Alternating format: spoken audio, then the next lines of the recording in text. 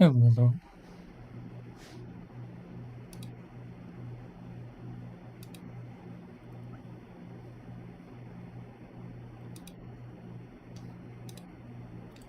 Okay.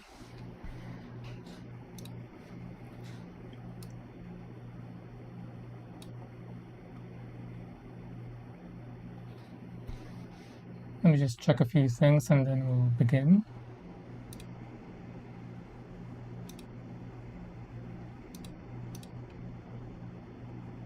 Seems like everything's good, so we'll start. Hello, everyone. Hope you're having a good day. So, in yesterday's stream, I was only able to do these parts. This backpack and I guess this. I don't even know what the function of these are, but it's this thing on the shoulder. And I point to it. This thing. And for some reason, I don't remember it in the anime, these yellow fins folds in.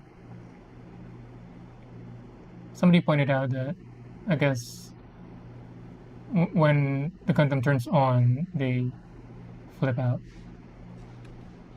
So I'm excited to see how that works. But I think it's just gonna be manually flipping it instead of something pushing into it and then flipping out. Alright, so I had to end yesterday's stream early. Well, not early. I streamed for almost 5 hours, just my longest stream so far. I had to end because I ran out of light. I'm just using natural light from the windows from this. I don't have a task light or a desk light lamp. But we ended on the bottom right of the manual, this area right here. And I don't even remember which part this is. I'm assuming it's D16 because I always start from the lowest number. We'll just have to find out. So D blues, D19. So it does look like that's 16. And then we're gonna need 19. Just this one on the right.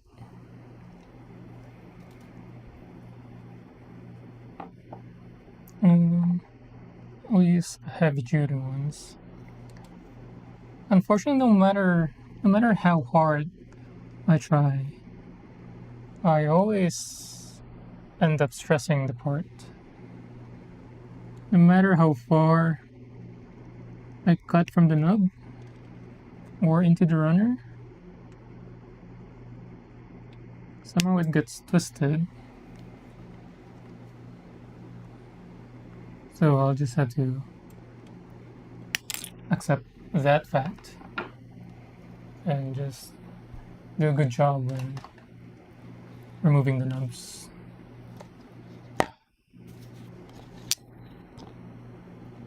And then we'll do gut hand. What? See, that one just twisted off. Thankfully it didn't. It didn't leave a huge stress mark. I think we can just clean that out with a needle or an X-Acto.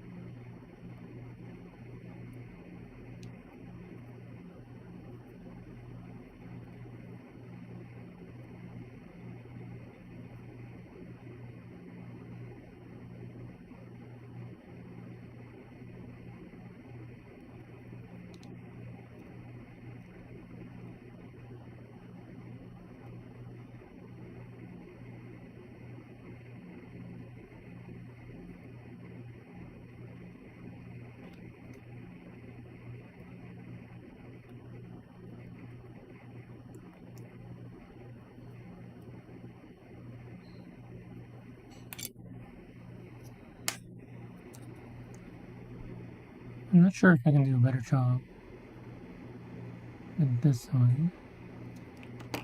Seems like it's mostly gone, but there's a certain angle where you can see some shine on it.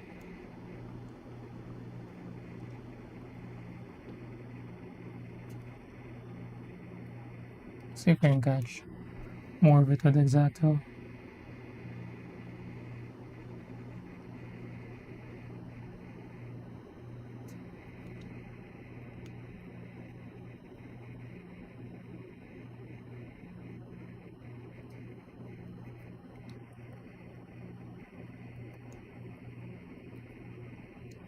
Huh. My nail's catching it, but not exactly. That's so weird. Hello, Hedge. Welcome back. Doing well. How are you?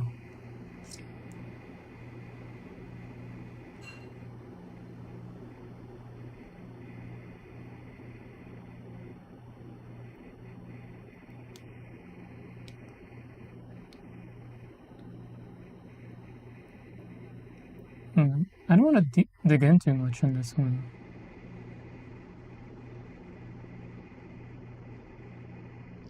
Somebody pointed out yesterday that the kits from Mercury are the parts are softer than usual,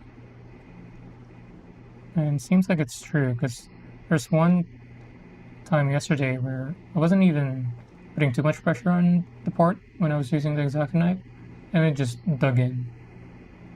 It just peeled easily.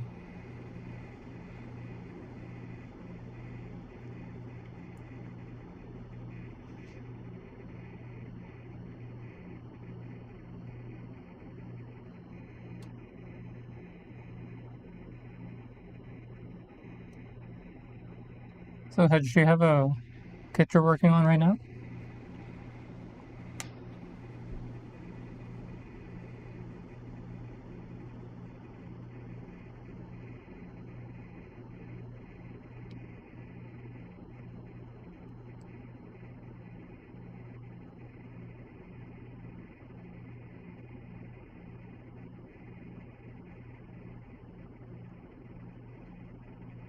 My water cooler is screaming again.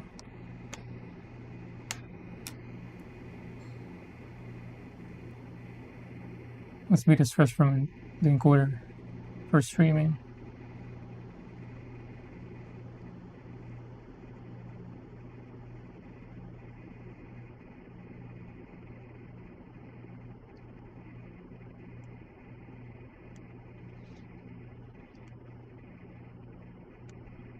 Forgot to turn D&D on.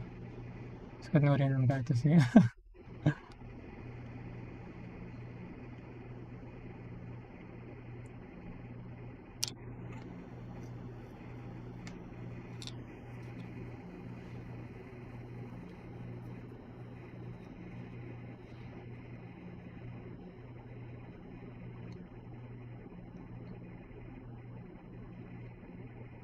So far, the blue parts are or have been more difficult to clean up than the reds. Because on my previous builds, both the Wing Zero high grade and heavy arms, I think I remember red being the hardest part to clean up. But so far with this kit, it's been the blue ones.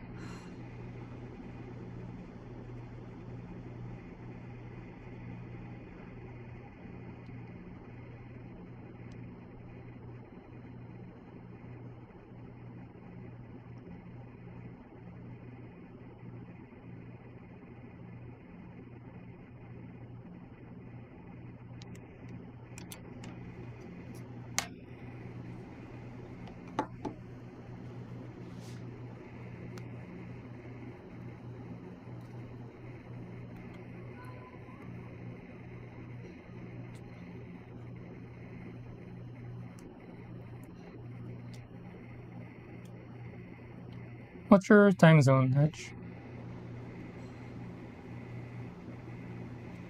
Are you supposed to be asleep right now?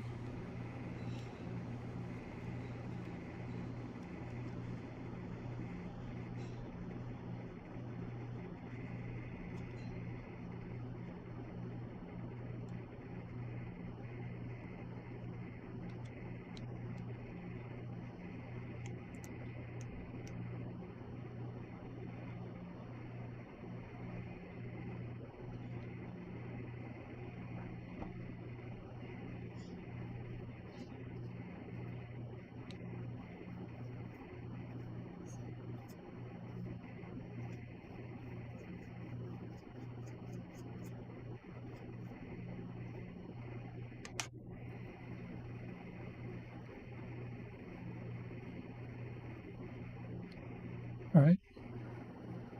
That went nicely.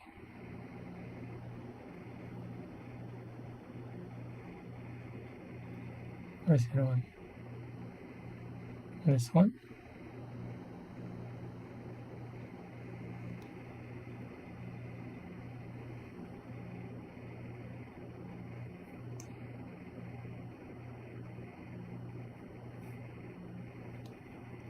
Cool. So per instructions, we should be able to put this together. Oh, I think I forgot to clean the D16. I must have just cut off the knob on yesterday's stream, then ended the stream without cleaning this up.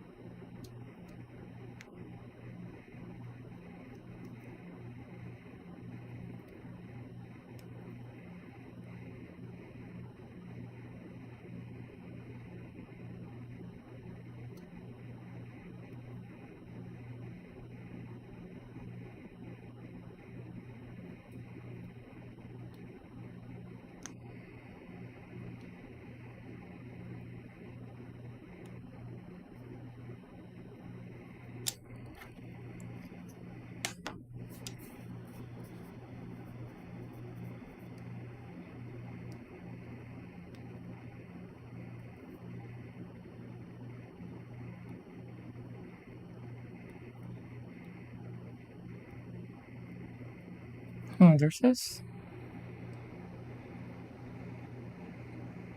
What is my camera focusing on the table? Is it the DJI mic?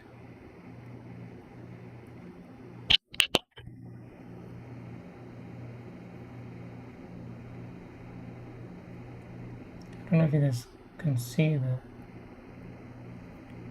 There's this sliver of stress on the part. My nail's not catching it. Exacto. Oh, it's catching it now. Well, I'm not sure if it's because I'm putting more pressure on it.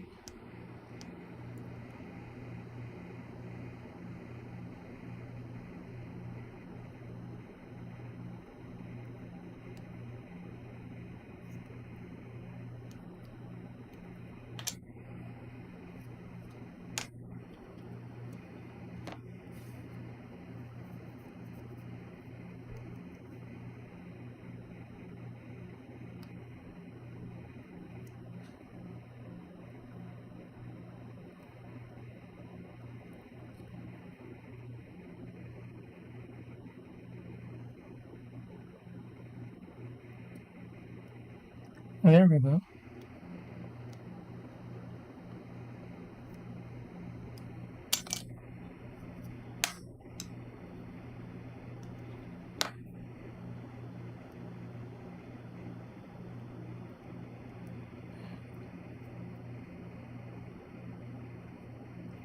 Oh, let's say I cleaned the other ones. Did I just forget one?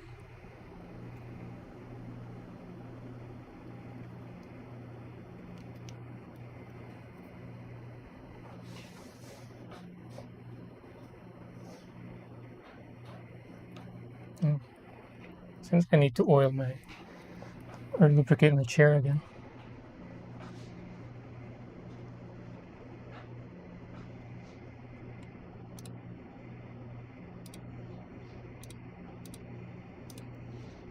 Cool.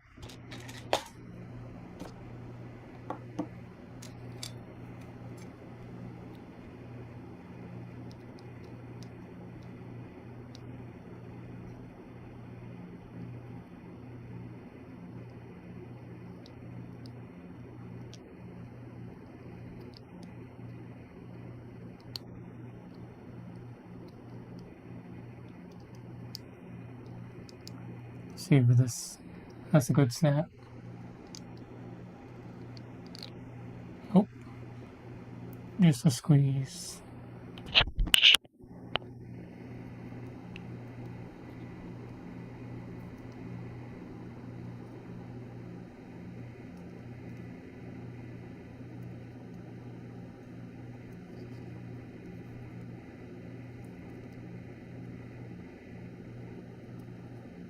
Okay.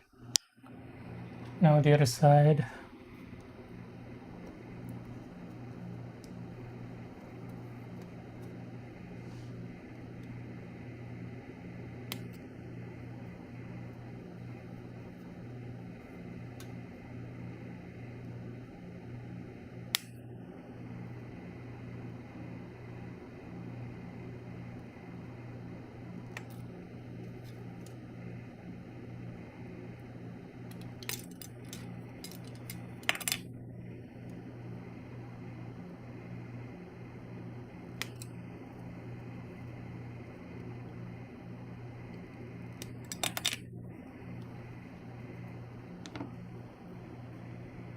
We're almost done with blue.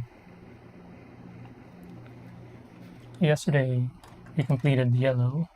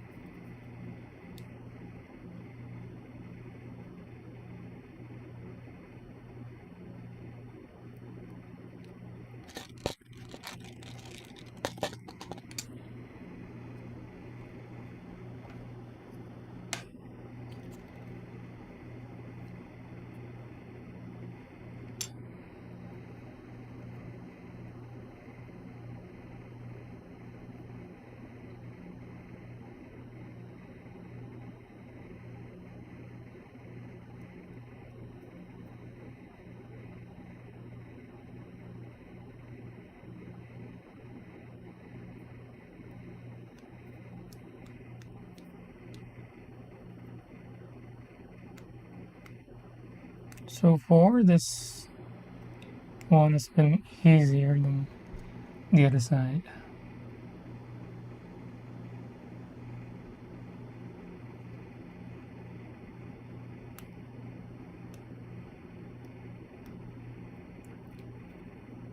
But yeah, this kit is really soft.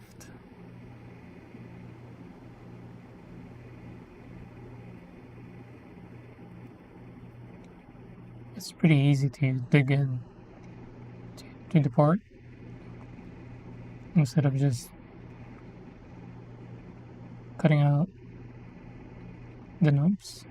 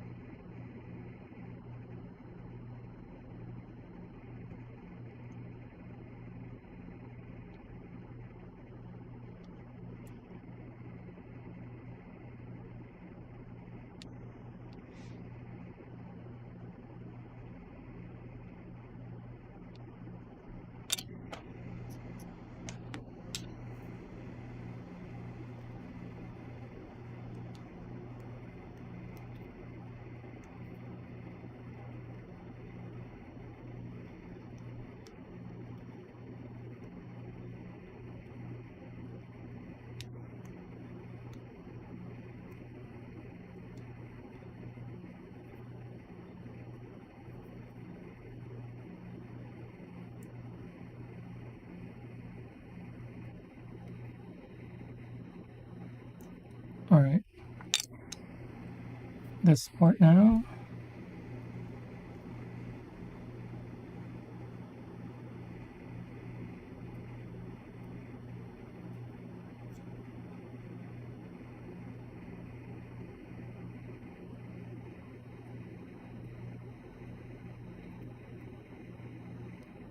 This one looks really bad.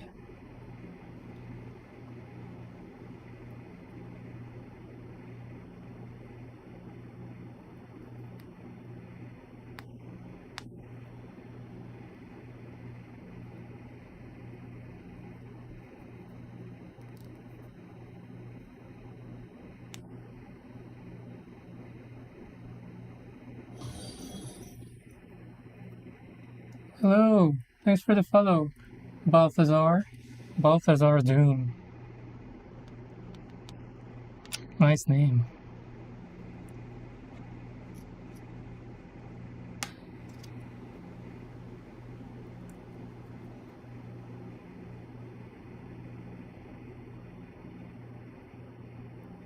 Hope you're having a nice day.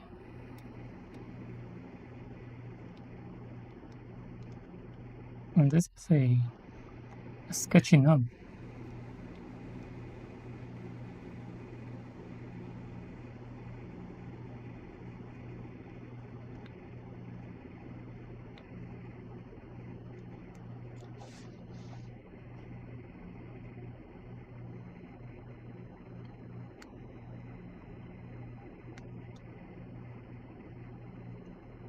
Yeah, I'm trying to clean up the nub, but the part's so soft that it's easily digging into it.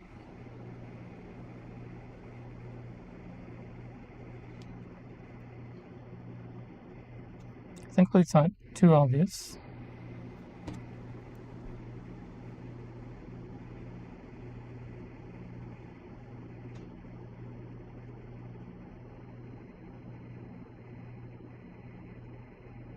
Since I'm not sanding, I'm curious to know if people who have sanded this kit, how it went, considering that the parts are soft.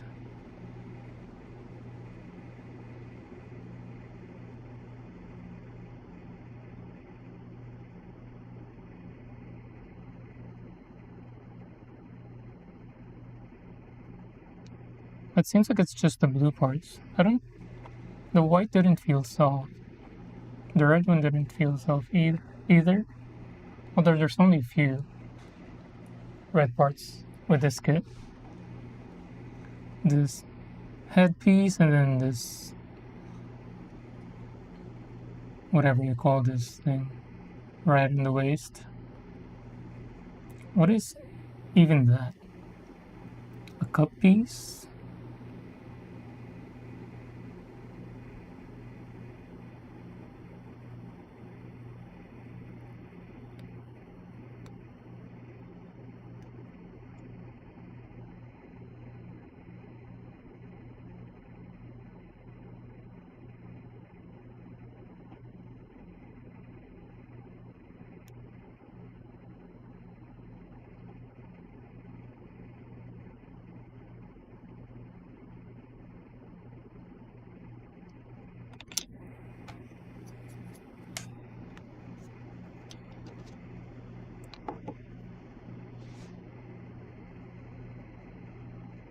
Okay, the last one on this one.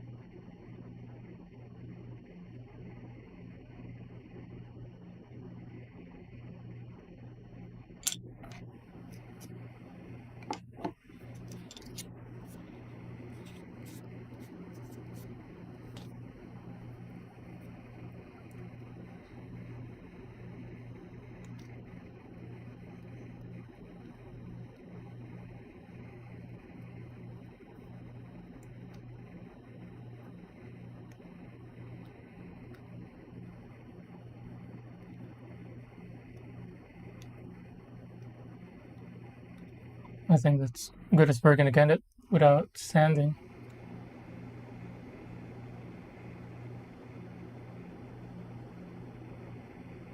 Pretty good, right?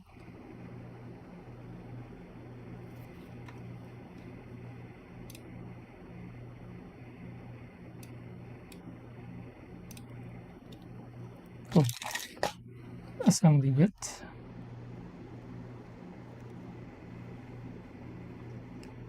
The other one didn't have a snap, just a squeeze. Same thing. All right, next page.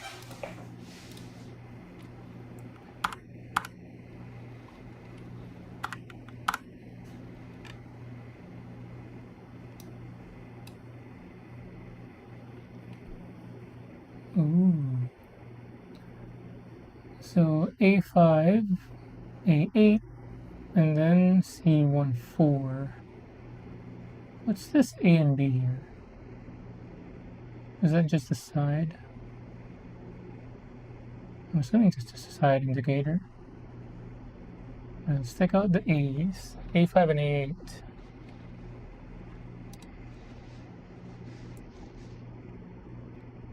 A C4, a C8, 5. Alright. We'll do cut hand with all of them. Starting with the thinnest ones.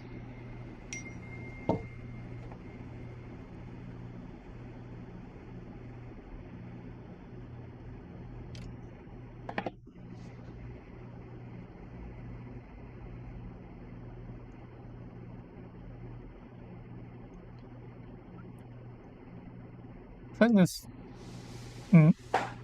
this knob is so thin.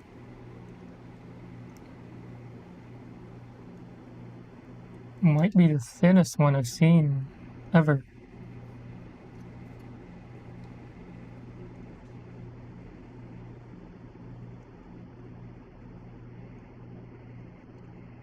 Like, I'm not even feeling any resistance.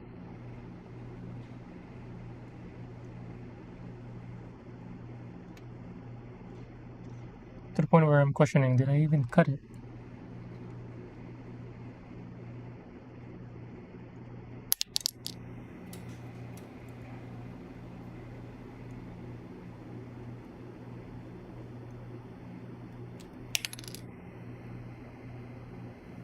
and then A8 is next to it.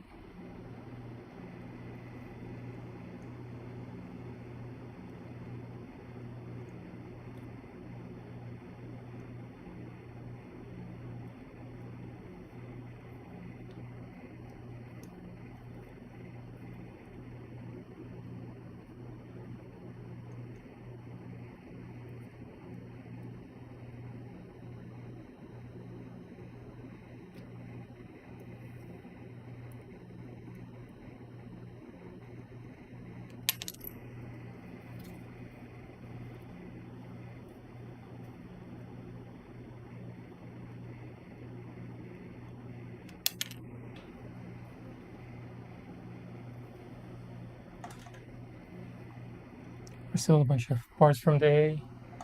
I'm assuming those are going to be mostly weapons, which I'm excited about. Clean up.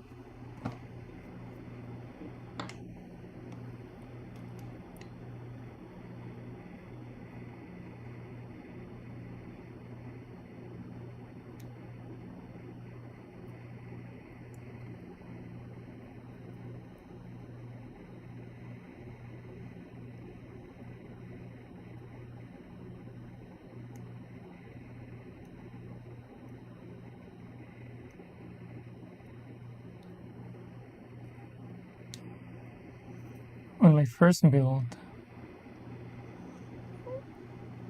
and I did sanding, I used to sand even the post, which was a waste of time because it's not gonna be visible anyway. So now I just make sure that it's completely flat to not cause any fitment issue.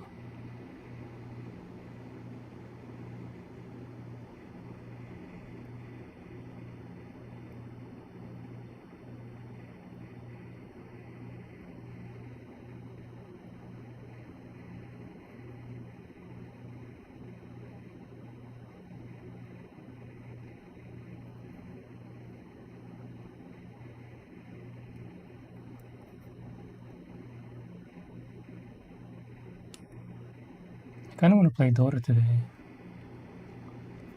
Maybe I'll play later tonight.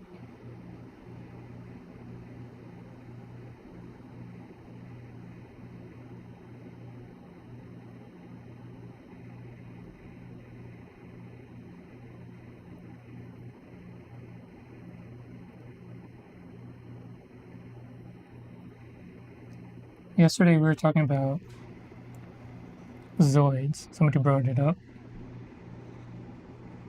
I think we were talking about some kits, and then he said Zoid kits are more expensive. And then while we were on the subject of Zoids, I remembered an anime that I watched when I was younger. It might have been in either early high school or late grade school when it was airing on TV. I couldn't remember what the title was, but I was describing it. It was the one with the Zoids where they do battles, and then he would go into their kind of moving base to get a different loadout. Like the blue one was fast, and either orange or green was the heavy arms loadout with a bunch of missiles. And then the other one, red, I believe, has a bunch of blades on the front. Because the blue one and I can't remember if the white one had the blade as well that swings out from the side. Anyway, so I had to look it up later that night, yesterday. And it was Zoid's New Century.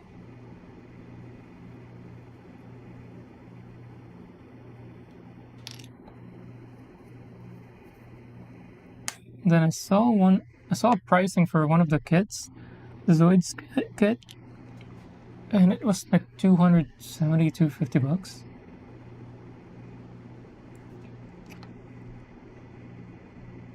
They did mention that, it was more expensive, but I wasn't expecting that much.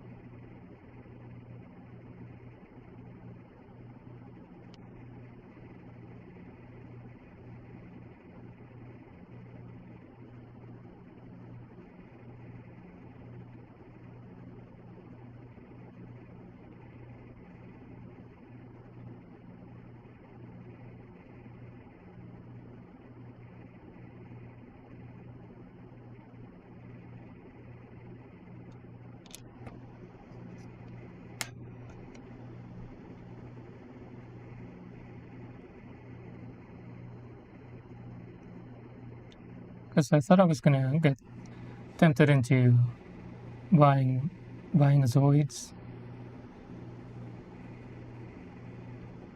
But after seeing how much it was and seeing the kit, I don't think I will be buying the Zoids.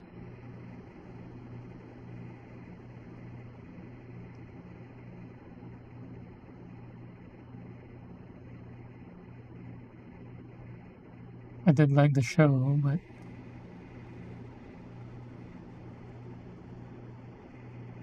not enough for that price.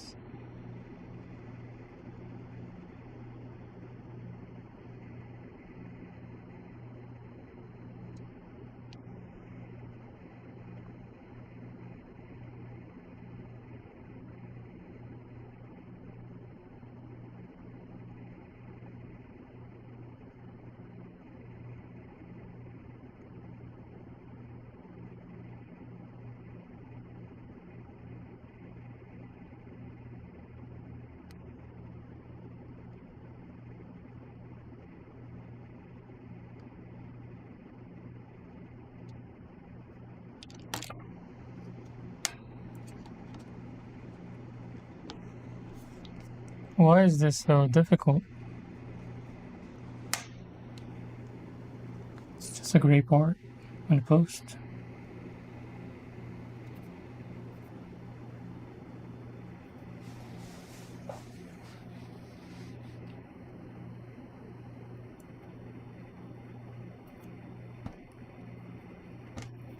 Hold on.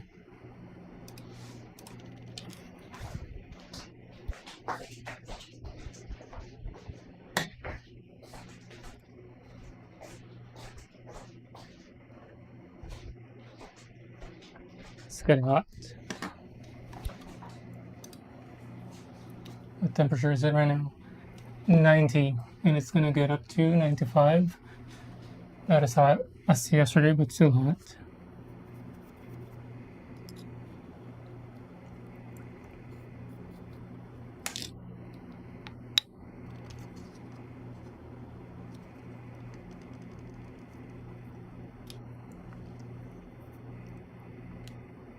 Okay, that's done.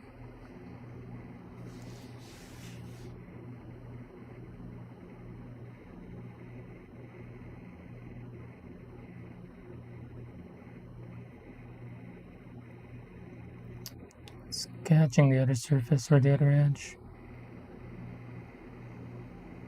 Maybe I'll use the chisel type on that one. Maybe I'll just use the chisel type for all of these.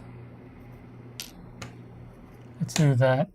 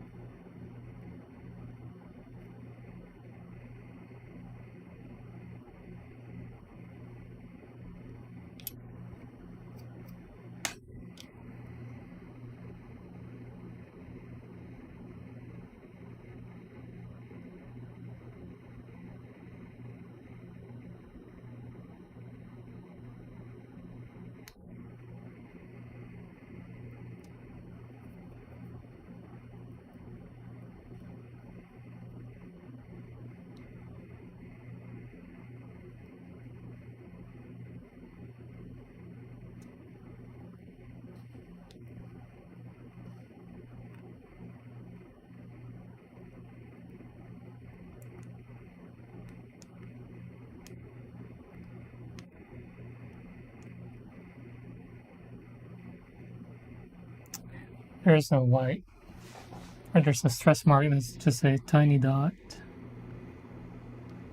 I don't want to sand it.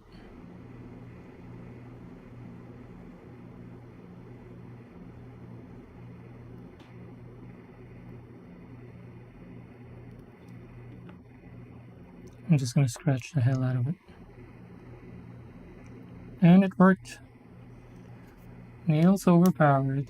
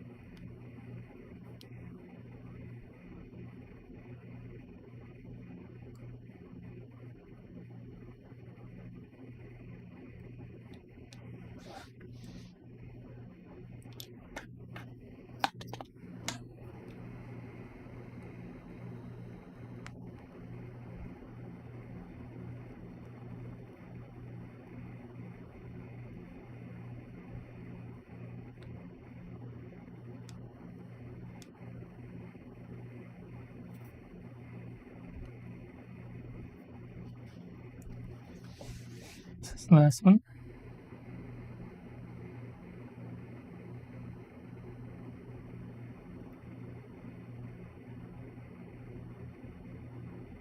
Oh, I can't catch a good edge for it. There we go. There it is again, the white dot. White dot of death.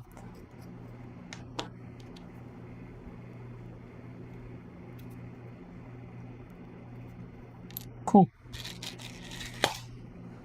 Alright, what's next? So those were the A5 and A8s. We need a C14.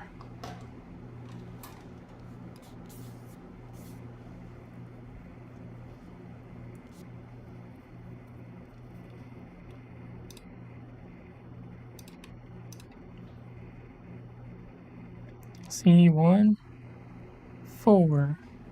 We need two. We do need two. Are these his or her beam saber? Looks like it.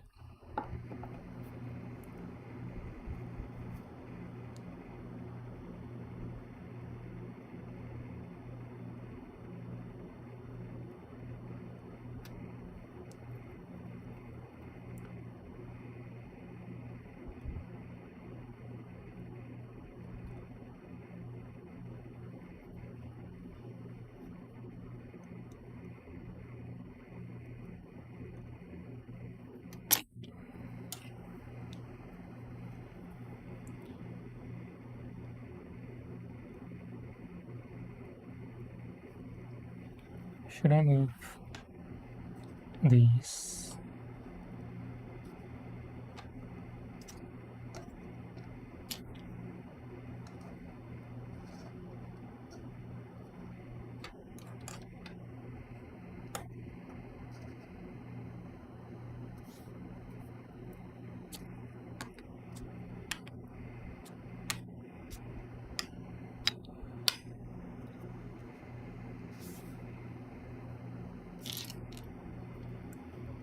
Okay.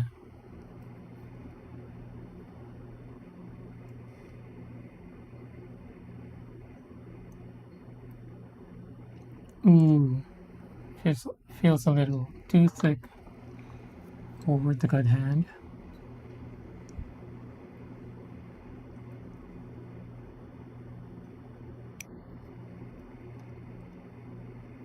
Even with a display,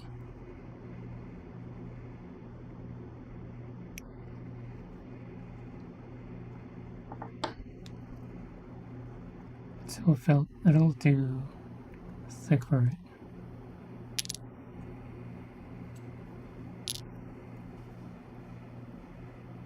Alright. Sub-assembly time. Oh wait, I should clean up first. Too excited.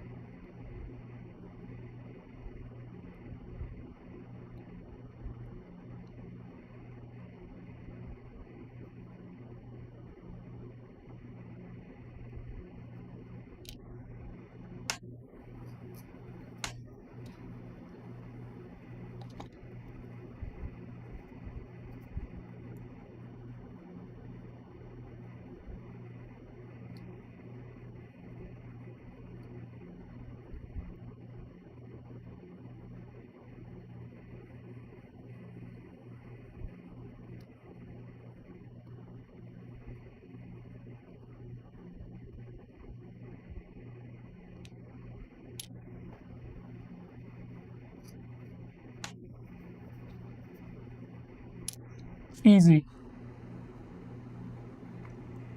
Easy peasy, lemon squeezy.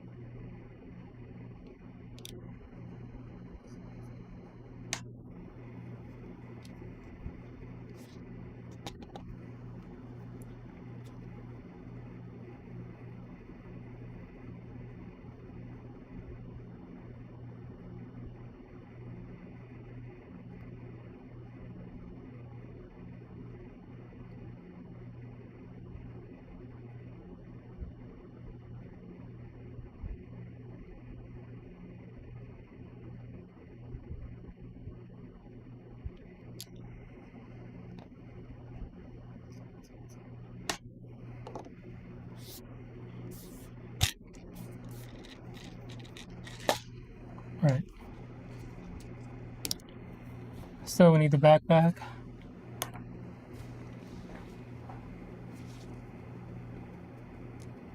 Beam saber handles. And then these. I don't think it matters which one goes to which side.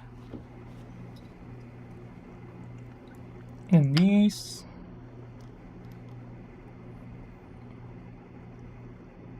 Which orientation? Oops.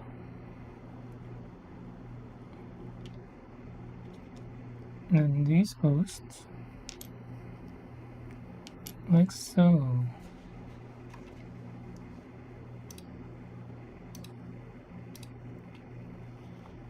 Let's see. There's no specific order of them. So we'll do this. Ooh, nice snap. We'll look for those.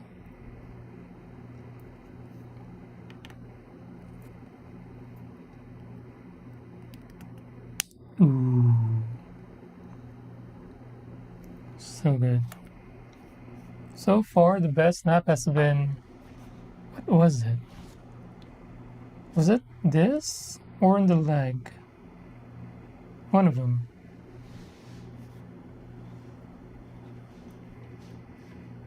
And then... this guy. Ooh, that's good too. More. More. Make me feel alive again, Snake.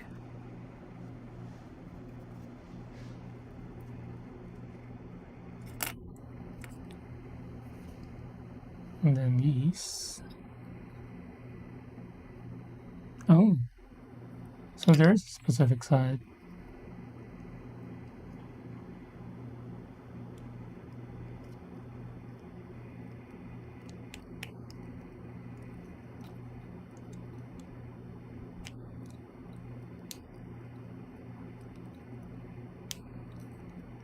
Huh.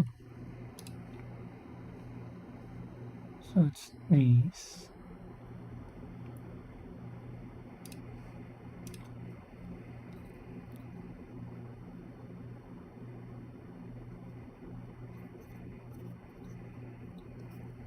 And then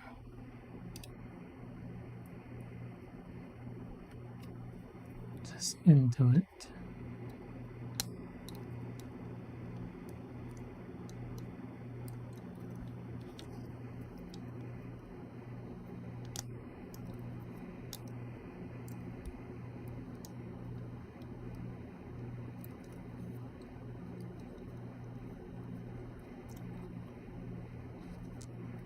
And then the beam sabers. I zoom.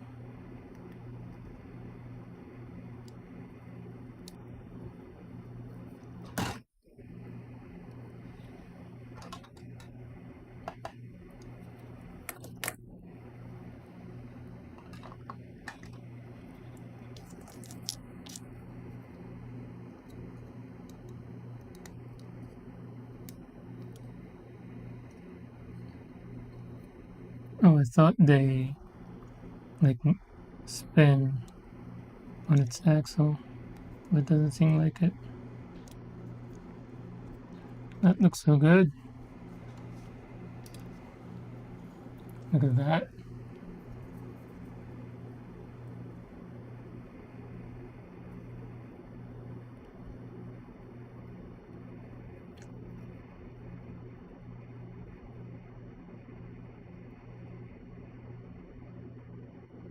Look at the quality of that. Yeah, so far this kit has been amazing.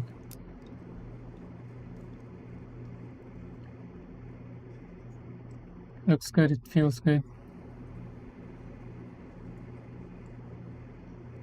Now if I were to panel line, what are these gonna be?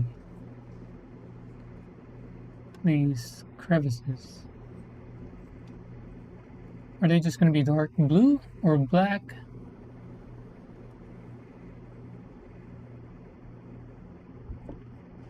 See the image, anime reference.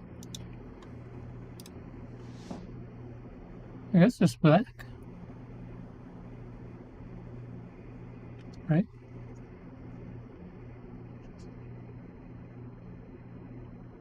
Seems like it.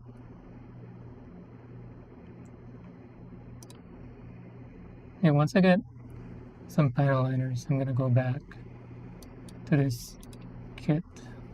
This kit's for my wife. So once I get some workers, I'm gonna go back to this one and panel line it.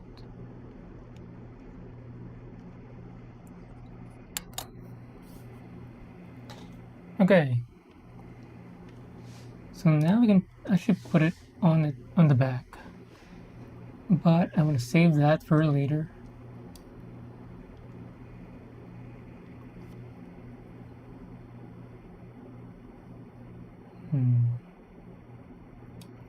Oh, it's arching back a bit. Like this. Interesting. Oh, wait. other direction, like so.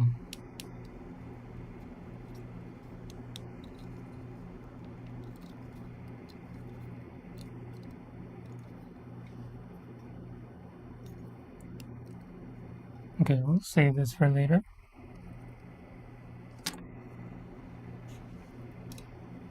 So now, on to the next. Moving the backpack, same on the opposite side. So yeah, what the heck is the point of that fin folding in? If there's no mechanically satisfying way of pulling it out. Like who's gonna have it folding in?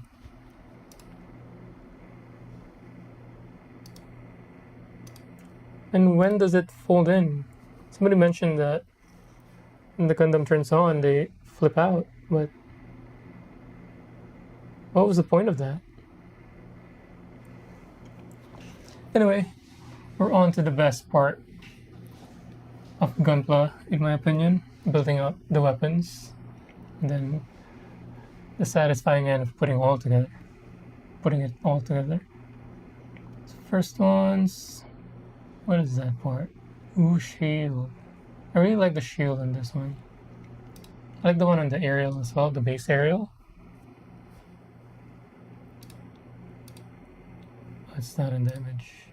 I guess it's in its gun bit form.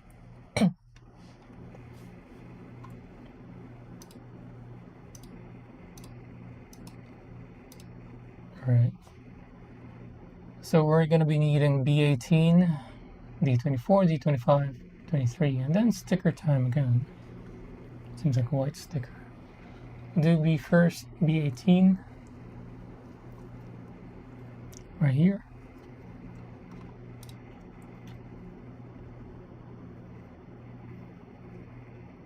God hand should be fine with these.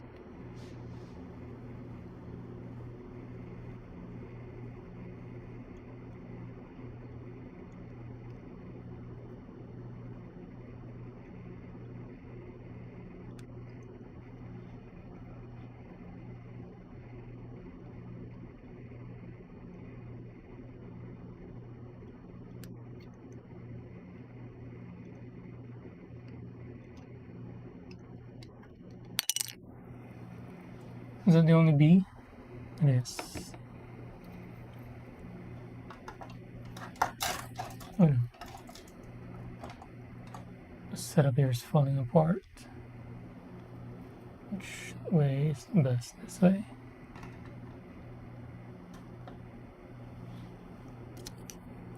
Clean up.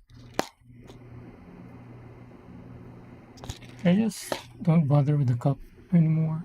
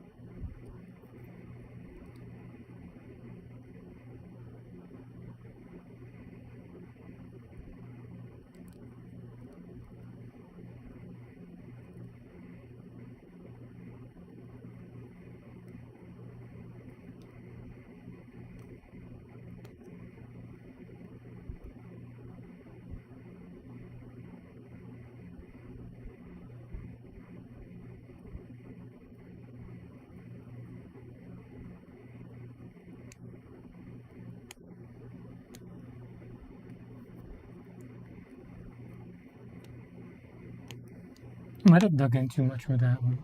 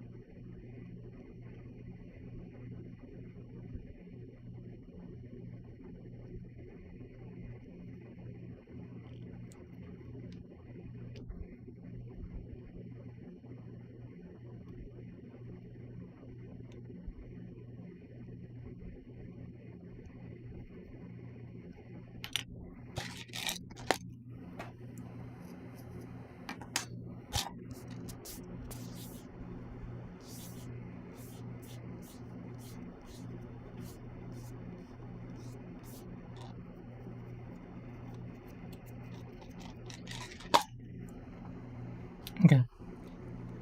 That's it for that one. That was B18. Now we need D23, 24, 25. Blue ones again. Are these the last ones? Oh, there's gonna be 22 later.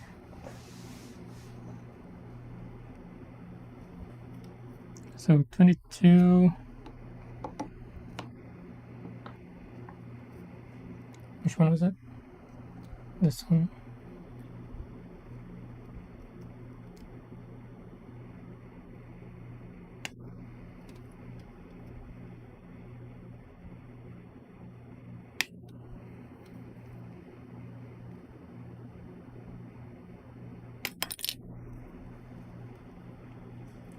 And 24 and 25.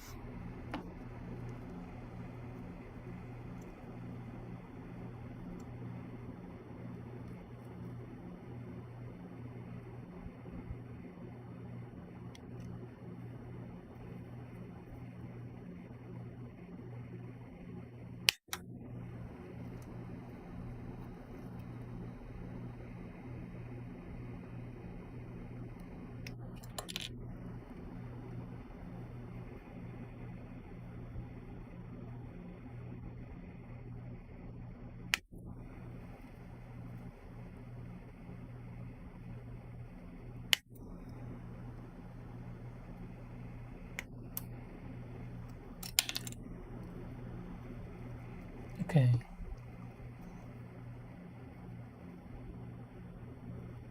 Oh wait, 23. Did I cut the wrong one? Might have cut the wrong one. I'm assuming this was 22. Yeah, this is 22. It's gonna be for later, but aside from that, we're on to the last blue part. Looks like it.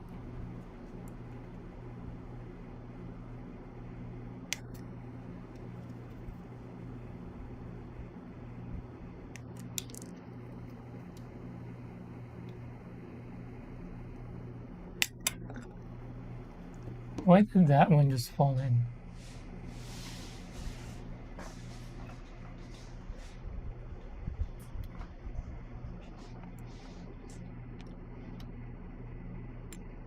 fall off.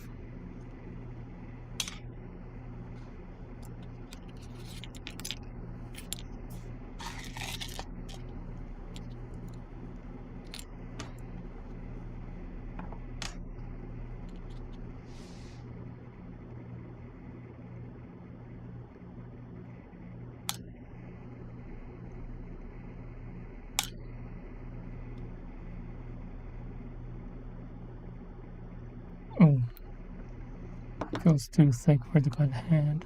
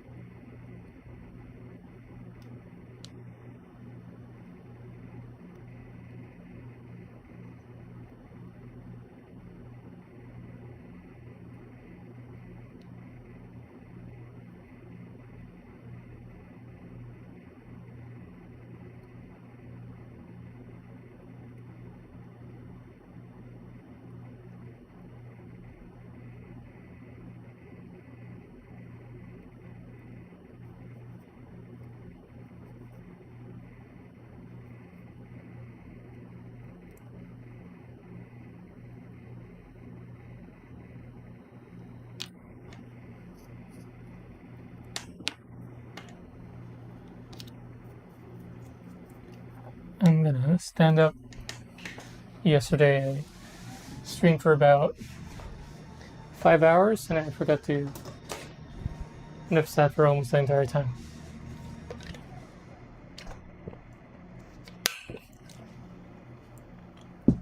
Also, I had to hydrate more.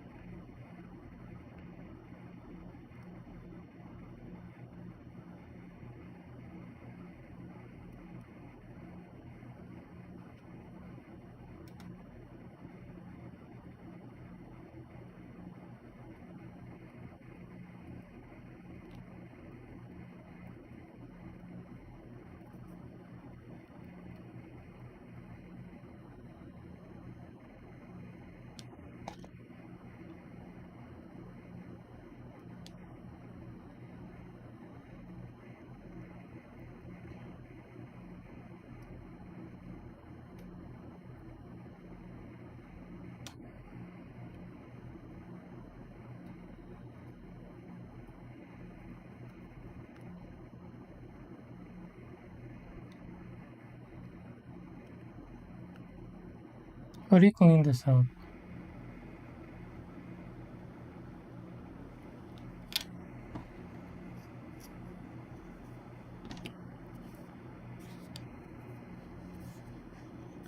Because the knife isn't catching anything anymore.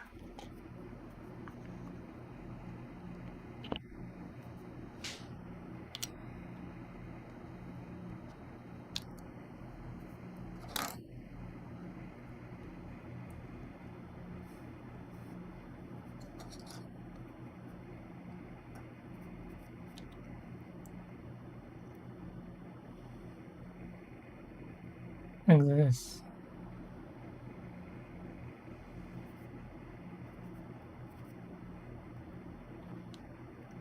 Even my nail isn't catching it. Man, and I don't want to sand.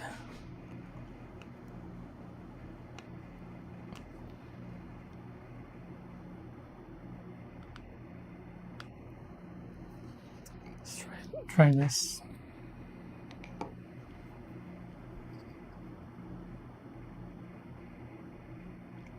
Oh, there it is.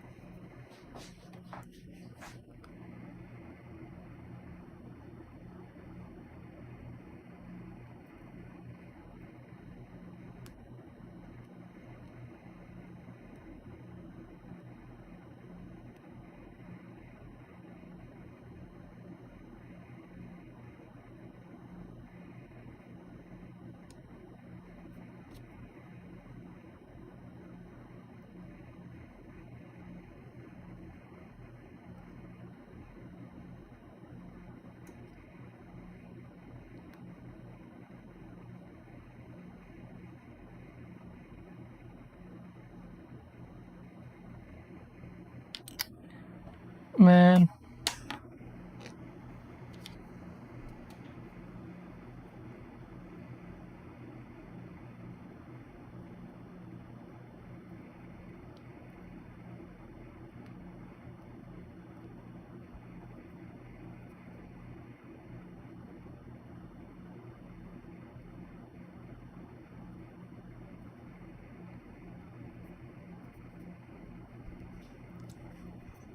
Okay, that might be good enough. It's not gonna show anyway. After assembly, I'm just being nitpicky.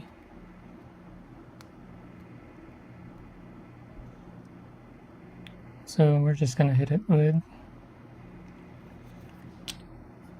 a special technique called It Is What It Is.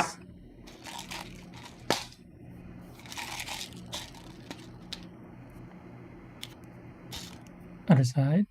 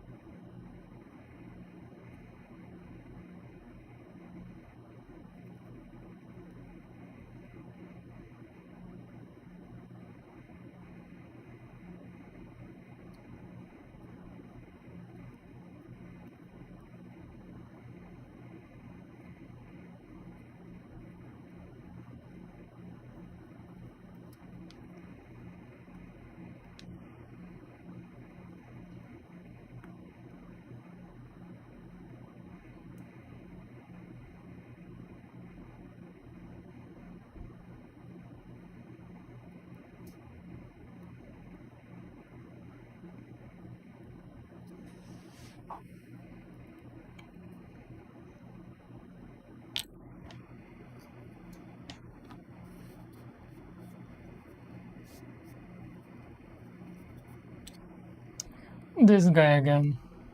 So it looked like this before cleaning.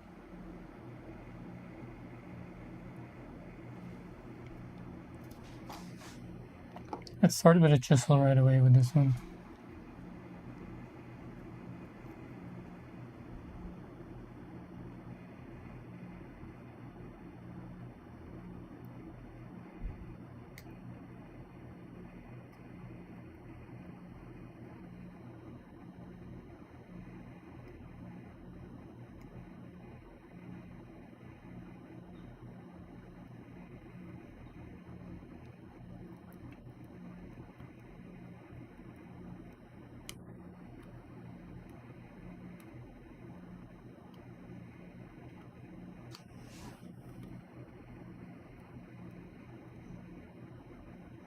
I think we'll just have to nail it.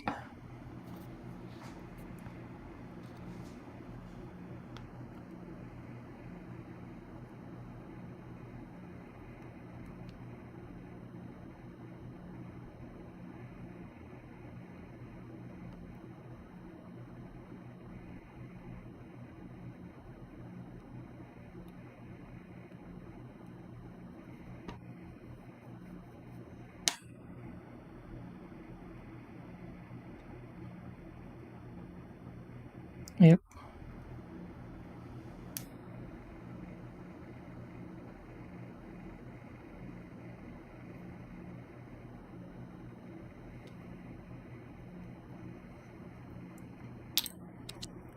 Last blue.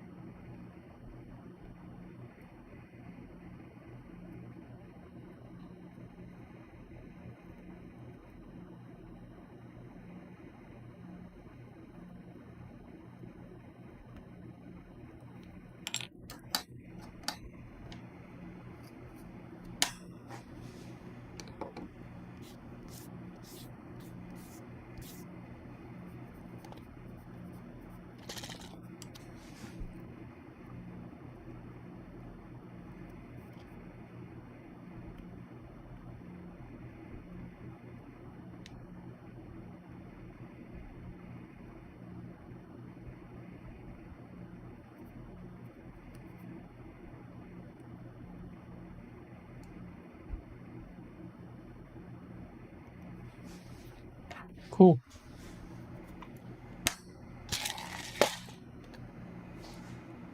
All right. B18, D24s. Is it like that? D23, and then stickers on the 24s. Which one though? Assuming the same number. Oh, 24, 25. But the stickers are D23 and 24.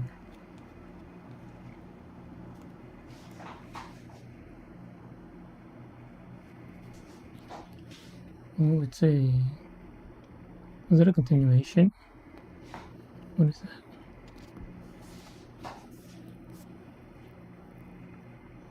Alright, let's do the stickers first.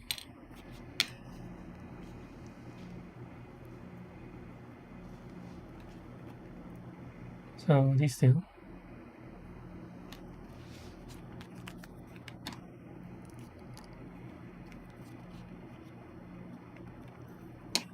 Let me make sure these are dust free and bits free.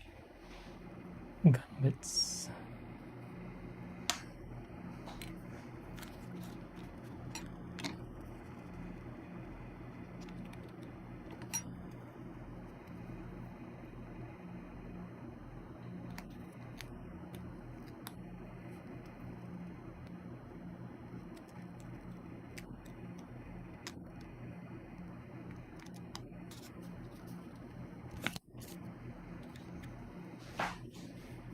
This is fun, huh? Let's start with that and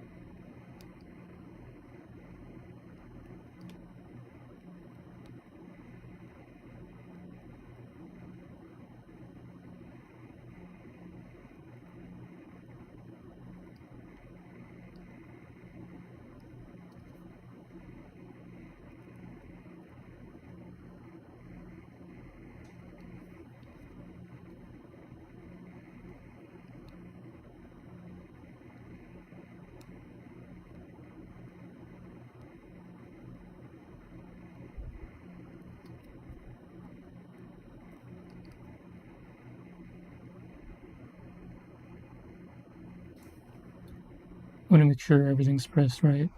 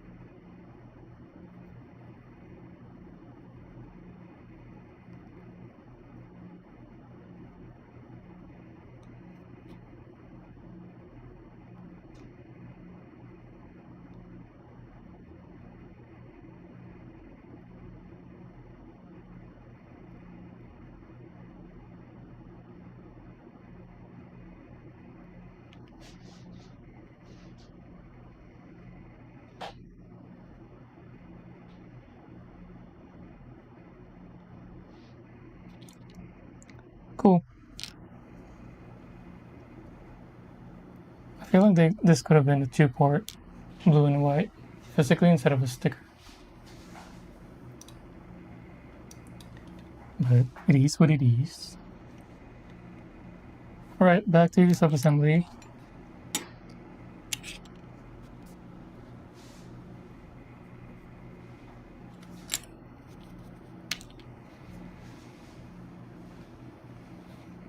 Bum, bum, bum.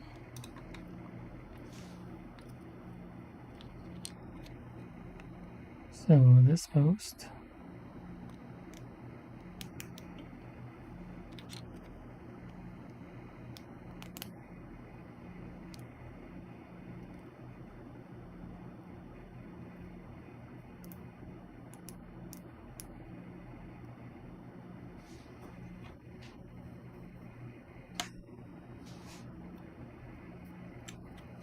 And then this.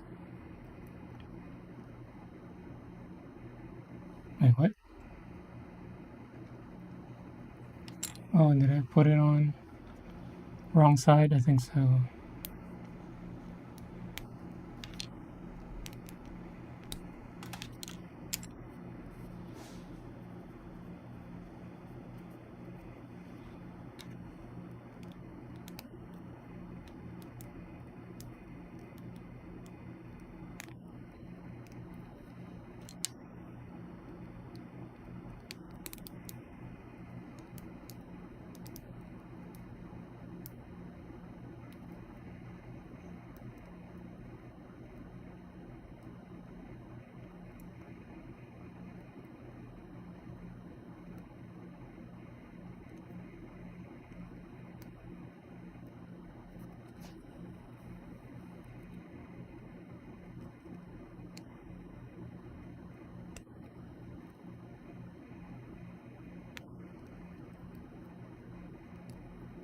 And these snap callouts is a lie. They're all lies. And it wasn't even a snap. Maybe a gentle squeeze, but not a snap.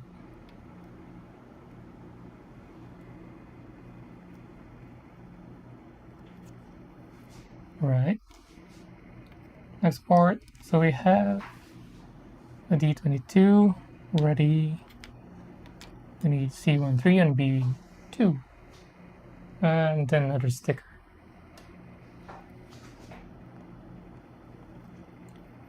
B2. I need both of them.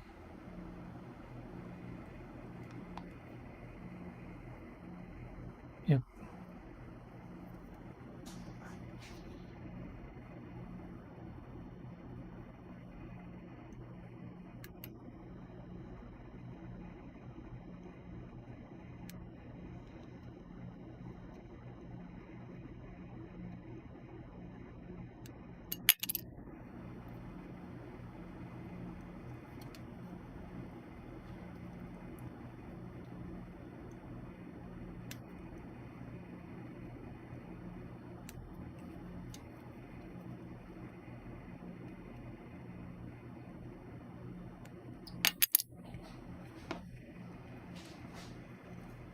Wait, what's the last? Yep, we're done with B as well. Sweet. Let me just double check. Oh no, there's still one. 28.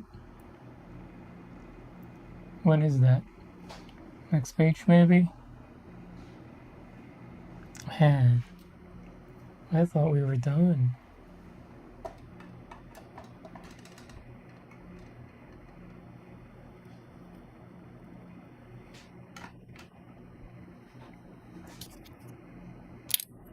And then C1, 3. These two.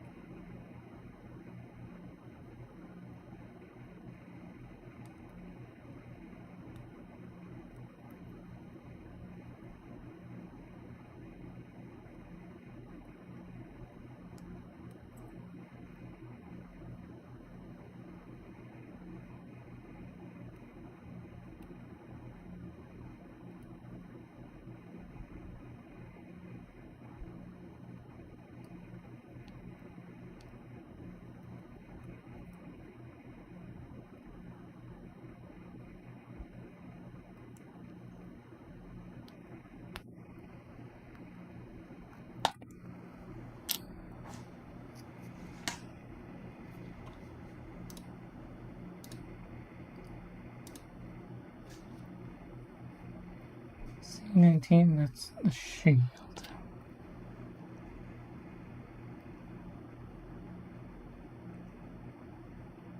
Why is this so pronounced?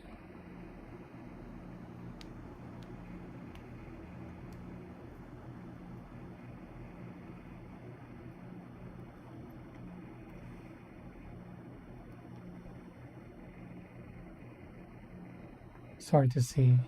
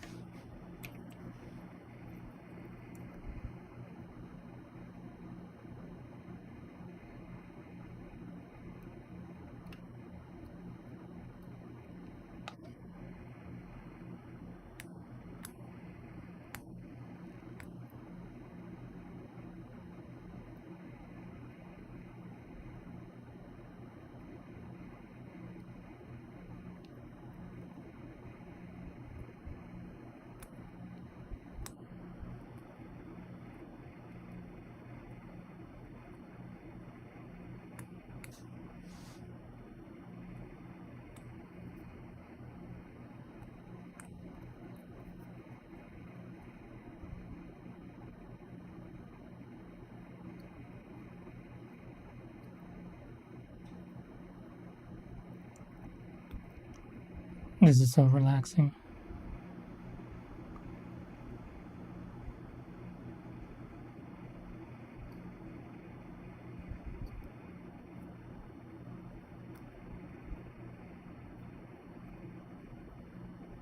Again, nail OP.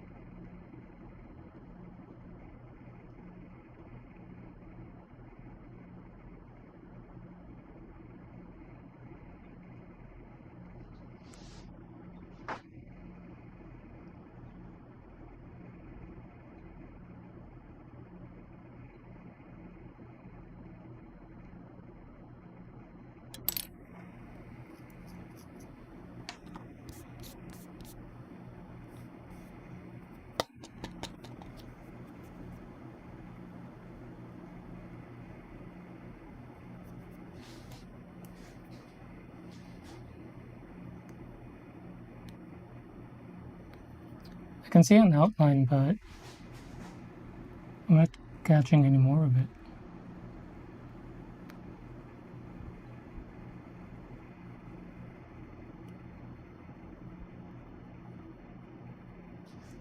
Okay. Now the gray ones.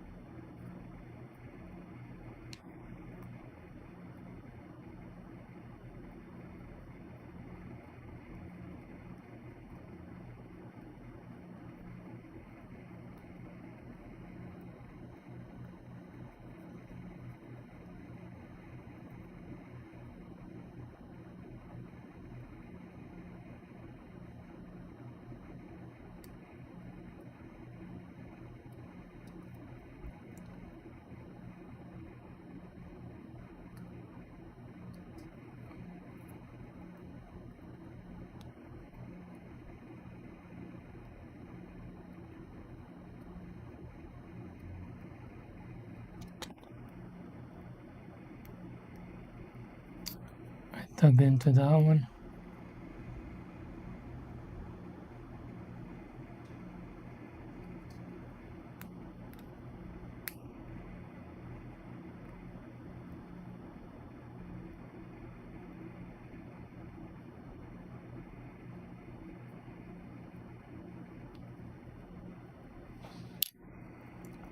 I'm gonna have to scratch until it's gone.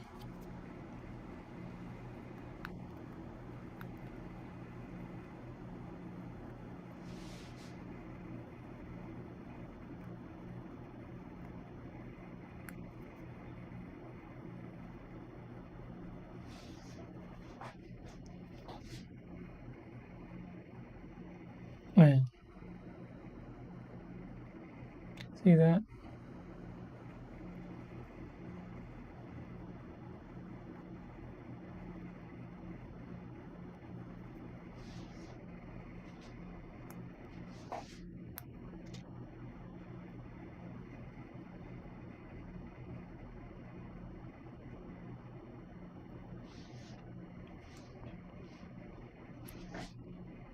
Okay. Next one.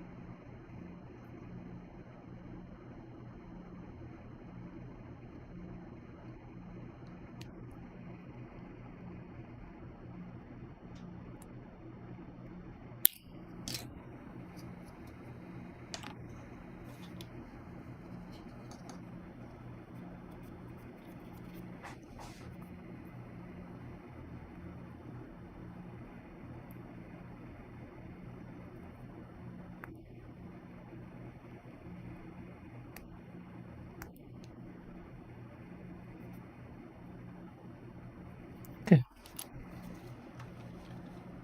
Next. What do we have? Stickers on the B2. Man. So B2s are the blue, no wait, the grays. They could have just made another part and have it as an attachment instead of a sticker.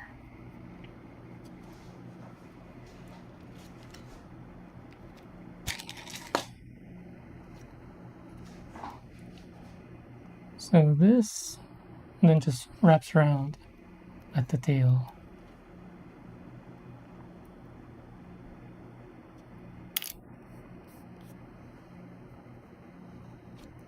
I don't enjoy stickers. I don't enjoy sanding. I don't enjoy applying stickers.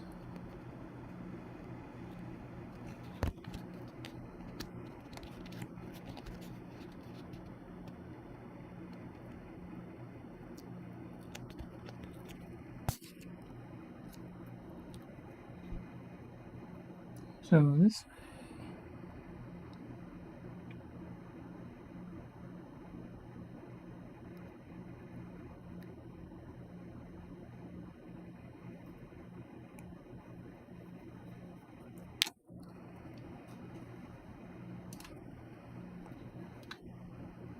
Unknown, hello, welcome back. How goes the build? So far, so good, but I'm currently applying stickers which I don't enjoy. So last night, I remember we were talking about Zoids. I couldn't remember what show I was talking about, the one with where they duel, then it goes into the Liger Zero goes into this kind of moving base to get some loadout. So I looked it up. It's Zoid's New Century. And then I was looking up the kits. I know you said they're expensive. So I was looking up kits for that. For the Liger Zero and all the other ones. They're so expensive, so I don't think I'm gonna get into Zoids. If they're that expensive. The one I saw was 260, 270.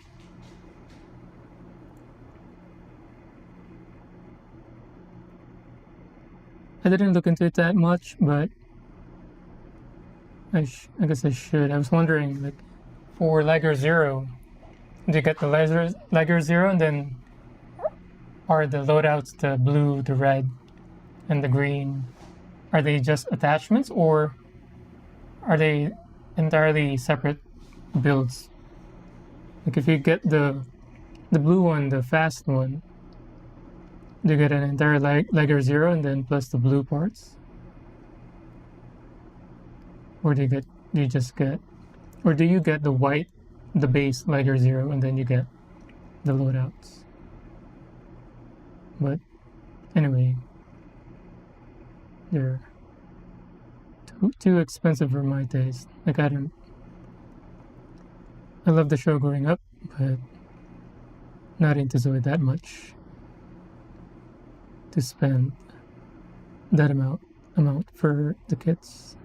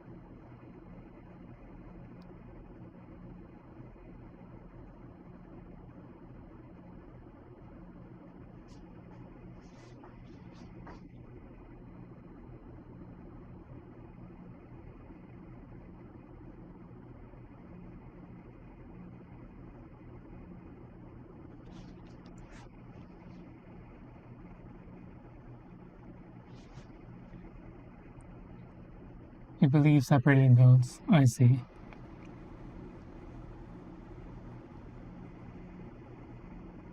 If it was me, I would prefer get the base Liger Zero and then just get the loadouts as an add-on. Then I can just swap out whichever loadout I'm feeling that day.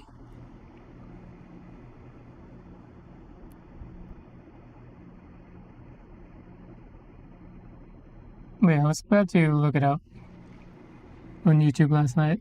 Wrote back some memories. I thought the main villain for that show was the big T-Rex Zoid, but it didn't seem like it. Maybe I was remembering the T-Rex from the other show, which was the Chaotic Century, which I think was the first one to come out. So New Century was 2001. They might have shown it in Philippines a year or two after. So the Chaotic Century one is the one with the pet raptor. Although I didn't look up highlights or clips for that, only the new Century one. Yeah, the concept of it was so cool. Of him, like Zero going into the base, getting his loadout. Is there a Gundam show that's like that? Where there's a base and then he has different loadouts?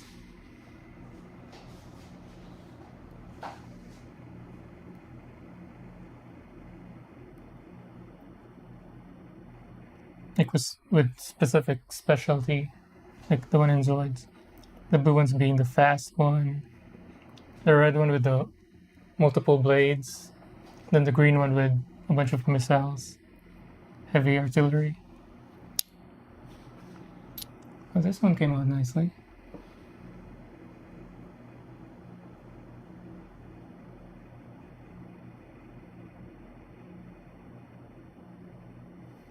Gundam Age Core Gundam. Man, you're like a Gundam professor.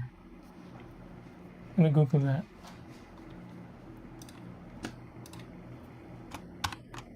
Gundam Age.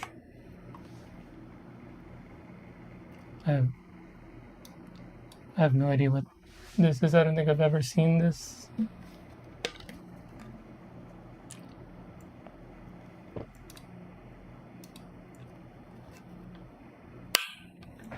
Gundam Age.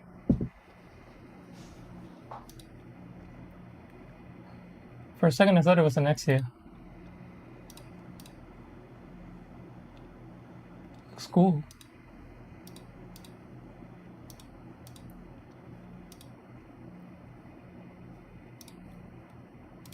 And then Core Gundam.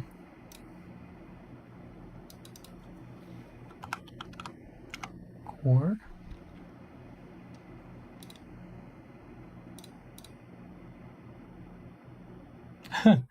Why is the proportion like this? His arms looks too short.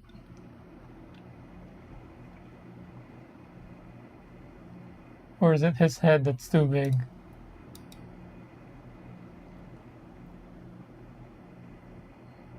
It seems like he's purposely tiny. I'm assuming because he gets add-ons and then he looks normal afterwards.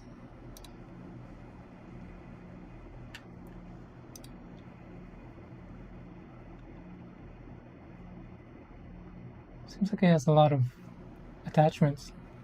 So they're all in like jet form. I'm assuming it flies out to him.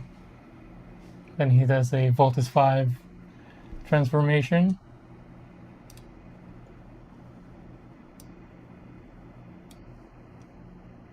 So there was a recent mech game that came out. Mecha Break? Was it Mecha Breaker? Maybe Mecha Break. They're like mascot mech. Is like that. Yes. He comes in fully loaded out, and then if his health goes to 0, instead of dying right away, his loadout falls apart, and then he's left with his kind of just exoskeleton or just the skinny part of him. But the animation is cool when he reloads or when it falls apart.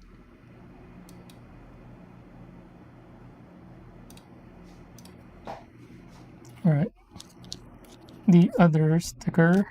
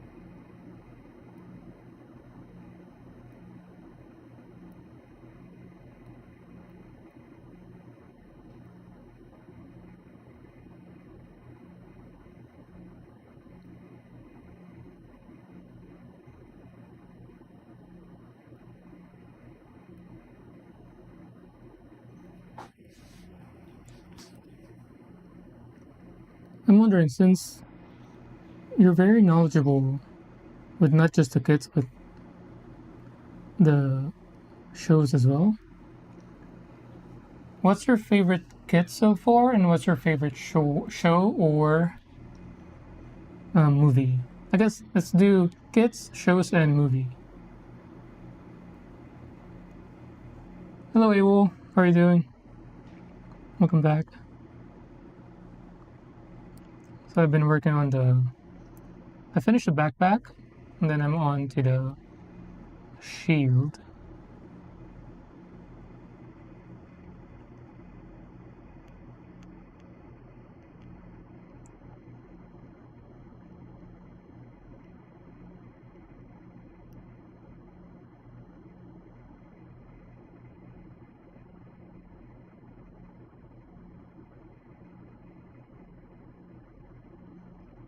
I forgot to ask my wife if she's interested in watching that old school show you recommended, Conan. What was it? Conan something.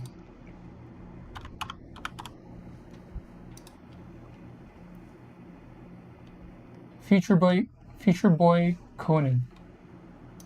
Forgot to ask her if she's interested in watching, because if she's not, I'm gonna watch it by myself.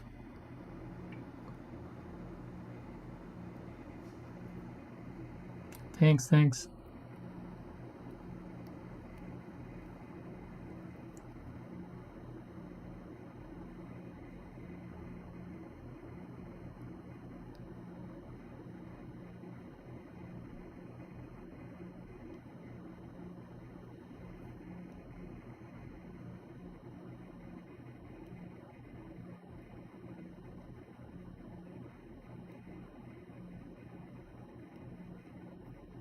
Are they still making Zoids anime?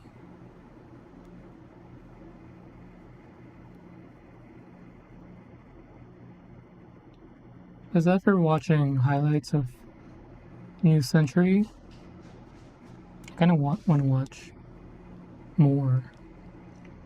But one with the same concept of one mech having different loadouts for certain situations. That was so satisfying to watch.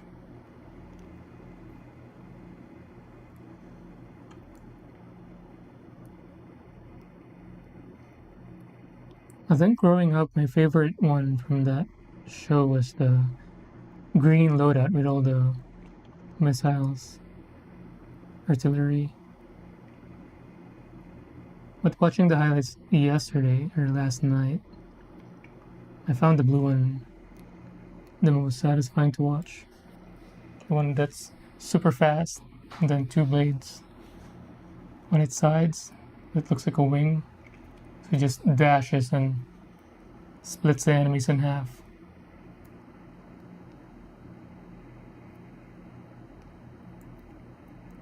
The green one was mostly used for like AoE stuff, and also for like bigger mechs or Zoids.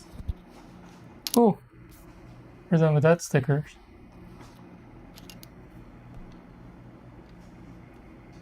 Wait, what's this about FBC? What's FBC? Oh, Future Boy Conan? Aren't you the one who recommended that show? Or am I remembering it wrong? Like you were showing some like old school looking mech where you're supposed to just hop onto it. Not a Gundam size, but it looks like an 80s, 90s thing. Probably me, yeah. I've been building the Robonoid. But yeah, you had a lot of these kind of old school looking kits, and then at one point when I was asking something on your stream, and then you recommended Future by Conan. Maybe one of the kits you showed was from that show, so I have it saved on my notes because I want to watch it. It looks like a Miyazaki art style. Although very, very typical art style from that era.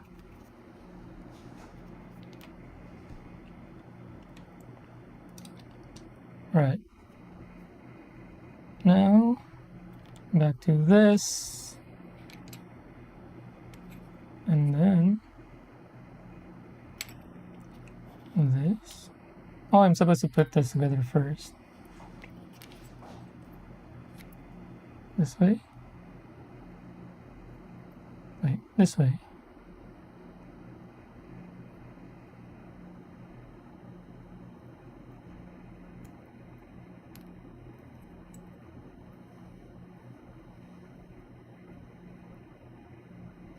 It's actually the first thing Miyazaki directed. Really? Oh. Oh, it's a... Is it a movie or a series? I thought it was a series. Not series.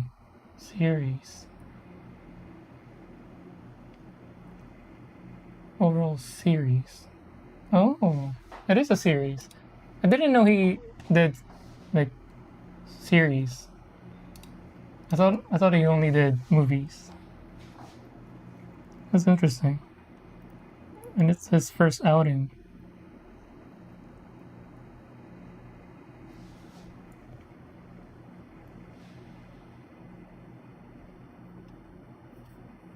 Whoa. I thought one of the stickers had a bump. Oh, it's hard to show. There. My heart dropped. It turns out it's just really a plastic, not part of the sticker. Wow. Yeah, this.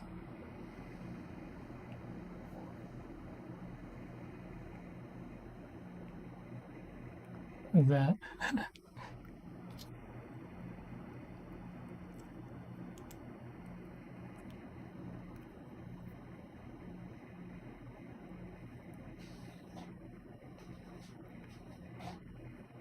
It's fun to stumble onto the little bits of famous people's works. Yeah, especially the early ones.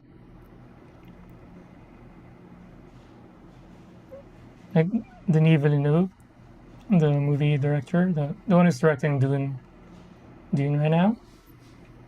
My first movie that I saw from him was it Prisoners?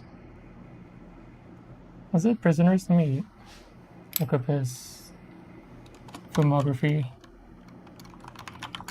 Either Prisoners or the one with the aliens. The octopus one.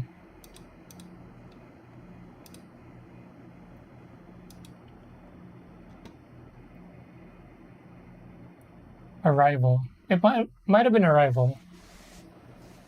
Or was it Sicario? It might have been Sicario. So after watching Sicario, which I love, well, so far, all movies that I've seen from him, I really like. So it might have been Sicario first, and then I went back to watch Prisoners, which also blew me away of how good that movie is, and also the acting was amazing. Then I watched Enemy, then Arrival, and then the Blade Runner, and then Dunes.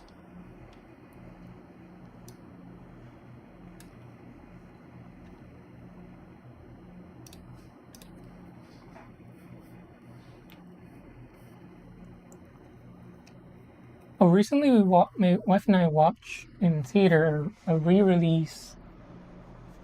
What's that one? They're like small people. There's a small family of people. Small family of people. Is that the right sentence? Anyway, small people. Was it Miyazaki as well? I think it was. Yeah, there was an interview of him after the movie. After the credits. The one with the big, was it a ribbon or a headband? Arrietty? I think Arrietty. Arrietty something. Yep. Arrietty.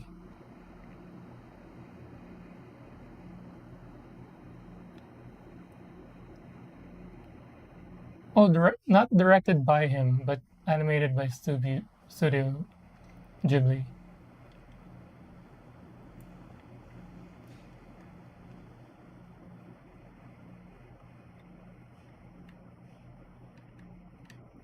So we saw that in theaters recently, a month or two ago, maybe or 2 or 3 months ago.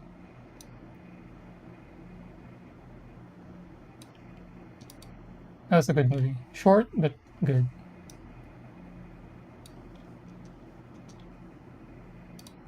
It's one of those, I think, if I saw that movie as a kid, it would have stuck to me.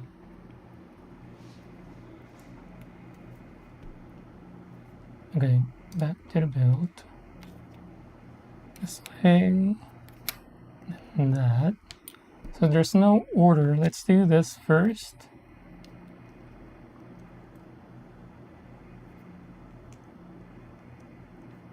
Wait.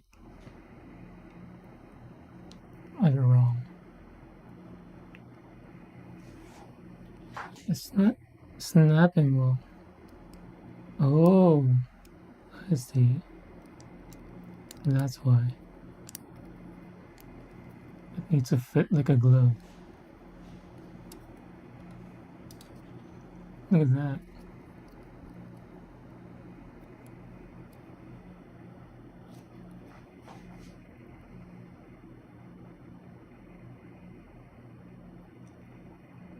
Man, this kit looks so good.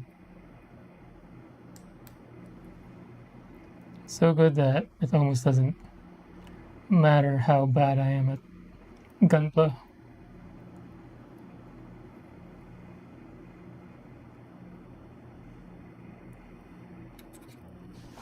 Next set.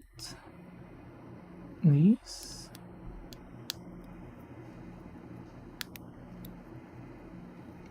Ooh, I can see it. Wow.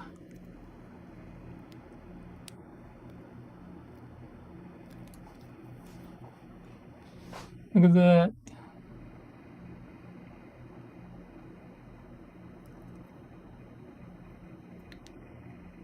Even the back looks good.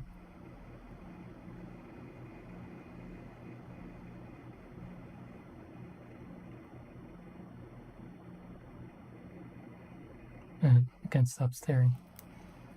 I'm getting distracted. Sure, the only way to be bad at gunplay is not to build. It's to not build. I like that blue. Yeah, there's this shade of blue I really like a navy blue. I mean, if it wasn't obvious yet, favorite color blue. Blue, blue, blue, blue, blue. Even my car is color blue. All right, next the bits. So we have the C10, two C10s and one 9, another sticker application. So C9 10s, 9 and then 10s. Ooh, and then we're done with whites. Is that the last one? Cool. So we were done with the C2. And then this will be the last. We're done with yellows. And we're done with blues. Getting there.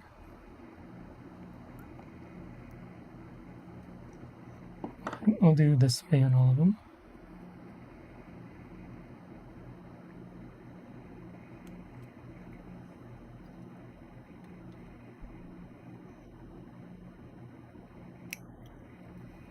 Have you decided on your next build yet? What it's gonna be?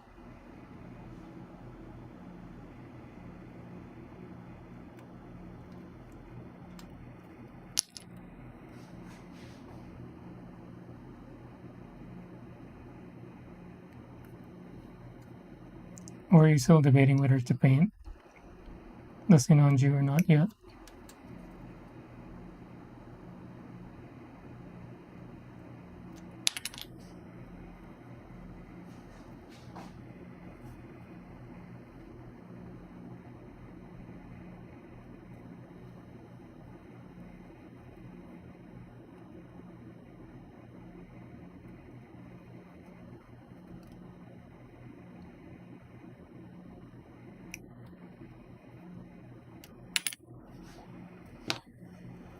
Yes. We're done.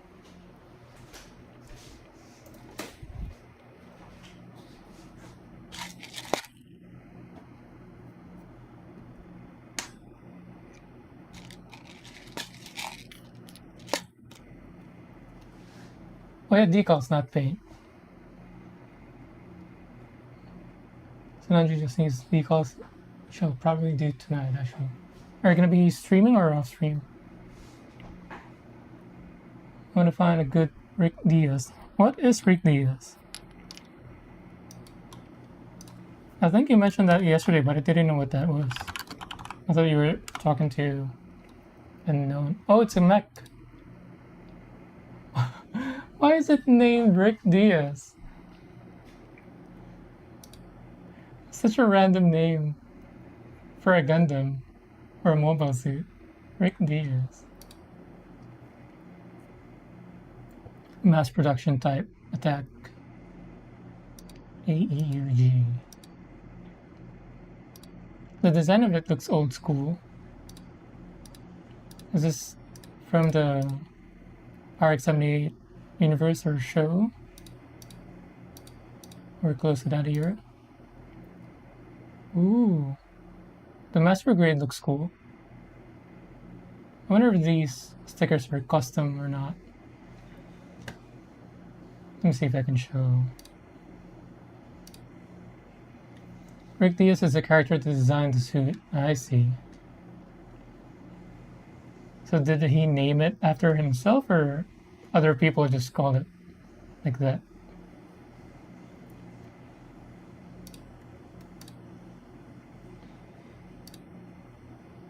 There.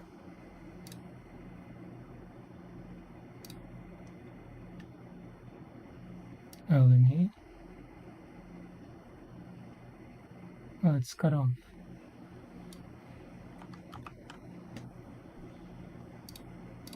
But I'm looking at this one. Should I just download the image?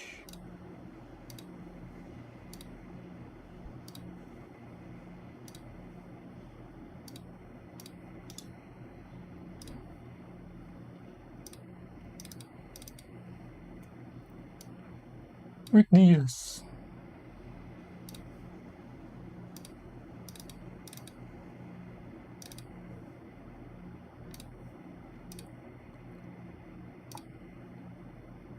Not that. I guess I need to close it.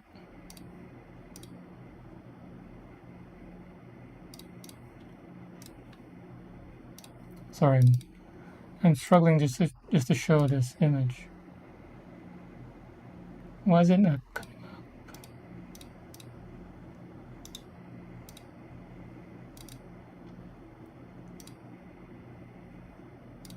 Huh. Doesn't like to be shown for some reason. Try this. This, finally.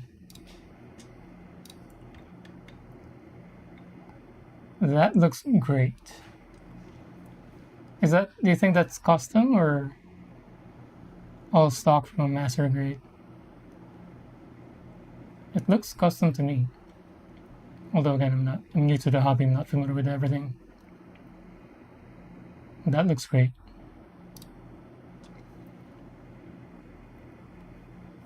I think the MG is the one I want. So yeah, this one is MG. There are a few old no grades out there, but hey, no grades. I wonder if my wing was a no grade from 99 or 2000. Probably.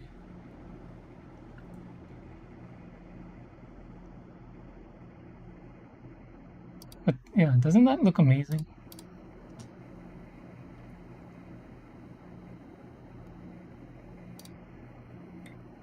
Right, sorry, getting distracted. Where are we at?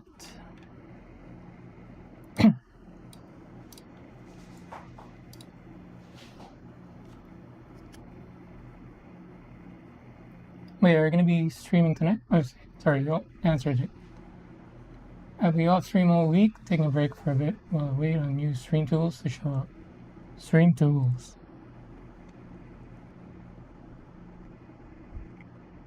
Oh yeah, we're able to get... You're trying to get a new camera, right? Are you still working on that, or is that closed?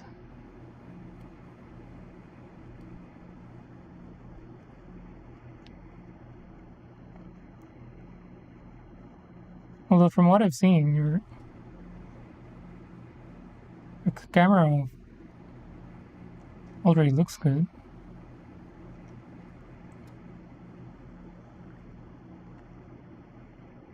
Unless you're having some overheating issue. Or the camera you're going to be upgrading into is just that much better.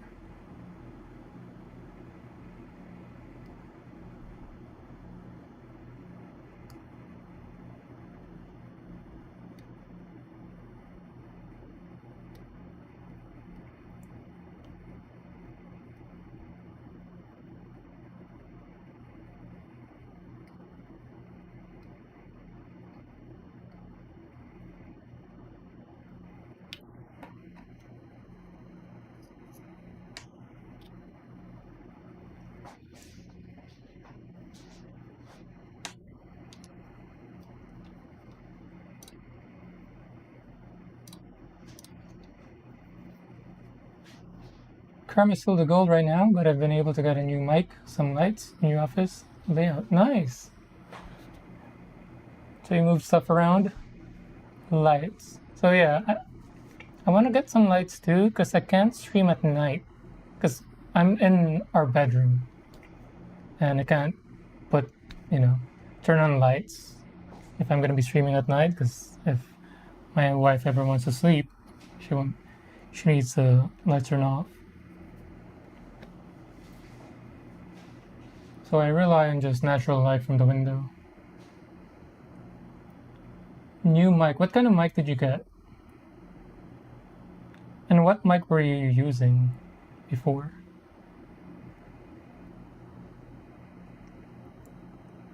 So currently I'm using a wireless DJI mic mini. I know it doesn't sound great, especially for my voice. It's a little muddy. So it doesn't suit the kind of the deeper male voice. Although my voice is a little deeper than normal. That's why I try to either talk louder or, talk on a higher pitch. But it's tiring to keep doing it on purpose.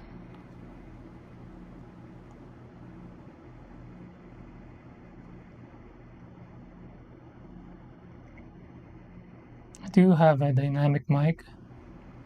I have a Fifine Tank 3 that I use for gaming. But out of convenience, I just opt into using the wireless mic, because when building, I'm going to be moving a lot, leaning forward and back, and I don't want to have to keep talking into a mic. I mean, a statically positioned mic.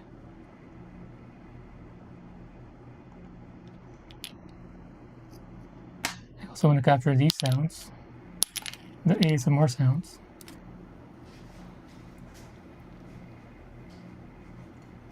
Current camera is my phone. Yeah, I think it was a Pixel, right? Pixel something. And it's limited to about 7 hours of battery life. Oh, I see. Which can be annoying because sometimes you stream for 10 hours or more. Wow.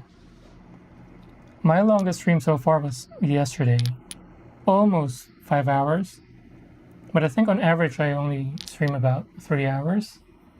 And my face cam here is a DJI... Oh no, not DJI. Osmo Pocket 3, and it gets hot. So I'm waiting for Black Friday to buy more equipment. Although I guess actually I bought a portable monitor today. It should arrive same day today. It's like a 15-inch monitor. I might end up returning it because it might be too small. I had a panic buying moment earlier where it showed, oh, if you order within 10 minutes, it's gonna arrive today, this afternoon. And then I just went ahead and bought it. But ideally, I wanted to put a second monitor below my monitor, which is maybe about 10-12 inches high. So 15 inches or 15 inches is too high. It'll have to be on the side, which if I have to look on the side like that when streaming or gaming, because eventually I'm going to be streaming games as well. Ideally, it's easier to just look down a bit instead of looking towards the right all the way. I do have this TV linked to my computer, so when we're playing two-player games or multiplayer games, we play on the big TV and then just sit on the bench in front of the bed.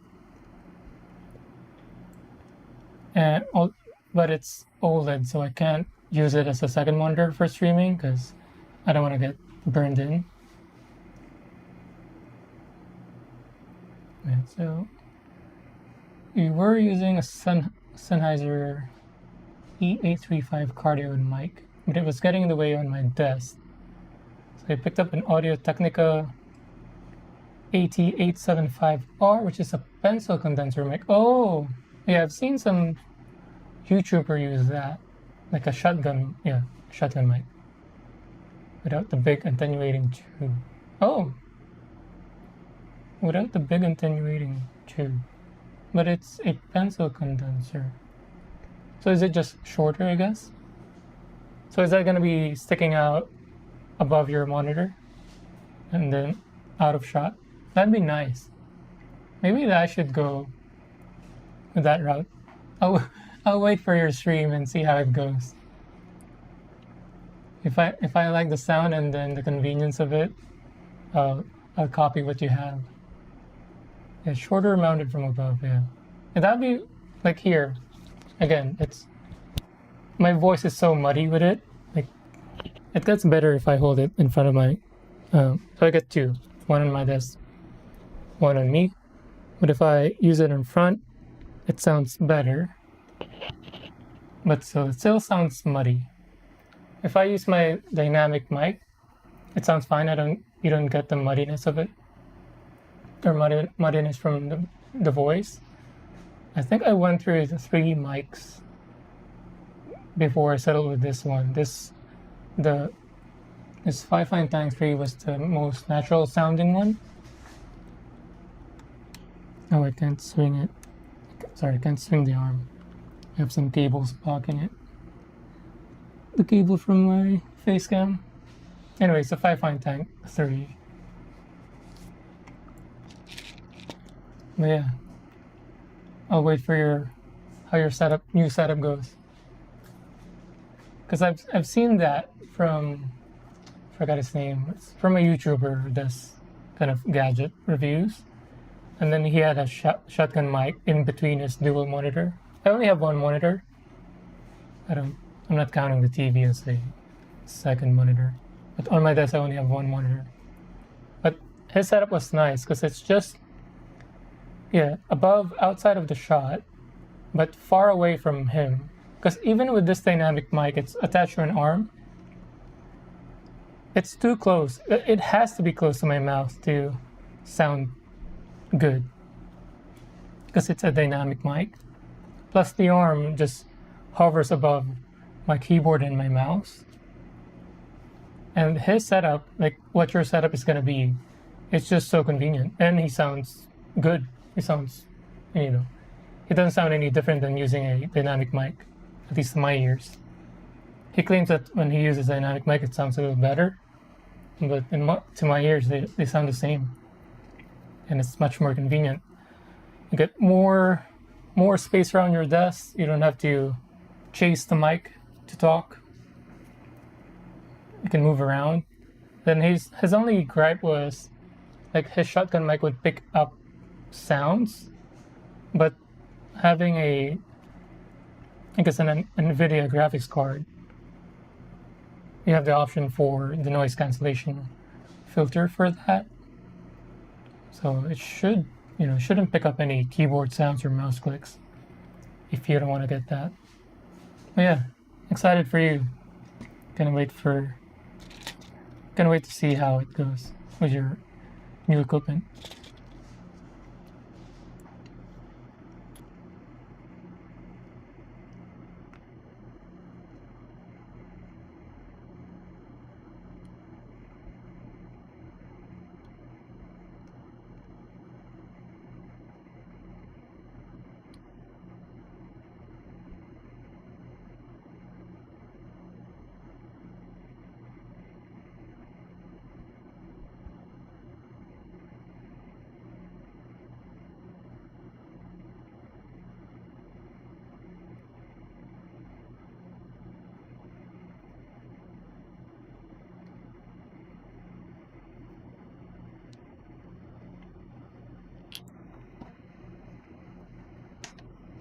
Your big thing with streaming is just getting the stream out of the way so I can just hop in and hang out with chat. Yeah, exactly.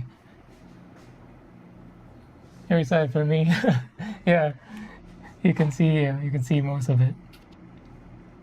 Well, yeah, that's true. So with my stream, I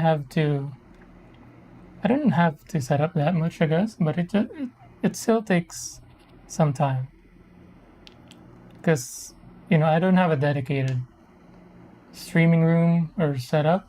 It's just my personal computer that I just attach some things to just to be able to stream. But it'd be nice if if you have a dedicated computer, dedicated space, so you can just turn on some stuff and then get to streaming. Well, truthfully, just to get into the hobby and then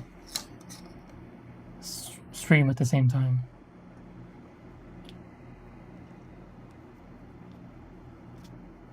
If you have less things to put away or to set up, I guess the faster you get into starting, the better.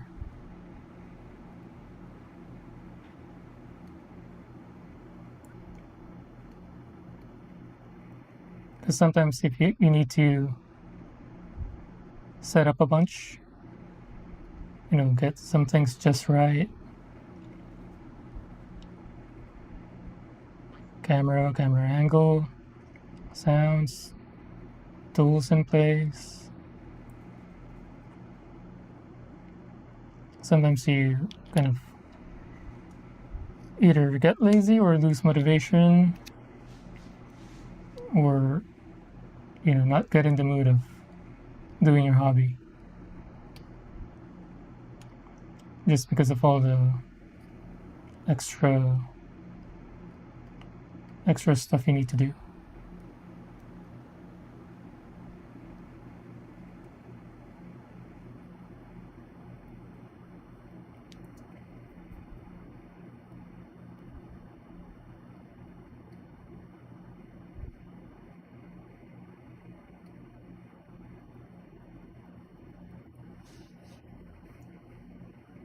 And I want a more straightforward setup to just start. Yep. That'd be ideal.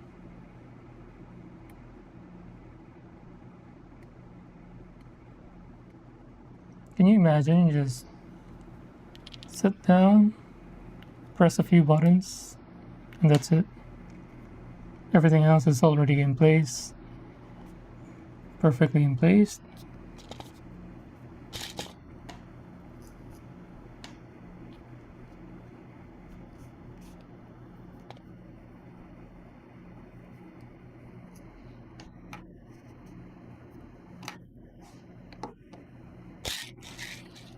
Right.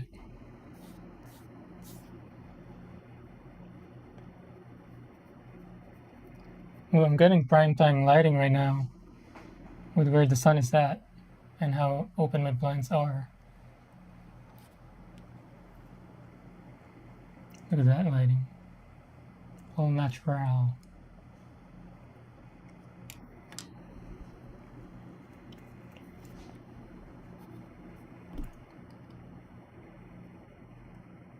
Where am I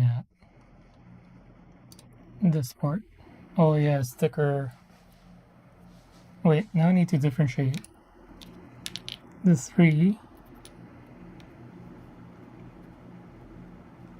So the sticker goes on this one. Sticker 21.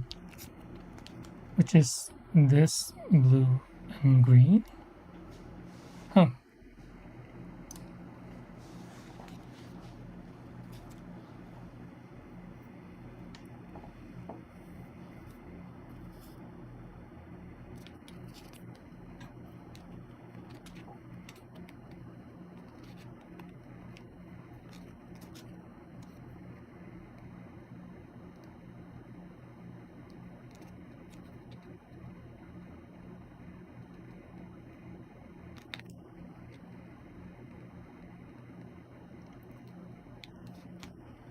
Did you skip all stickers on the Sinanju?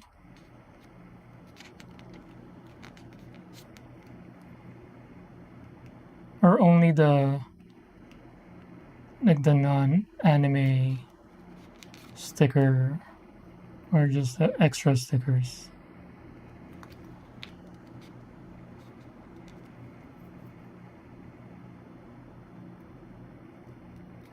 Because for this one, like, there were stickers on the chest that you had to put on before assembly.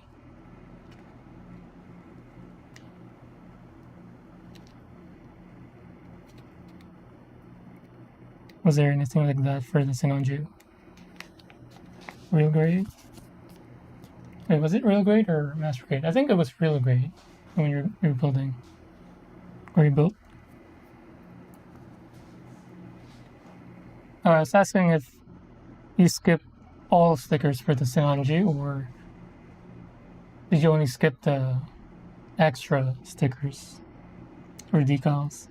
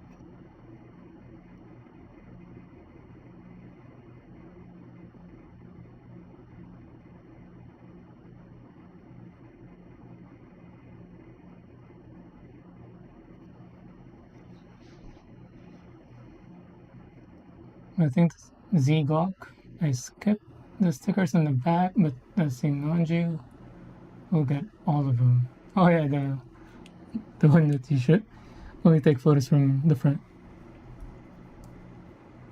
All of them.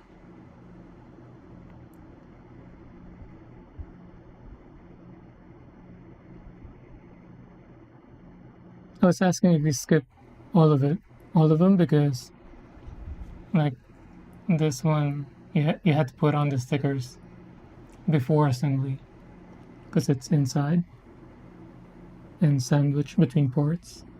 So I was wondering if there's anything like that for the Sinanju. Hopefully not. So you don't have to disassemble anything.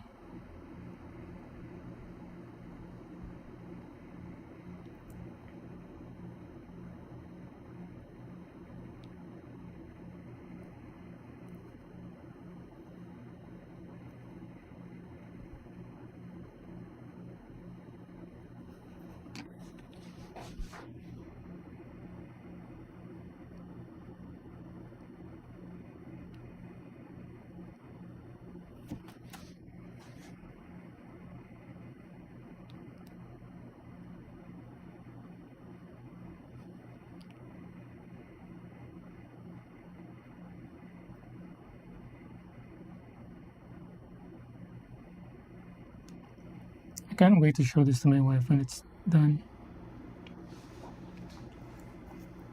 I still haven't asked her what pose she's gonna have it in. I want it as a. I don't want to know ahead of time.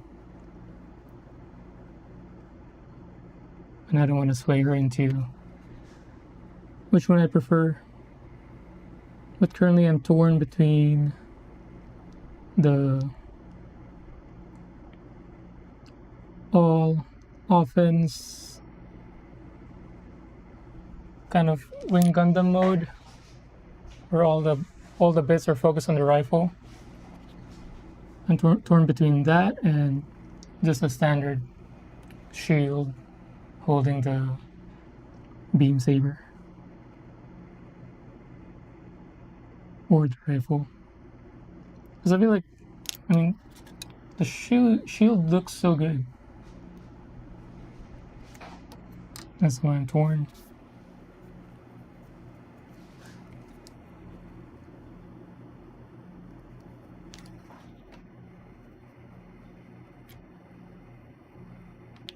Okay. Oh yeah, I tried to get all of those on during the. Cool, good. Looking at it now, yeah, I have a ton of gold foil stickers on the inner frame, so those are all done. Cool. We don't have to backtrack or disassemble anything. Smart. Okay. Let's put this one on first.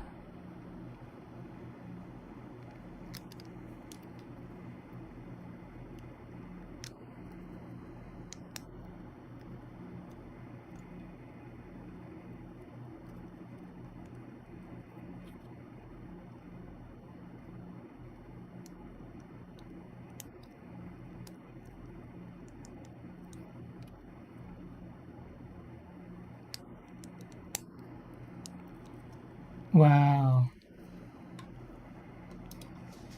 Look at that.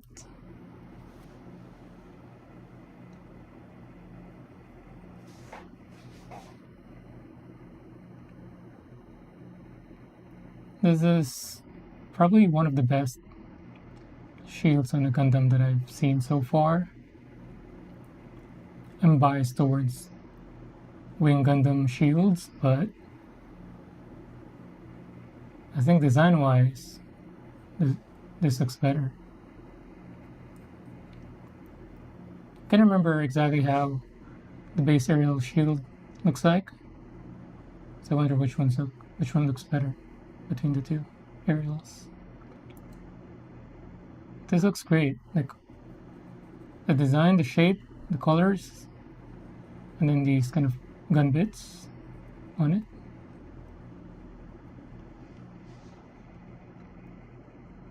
So good.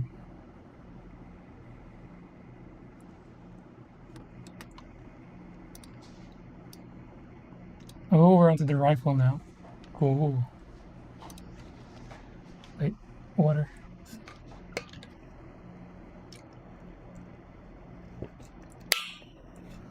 So a bunch of A's, and then I think that's the last B. Where was it? 28, yeah. That's the last B in the next one. Sweet. I'm getting there. So A11, 17, and 18. I see 17.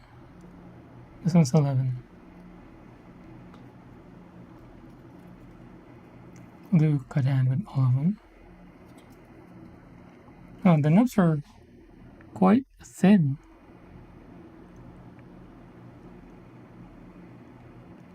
Which is odd because it's a chunky part. Like there were some small parts that had thick nubs.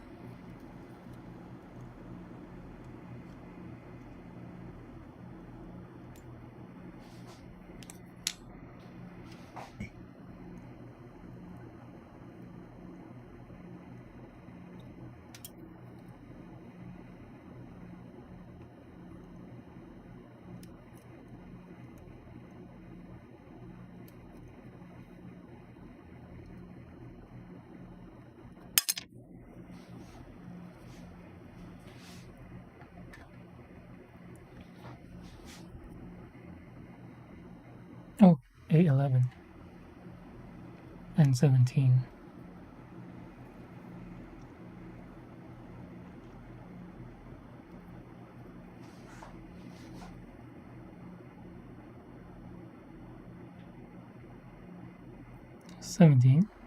Wait, this is 17. So I got 11, 17. I need 18. Where's 18? Oh yeah, this one.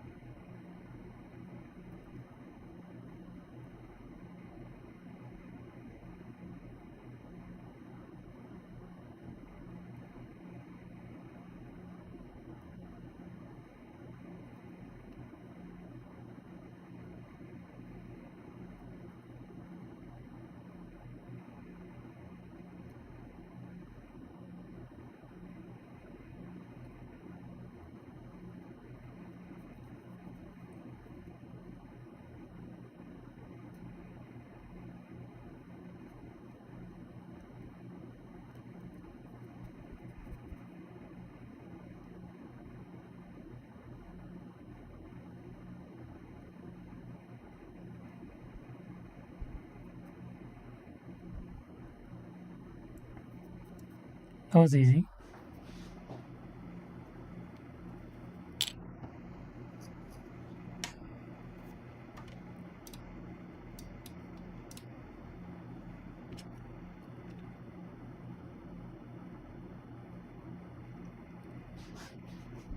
I don't remember how many nubs is that. Hopefully I don't miss one.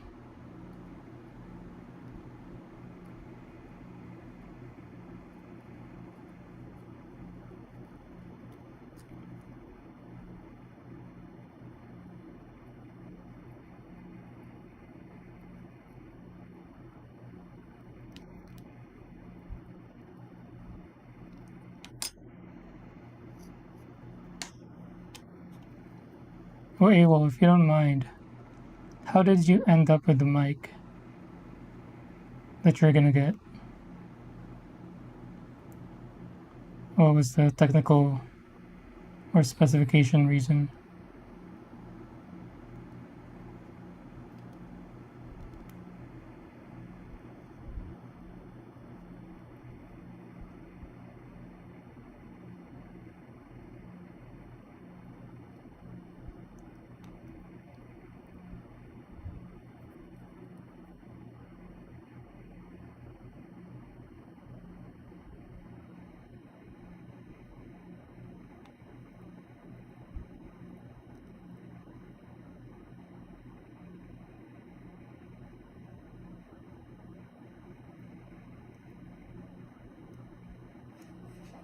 This has a pesky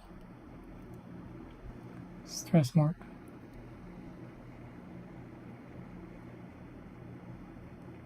What is my camera focusing on? It's focusing on the mic? Hello?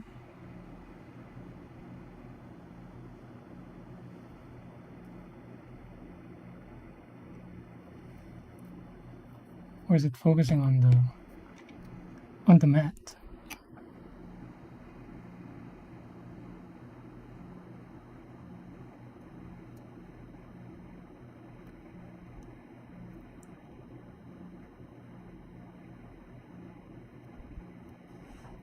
Should I just get rid of my mat? I'm not driving my blades into it anyway.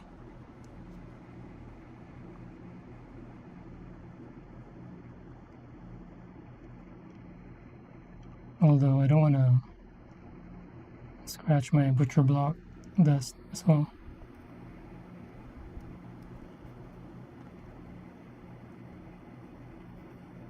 Spent days coating this thing.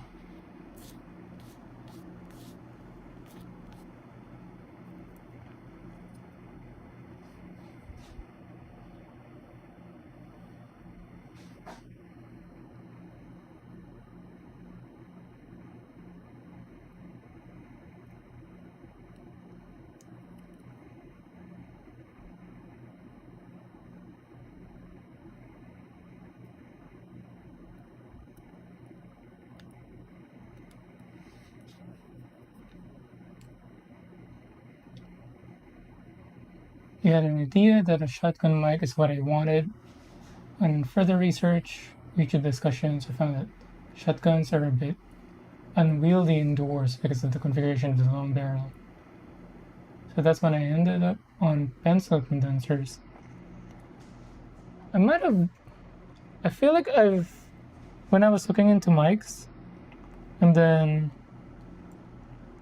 looked up the shotgun ones, I think I saw one pencil condenser, but it was so expensive. I think it was like $200 or more. Can't remember the brand, but the brand sounded fancy.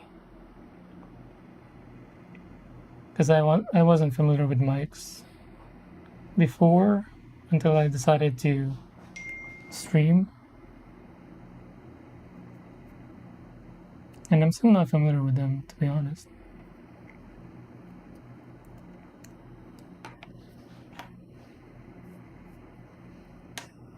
I just know some from research into what mic I wanted to buy. But yeah, getting into this thing, it's a rabbit hole. So many different mics, so many different kinds, and then once you have the mic, you have to worry about setting up the stream. Then there's like filters, compressor, expander, limiters, whatever other filters there are. And each filter, you need some baseline level of knowledge. There's just a lot to take in. So it took me quite a while before I can have, things ready.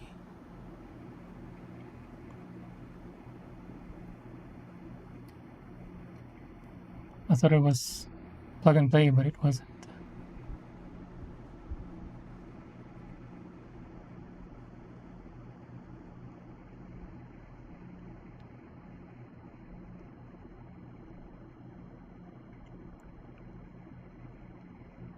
If you don't know, if something goes wrong, you can't fix it. It's good and all if everything can be plug and play, but you need to be able to know how to fix things if they don't work.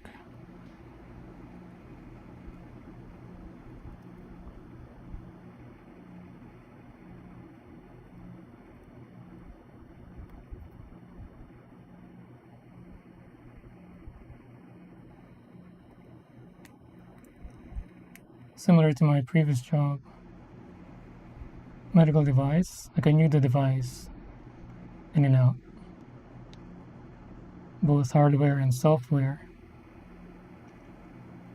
And I was training doctors how to use them. So technically I can perform the surgery, in terms of using the device. Better than they can, even including ultrasound. but I'm not qualified to.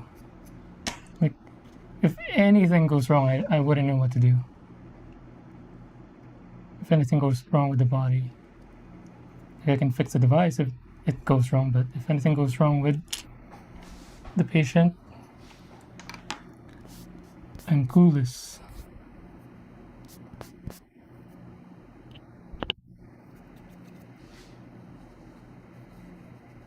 Mats are great for hearing all the cool stickers you're going to get from your new friends on Twitch.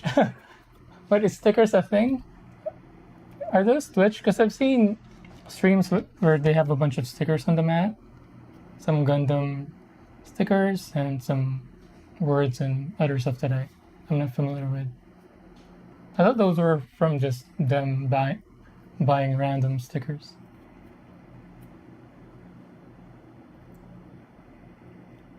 I see. So it's a thing, huh? I didn't know. I thought it was just, out of buying some things, they get stickers. It's like when buying parts for cars or motorcycles. They typically come with stickers. I don't ever use them because I don't like, I don't like the branding on my vehicles. And it's like free marketing for them. But yeah. FWIW. What is that abbreviation? Can I take a guess? Four? I give up. What is FWIW? For what it's worth. This is my first time ever hearing that and seeing that. For what it's worth. I also use a full audio mixer with XLR cables, so that influenced my decision greatly. I see. Oh yeah, that's another thing. When aside from the $200 or pencil condenser that I saw, it needed the XLR cable and the mixer, which I don't have. So my dynamic mic is a USB-C wired, but it is XLR cable ready. So it has both ports for USB-C and XLR. So if I eventually upgrade into XLR and buy a mixer, I can still use this mic. The AT875R is about $190. Wow. Yeah, that's expensive. Again, I'm coming from a noob that doesn't know too much about mics.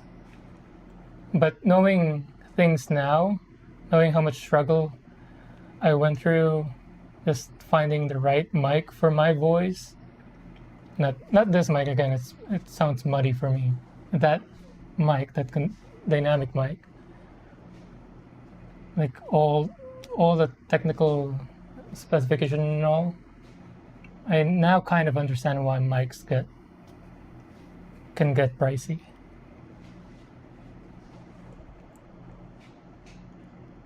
Yeah, dude, it's easier than you think once you get into it. If you ever have questions about stream stuff, HMU, another one, let me guess. Hit me up. I think I'm good at that. Even it's my first time seeing that one as well, but I think I nailed that one. Just given the context. But yeah, thanks for the offer. I'll wait for when you come back to stream. Once you have everything set up, I'll be sure to catch it and then analyze all the sound, the lighting, and then the camera. I'm 2 years in and I'm still learning so much and tweaking my layout and config to find what works, and you're already way ahead of the curves. You'll find. I see. But yeah, so I think it's part of the fun as well, like tweaking, at least for me. I like learning. It's very fun. And then I also am a bit of an OCD, which is, there's a downside and upside to it, where sometimes I get, what's a term? There's a term for it where I tend to overthink and try to, get the perfect thing right away. So I have to research a lot, try things a lot before I arrive to what I'm happy with. Whereas for most of the time, I can get a much simpler ones and they should be good enough, but I'm like, no, I want a certain standard or certain level. So like this desktop that I have, I feel like it changes every few months. Like I move speakers around, I move where I mount the mic arm, all the docks, all the stuff. Cause I like optimizing while being kind of a bit of a minimalist. Not extremely minimalist, but just a bit.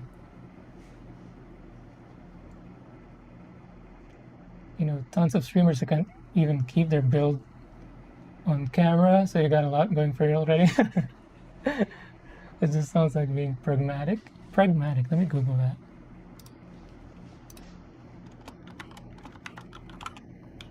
I've heard that a lot, but it's something that never stuck with me, the meaning of it. Dealing with things sensibly and realistically. Oh, that sounds right. In a way that is based on practical rather than theoretical considerations. Oh wow, you nailed it. Yeah. Pragmatic. Now I know. That's gonna stick with me now. Thanks.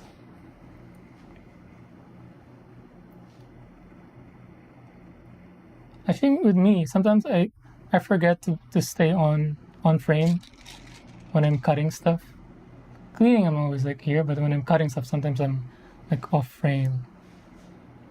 So I think I've been better with that. I've been more conscious about it.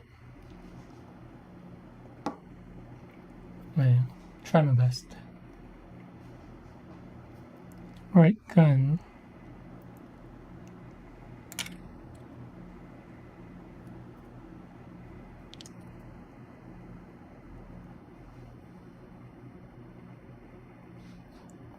I forget, am I done with this?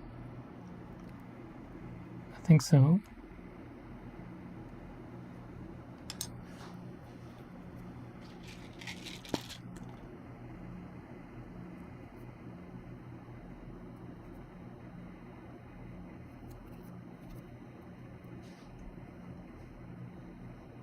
You actually use a command that lets chat shout at me when I'm off frame.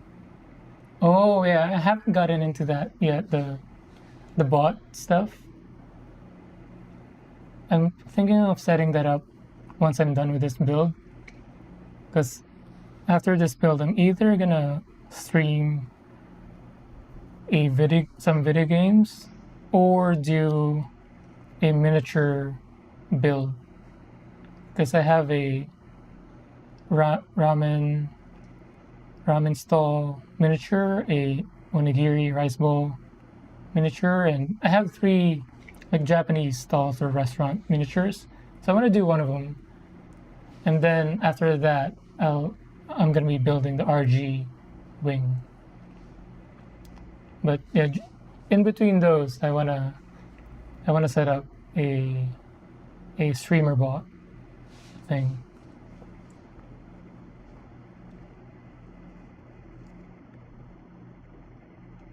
And given that I only have one monitor, if I stream video games, I think the one solution that I found was with StreamerBot, where I can see chat on my monitor. Because again, I don't have a secondary screen. We'll see about the one that I just ordered, the 15-inch portable monitor. But right now, I don't have a second monitor. So I found a solution. I found one online or in YouTube where you can put on the chat as an overlay on your main screen while gaming. Get ghost chat. I wonder if that's different than what I saw, but I'll make a note. Ghost chat. Cool, thank you. And then what else did I see on the streamer bot that I liked? I know it had some voice commands, although I don't know yet if I ever need one. What other stuff?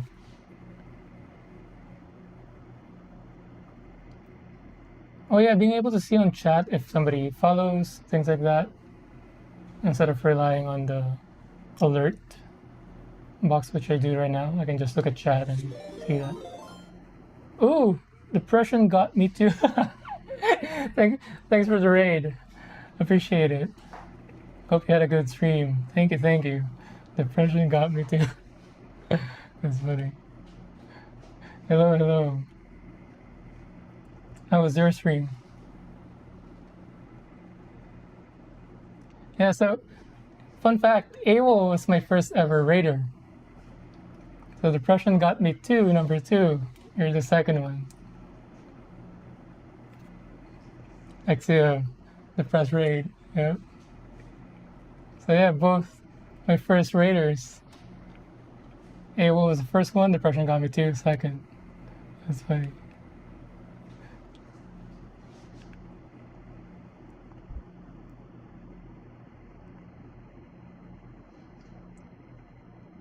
Ghost Chat is a free software that just reads your chat and gives you a click-through overlay on screen. Oh. Does it go through StreamerBot or is it its own app that needs to run? Yeah, but that would be handy if I can just choose where it goes and overlay. You'd be happy to give me a StreamerBot tour. Yeah, that would be great. Again, once I'm ready. Or maybe I'll wait for your stream and see all the stuff that I like to incorporate with mine.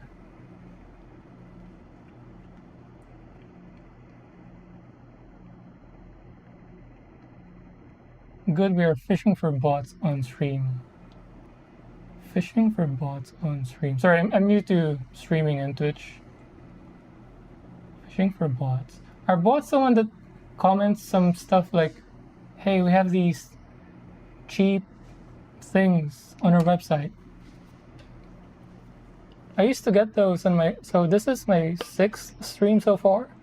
And I think on the first 2, if not first 3, there were some like random comments, like, what was it? Like .com. They can't do the .com properly, so they have to word it like delete something or add .com, something like that.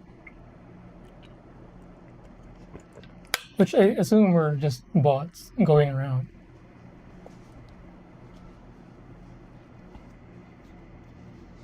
Yes. It will separate, but it's nice because there's no login or account to create. Oh, yeah, that's good because so far so I'm streaming on YouTube and Twitch, and just with those 2, I had to get some apps, login things. Like I feel like every thing you have to do, you have to log in. So not logging in would be nice. Sometimes they take really good usernames. It sucks. Yeah, so I wanted just Tinsley instead of Tinsley TV, but I guess that's too common.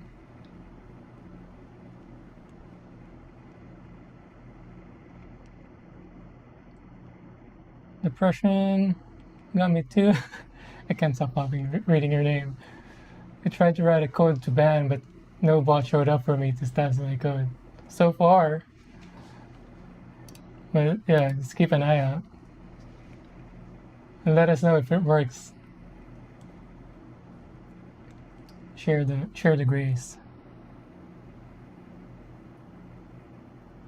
But so far, recently, I haven't gotten those bots again. On my first stream, I was so confused, like, because I don't think I've seen those on streamers that I watch. Oh, thank you, Exia. Thanks for the follow. So yes, I haven't seen those bots from the streamers I've seen, although maybe because with those big streamers. What is that?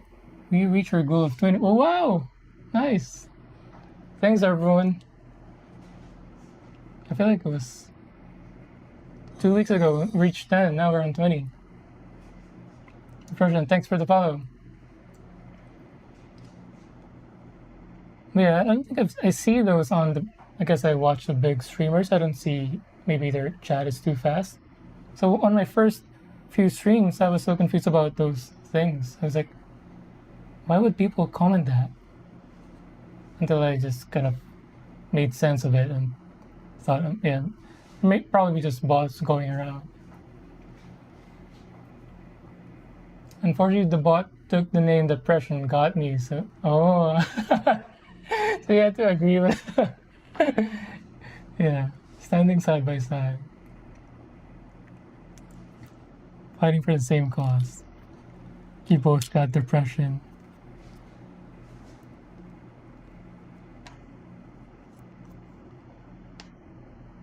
Does it matter with the caps or no? I'm assuming no. What is that? Is that a Gundam? What is that? Is it possible to zoom into that?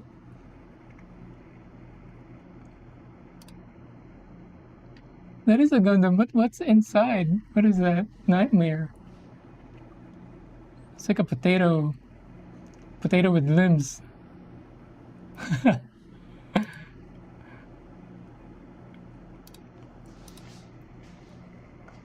My first ever comment was like a dancing dinosaur. Wait, what is that cursed thing?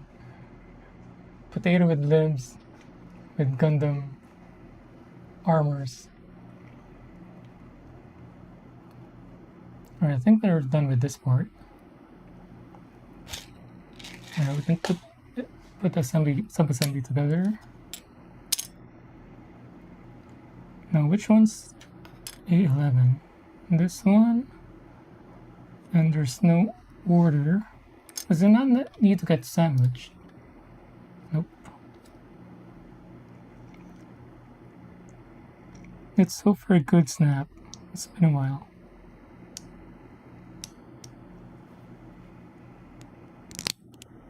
Nope. Just a bunch of hard squeezed sounds. No snap.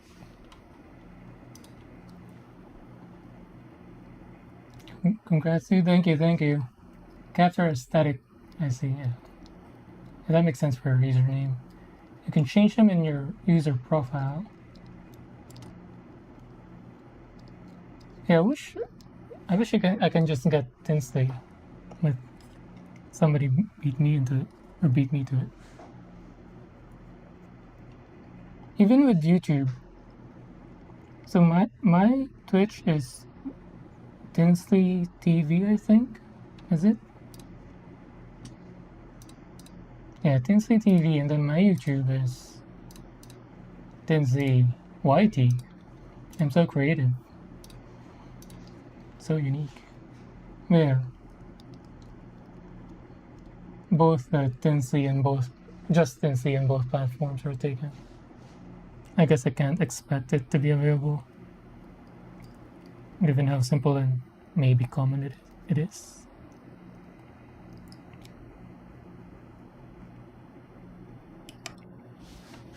And Tinsley isn't even my proper name, it's just my nickname growing up.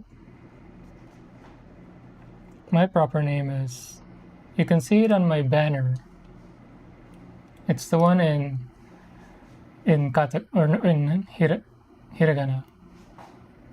So if you can read it and figure it out, let me know.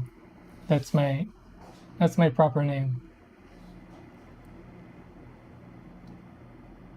And actually it has all the emotes, the cursed emotes Gundam. It's an egg with arms and legs. Why is it colored like that? That's an egg? Is that a century egg? Soy sauce soaked egg? I guess I can see it. It's just hard to see with the outline kind of blending in, but yeah. What's this other one? Oh, it's just a human. Who made these emotes? A friend made it for you.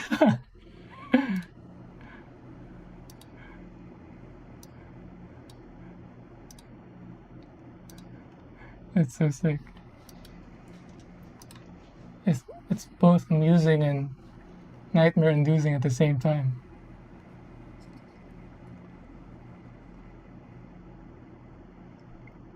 Wait, it's this way? Ooh! Good snap! Ooh! That's satisfying. Fits like a glove.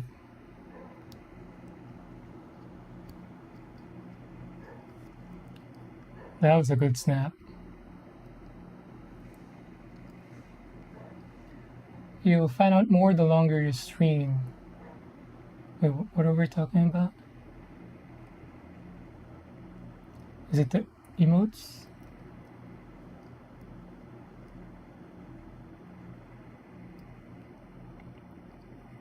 We're getting there.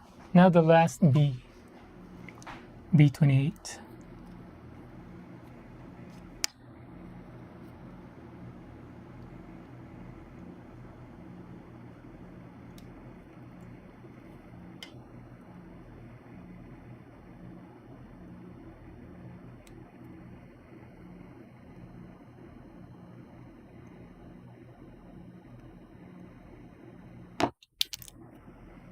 Cool.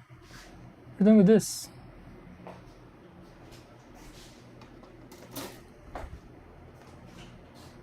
I'm down to my last runner, just the Ace. I guess I had this too,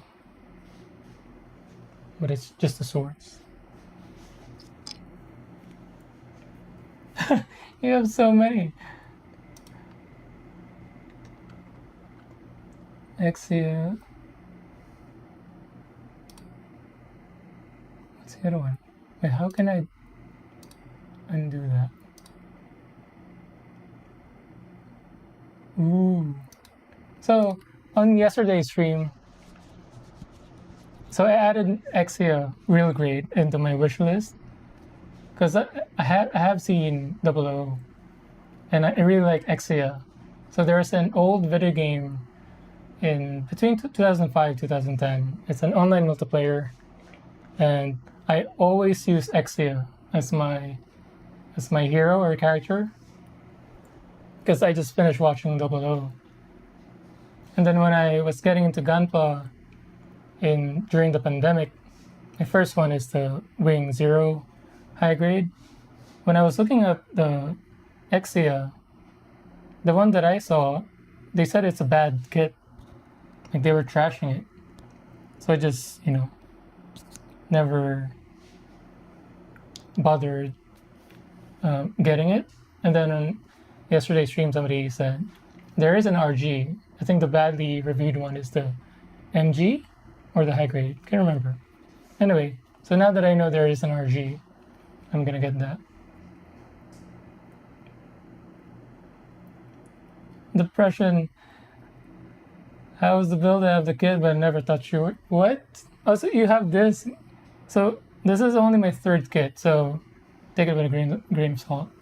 First two builds are high grade, Wing 0 and heavy arms, and this is my third kit. And so far, there is a noticeable jump in quality with this one. In terms of how they feel, how they look, how detailed they are, and how much easier they are to assemble. I mean, just look at the shield. So if you have it, I recommend building it. So far, I've had a very nice time building it. So if you've been in doubt or hesitant into building it, you have one vote for me to go for it.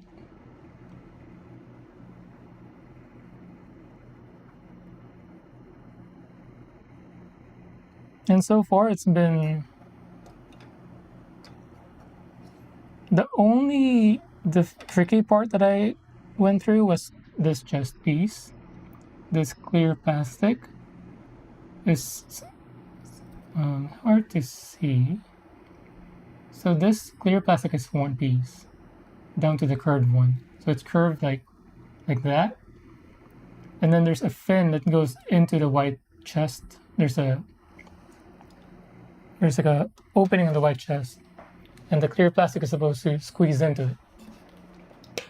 So I struggle with that a bit, but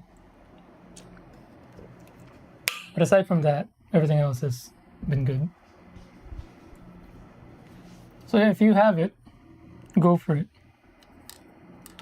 So far, it's been such a nice experience.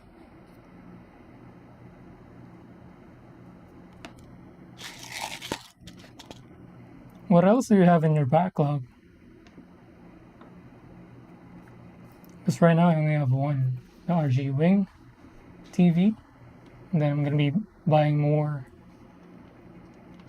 My wish list is currently... Let me see.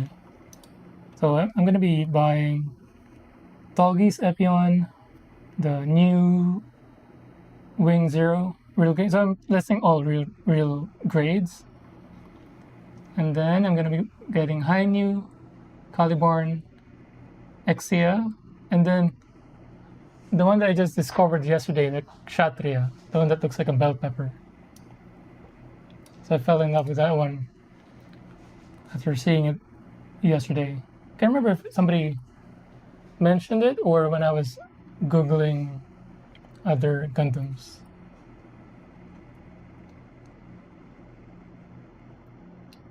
Exia, so those are made by you. So you made 5, wow. And the other one was made by friends.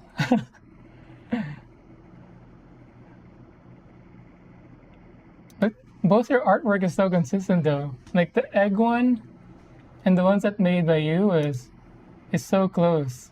Like I wouldn't know. It was made by 2 different people. If that was intentional, good job.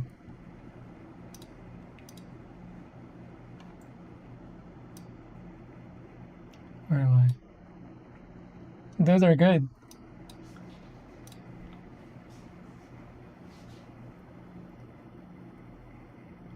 What do you use to make those emotes? I'm curious. I wonder if I can make my own. The pressure in your backlog is a lot.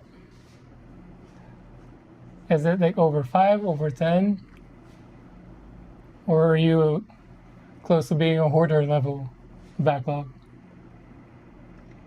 Yeah, well, check out the Quebli if you like the Kshatriya. Let me Google that. Gundam Quebli?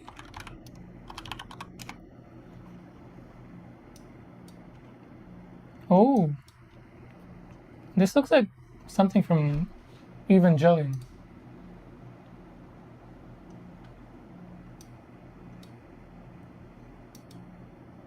Oh, it looks like one of them has a sticker, same as from the Sinanju shield sticker, the one where it's like a pike with some circle and wings around it. But yeah, somebody pointed out yesterday that so my wish list was Wing, Tallgeese, Epion. Somebody pointed out that looks like I just like Gundams with big wings.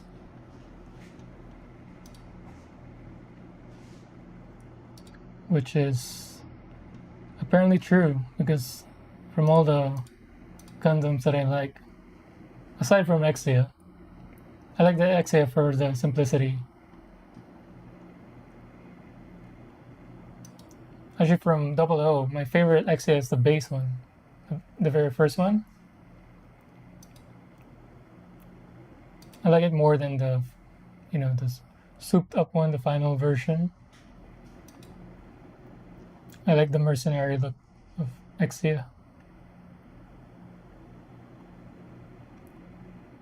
more than the godlike looking one.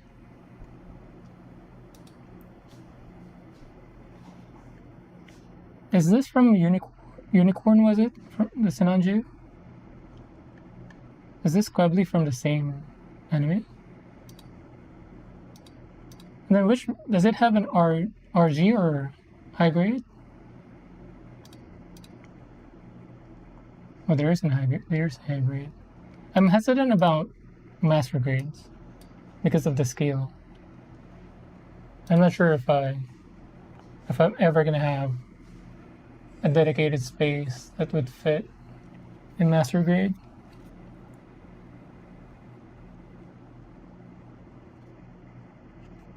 Because I want to display all the stuff all around the house instead of having one dedicated space. Or at least multiple spots.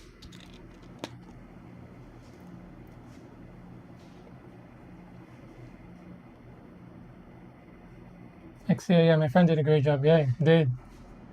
That is one epic emote. Depression, you have like 50? What is wrong with you? Stop buying stuff. Do you have the boxes displayed? At least? Over 50.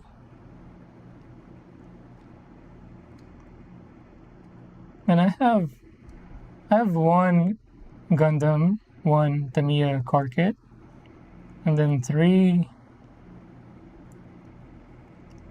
miniature Japanese food stalls. And I feel like that's already too much. Like that's already a lot of time for me to get through them. But you have 50. You're very trigger happy, huh? Like if you like something, oh, that looks good, let me buy it.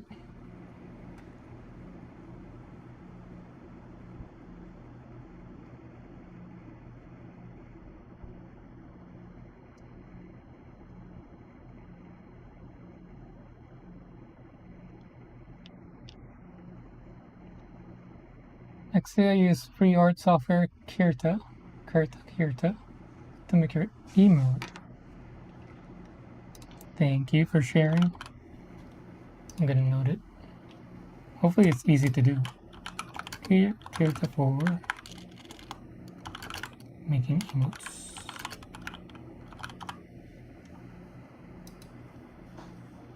Unknown. RG Sanju is for only when you plan on hating yourself. Yeah, I don't know if you. Hey, well, now I enjoyed it. You gotta build at least one MG. There's a nice vacation, big pieces, easy. Fitment, yeah.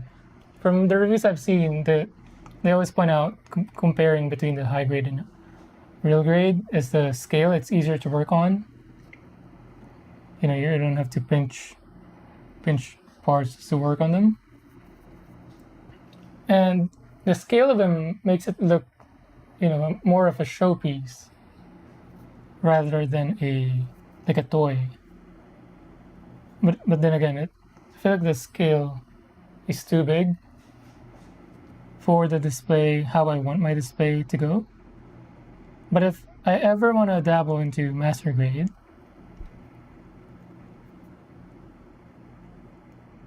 if there's one, what should it be? Because I know there are wings, but I feel like I'd be more than happy with the RGs. I would not get the itch of making a master grade version.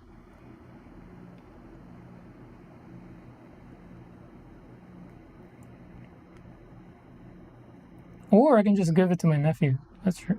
Yeah, I might do that. Maybe the heavy arms. My nephew really liked the high grade heavy arms that I gave him. He's 8 years old. Currently he's into military stuff and guns.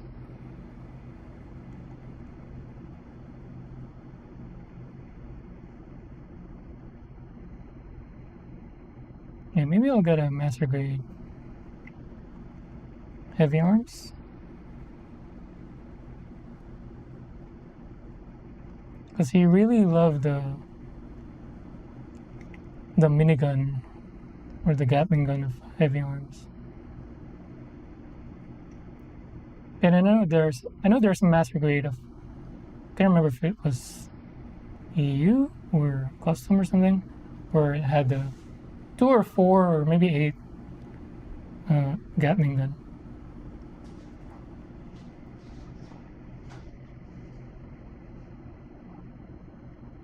Yeah, RG Sinanju, I think AWOL pointed out that some parts were difficult because they're pointy and flexy, so some parts were difficult to clean.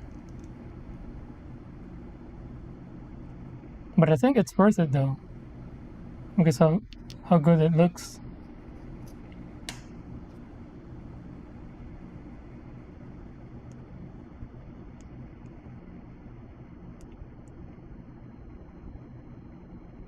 I'm not familiar with the anime yet, where that was from, but the shield is... What's up with me and shield and big wings? I'm noticing it too. I like the shield on the Sinanju.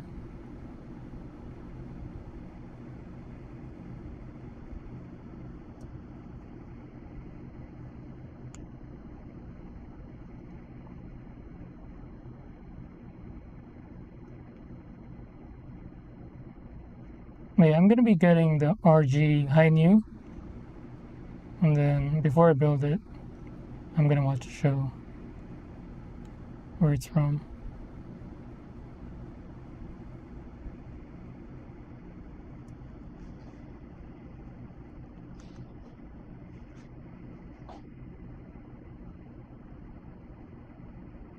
Am I thinking PG?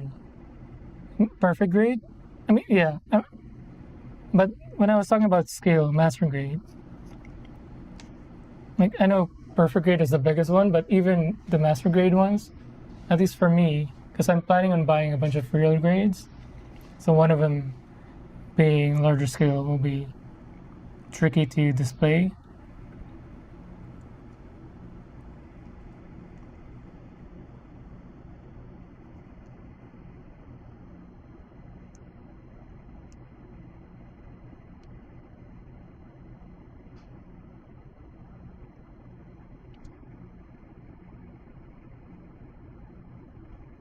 The only perfect grade that I know about is the RX-78.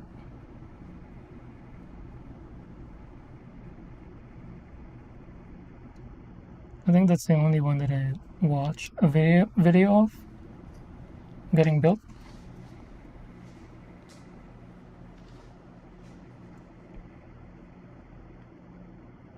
MGs just aren't that much bigger than real grade, high grade. The RG Sazabi is almost the size. Really? Huh. I'm a constant scale builder. Is that a thing? Or consistent scale builder? Yeah, I think I am. There's something about, you know, having consistent scale for all the builds. But yeah, if I ever build a master grade or anything bigger than real grade and high grade, I might just give it to my nephew or my wife. Actually, when I showed my wife, was it this? After I built this a week ago or whenever that is, she was like, "Oh, I thought it was gonna be the bigger scale." So maybe she was expecting master grade scale.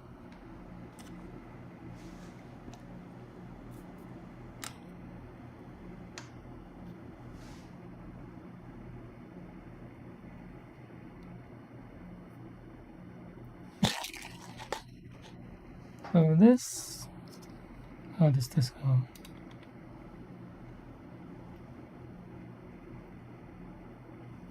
There it is again, the snap icon. It's disappointed me more than not so far. So we'll see. Won't even go in. There we go. See? I knew it. Not even a snap. It made sounds, but not a snap.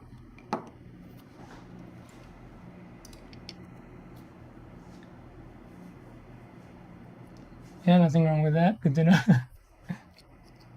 Yeah.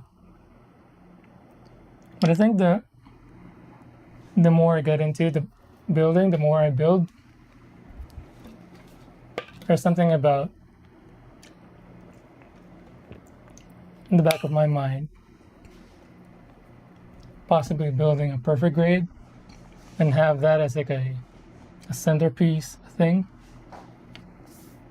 You know, the one that lights up.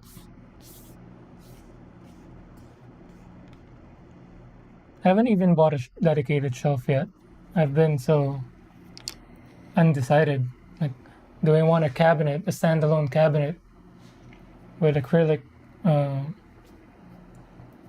um, or glass panels, or do I want it on a mounted, wall-mounted shelf, or just a case?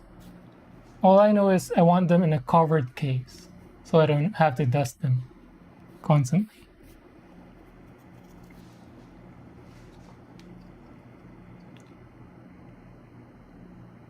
Cool. Next up, stickers again. So we're going to be needing A4 and A12. All right. A4s, these two. A12. A12, right? This one.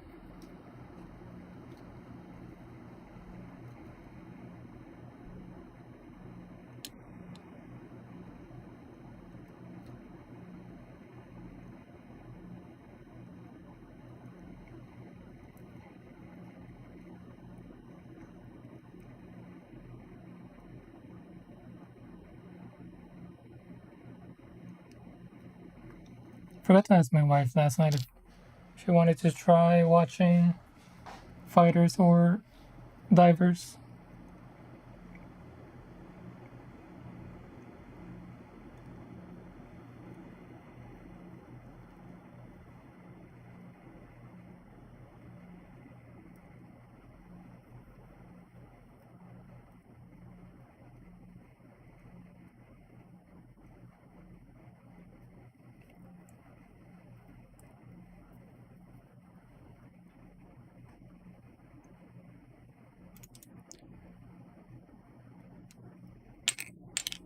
So currently we're watching Suits. And then as far as anime goes, we're currently watching Dr. Stone and Kaiju number 8.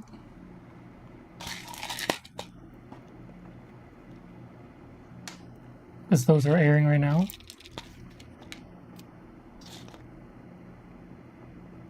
Actually, I'm not sure. Did they end? We've been kind of saving up some episodes in the backlog while we watch Suits.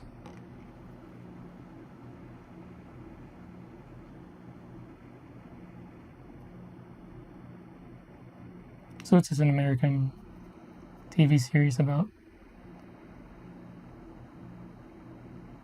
lawyers, corporate cases.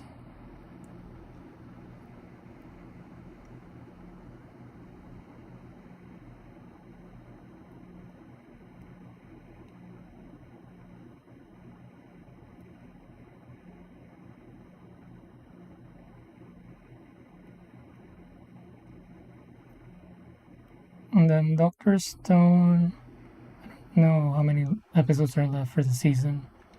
Same thing with Kaiju number 8.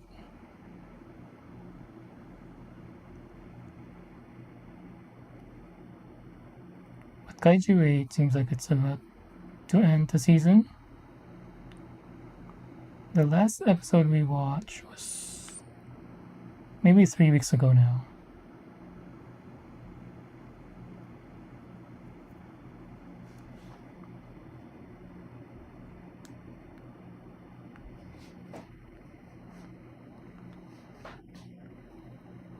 regarding the question, if you find there's a lot more goofy suits in Master Grade. So those are some of my favorites. Yeah. Yeah, I noticed on the things you were pulling out on the last stream that I saw, like things I've never seen before, kits, old school, a lot more niche, I guess.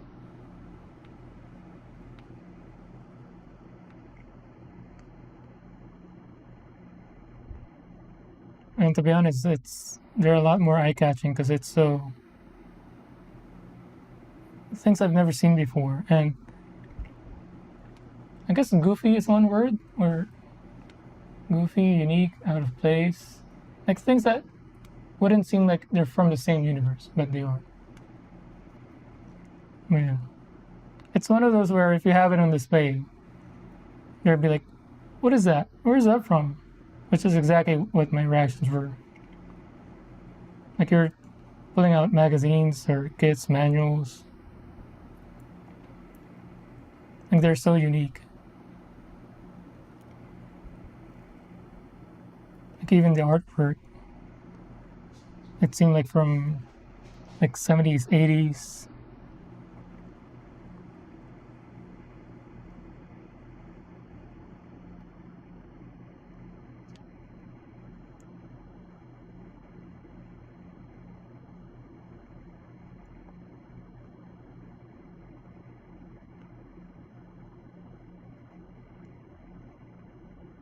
So before I knew already that I'm very much a noob in terms of Gundam knowledge or classic models in general.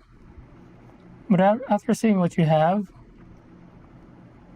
I was like, oh, there's like a deeper level to this.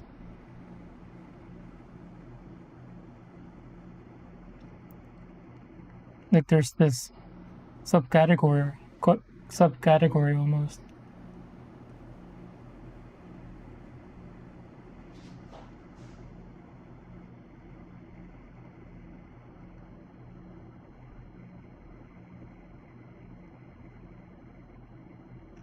I really like the manual you pulled out. It was a manual for this. It wasn't a Gundam. It's an old school thing that looks like a capsule with limbs, and it's just it's almost like a cockpit of an air fighter, but vertical. I feel like you should frame that manual.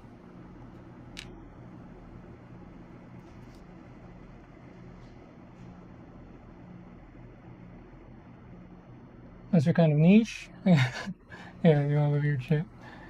There's so much weird stuff out there. I love bringing it to light. Yeah, it's pretty cool. I love it as well. Because all the common stuff you can see anywhere and everywhere.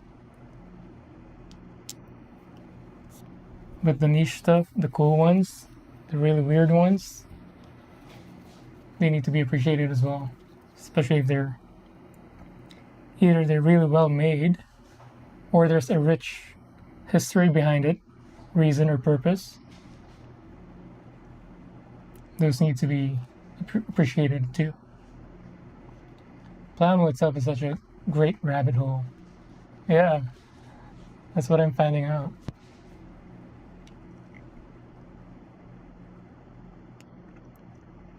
I think even for cars, car Plamo, there's so many different kinds, different levels.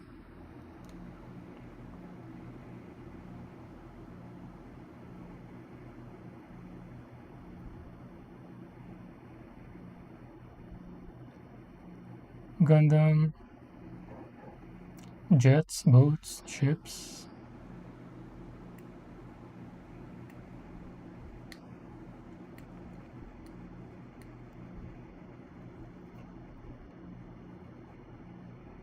Our office was close to a private airport, and it had a diner attached to it. The diner was open to everyone.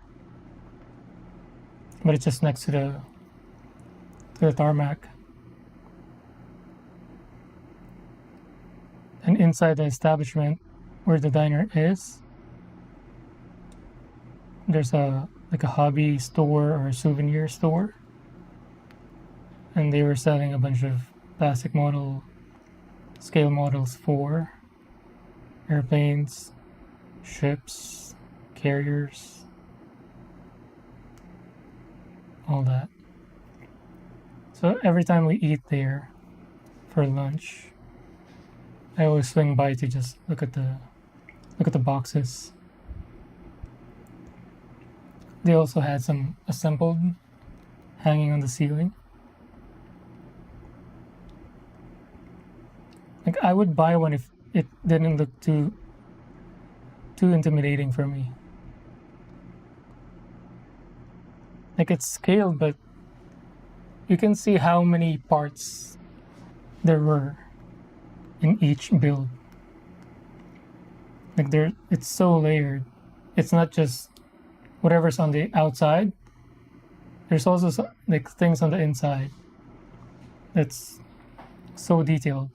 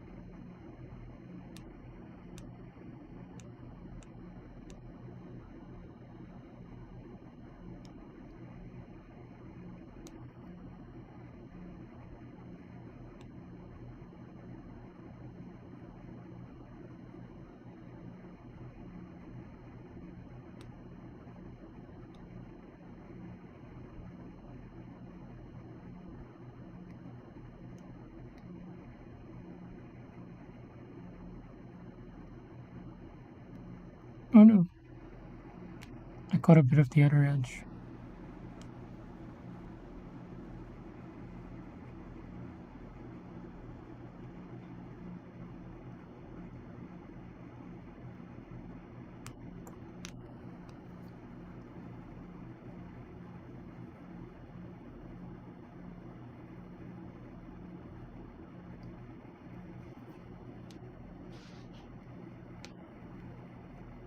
Man, that's tricky.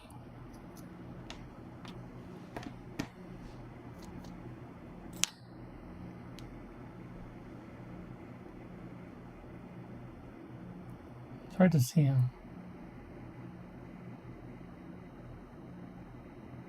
I can't get the right focus for it. There we go. Yeah, there's like a bit of stress mark there that if I try to remove it, I think it's gonna take away some of the proper part as well.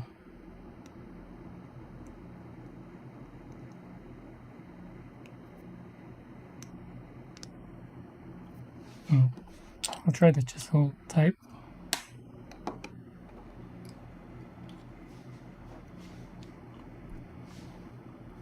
Inner frames can get real cool. Are those the ones from the master grade and real grades? Like the exoskeleton stuff? Wait till I get a runner with a full articulated joint just molded right in. What? There is one? Why can't they make it more? Fully articulated in. Sounds like 3D printing, but they're saying from a runner molded in. Oh yeah, chisel works better.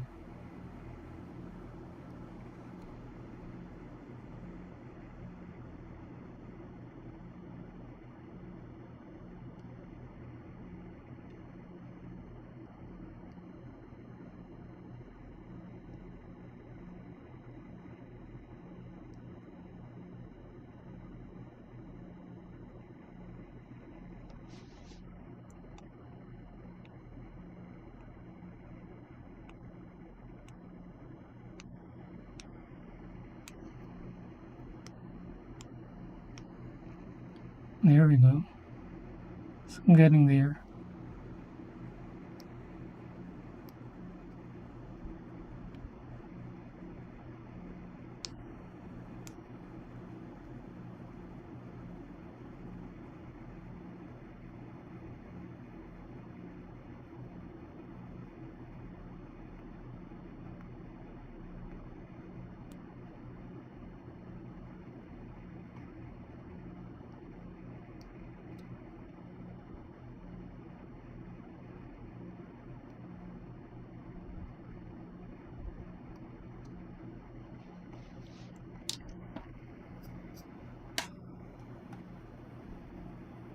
Even in Japan, in Akihabara,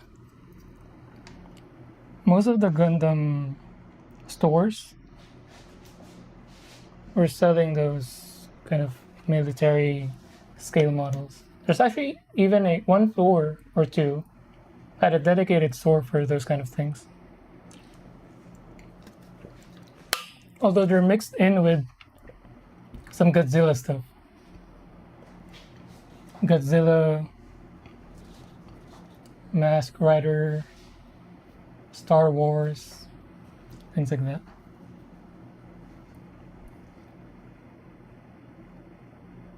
Yes, so fully articulated joints on a molded runner. Or just come with articulated limbs.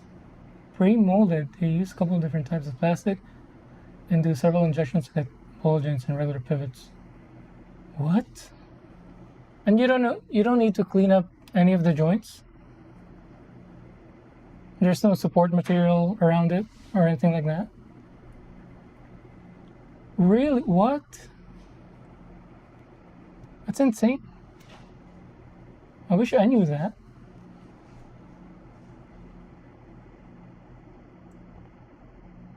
I didn't know that.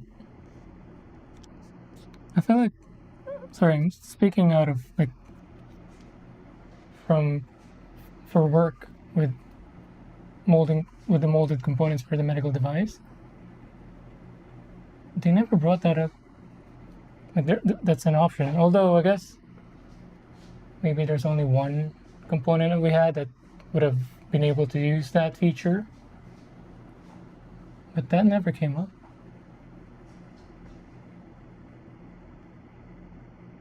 I wish the RG wing has something like that, so I can see it firsthand.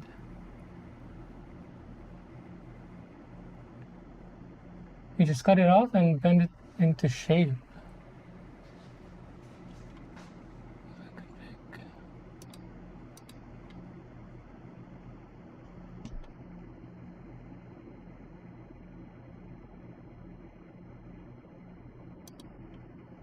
What is this?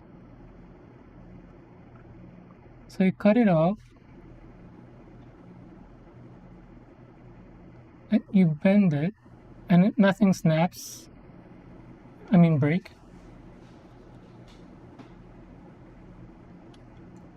So I have the picture up. Looking at the top right and top left with the hands.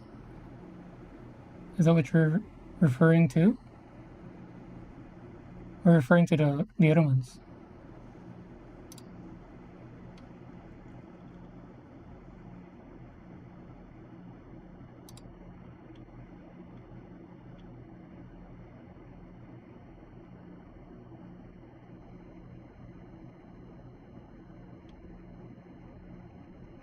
So you fold it, and then they just snap, fit together, and that's it.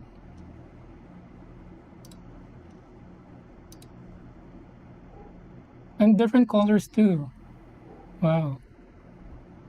How do they do this? How do they mix in colors? There's even a solo red on a white runner. And then mixes in between. It's not even half and half, it's a complete mix of red and white. And yeah, articulating joints. Like you can spin them, it looks like. That's crazy. It looks so fun to do.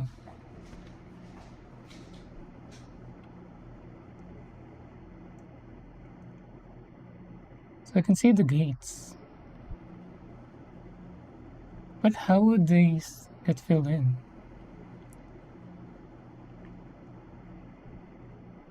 And how many mold blocks? Because typically it's only 2. Sometimes you get multiple. And there's like a, depending on the part. But it has to be bled in with gates. So I can see the bleed on the whites. I don't know if that's a, I can't remember what the proper term is when it gets filled in. I can see it. Where is the red though? I'm gonna Google this later.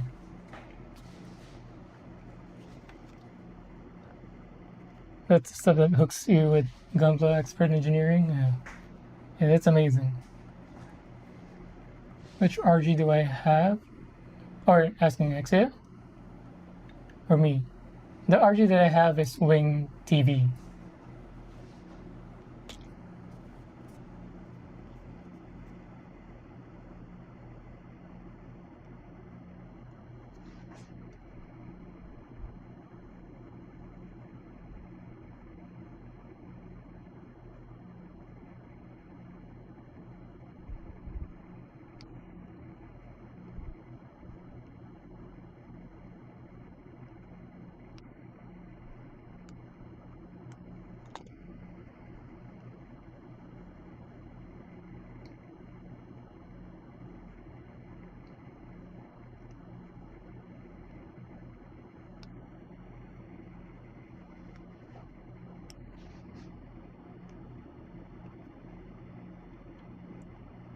Okay. That's it for that.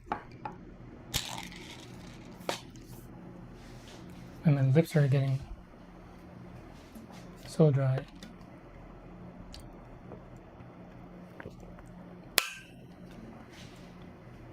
So yeah, that's the only one, the only Gundam kit on my backlog right now. But hopefully it'll be with the other Wing Zero, Epion, and Tolgis. I knew XC as well. And I don't think there was an RG of it. The high grade Kshatriya? The bell pepper one. I want to get that too. Okay. Oh, sticker time. Sticker 19 on 812. So this, then these two. This I can put on now. And make sure there's no dust on the parts.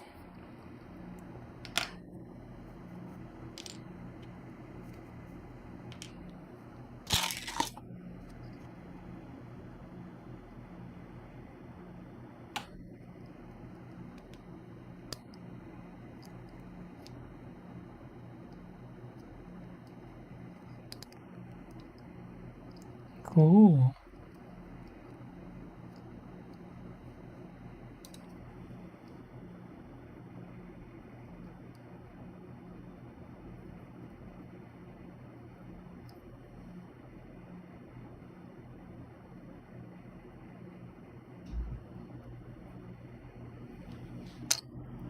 And then sticker on this one.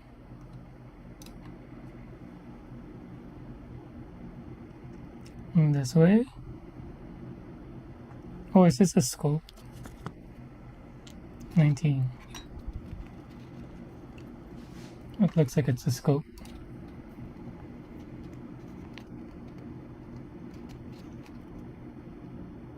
What about you, Abel? How many do you have in your backlog?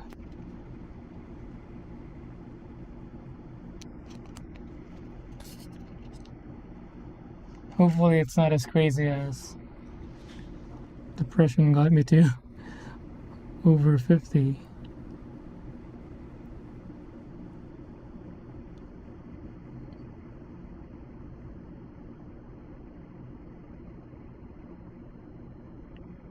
Like your entire backlog, not just Gundam. Because I know you have non-Gundam stuff.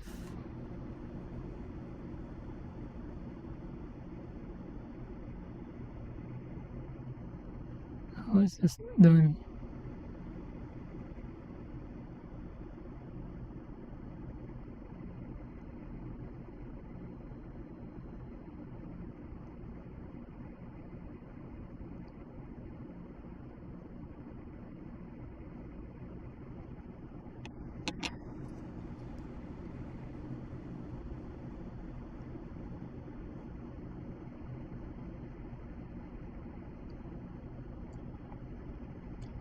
Gunpla Zero models and minis to paint 50. Oh my god.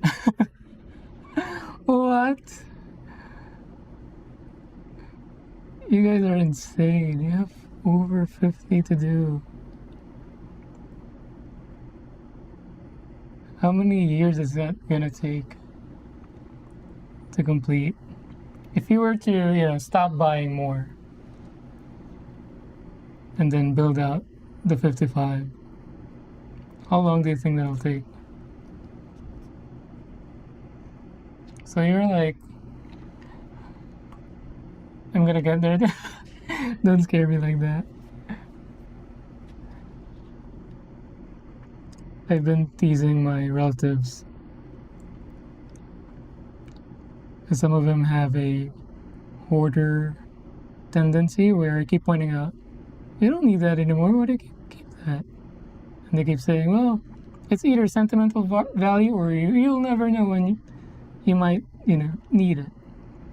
But it's just eating up space.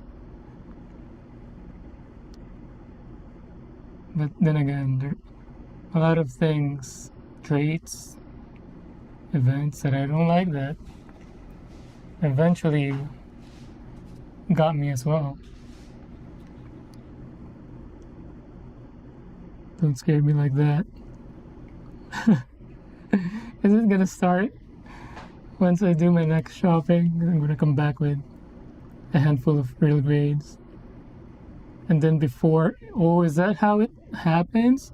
Before you get to either start or finish your backlog, you see new stuff that you like, and then you buy it. You like it, you buy it, and then the rate of the purchase is faster than the rate of the builds. And then you get to 55 backlog. Is that how it happens? Oh my god. 10 months. It's gonna take you 10 months. Wow. Also, this is kind of all you do. So I stream and paint about 40 hours a week. Oh wow.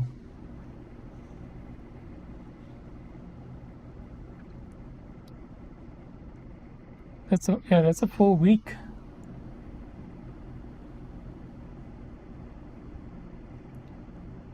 I guess if that's the case, yeah, a huge backlog is a good thing to have. You're never gonna run out of things to do for your hobby and then for the stream as well.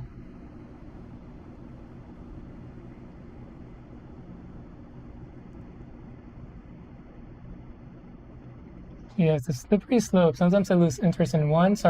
Ooh. I didn't think of that. Start another. Sometimes someone gives me or gives you a figure to paint or gifts I'm planning for Christmas or something I see. A lot of those are like single 28mm figures. 28mm. Not all of them are huge statues or busts. Yeah, I've seen one where it's just a bust of a Gundam.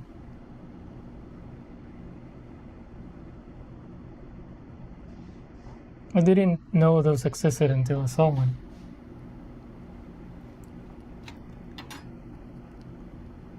Okay, so this goes like that, and then just snap into the middle, I think.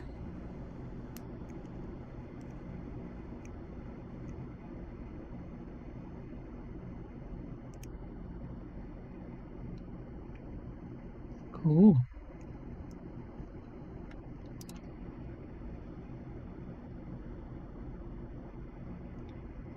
pew pew.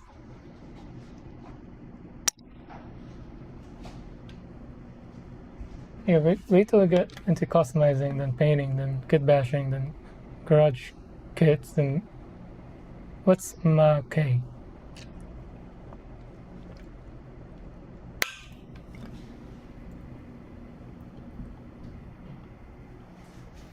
Yeah, I didn't think about stopping on a build to start or do a different one out of, you know, out of interest. That is tricky.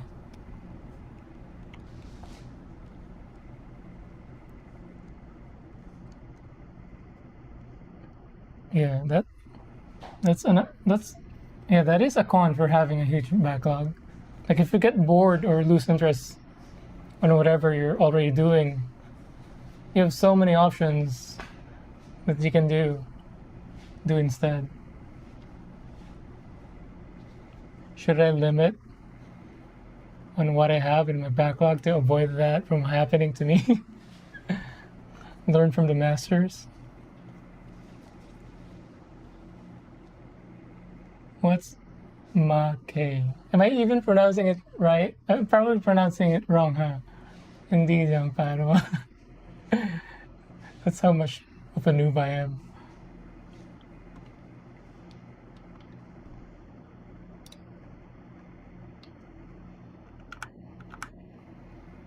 Ooh. Oh, stickers again. So we're still on the rifle. Oh, I need a different hand for this? What's wrong with the current hand? Is it gonna be the open one? Oh. It is. But it can be mounted on the backpack. Nice. We're getting there. This is the last page. There's one more after that. But this one seems like it's just about poses.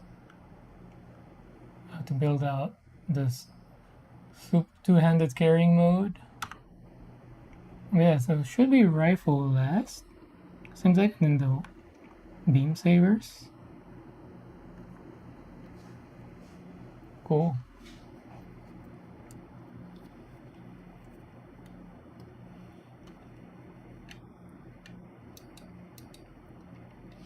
Stickers.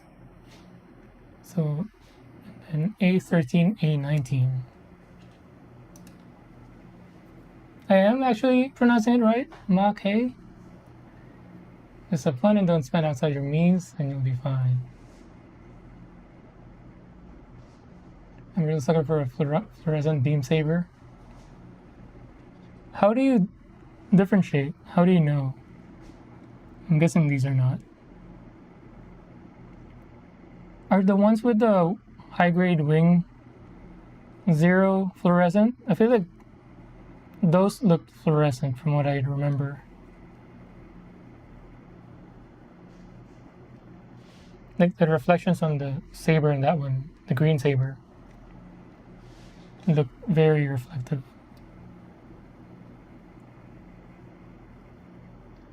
You call that fluorescent? They're punchy purple. I might be wrong.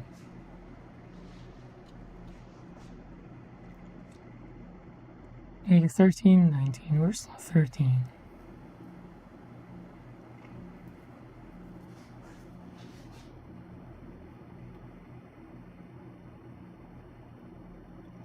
But yeah, as far as spending, I just have to reinforce in my mind that only buy what I really, really want to build. Don't buy only because I find it cool, I find it nice or good. Only buy if I really, really want to build it. Because if I start buying stuff like, oh, that's cool, let me buy that. I think that's where. I think that's how it starts. I think that's the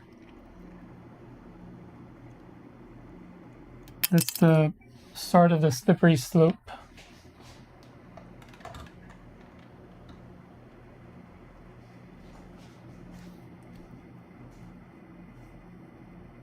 Maschinenkrieger. Sounds German. German or Russian? It's an obscure sci-fi model kit series from Japan. It's one of my favorite subgenres in the hobby. Is that where the manual is from? Do you remember what I'm talking about? You showed it in your stream. It's like on a yellow faded paper. Yeah, as you discover more stuff, I need to build that. This will grow exponentially, especially as you become a more skilled builder. Oh no. You're framing it like it's unavoidable, like it's inevitable for everyone who gets into this hobby. Totally misread the title. I thought it's season 6 at first, not session 6. Oh, you're talking about the stream title, yeah. Probably. Slippery slope, yeah.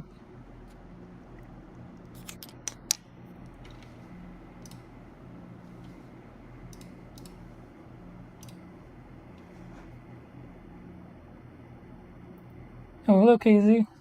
Oh, it was KZ, not AWOL, sorry. On my chat doc, both of you are green. Your username. Hello, KZ. My very first follow, KZ.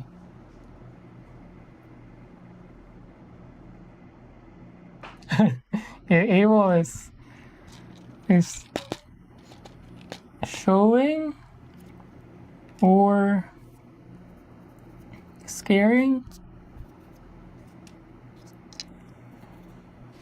I guess in this case, you can use whichever word, but yeah, it's telling me about the inevitability of getting into this hobby, which looks like a lot of spending, a lot of backlog.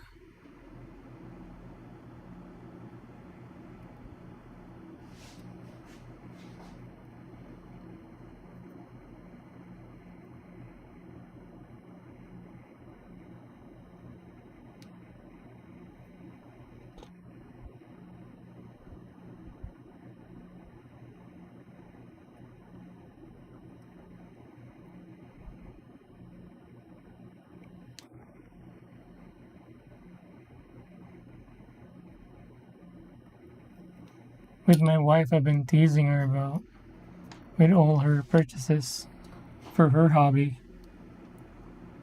Like she keeps buying these devices, materials.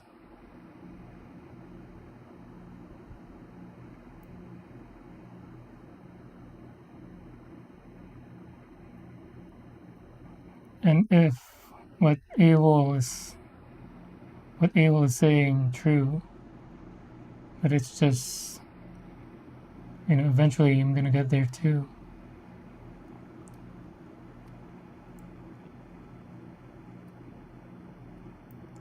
I'm sure my wife will tease me back tenfold.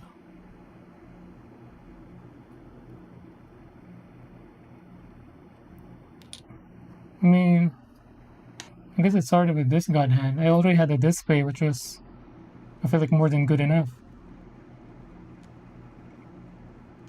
But everybody kept praising God hand nippers.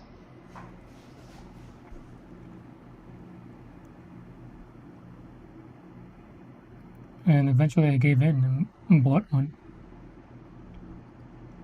This one is actually shipped from Japan. We ordered from Amazon Japan. My wife was gonna buy some other stuff too.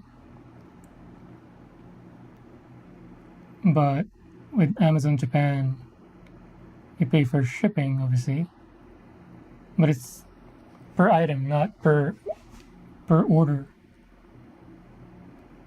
But even then, this was still cheaper than buying one from here in America. So even with the added shipping cost from Japan, it was still cheaper.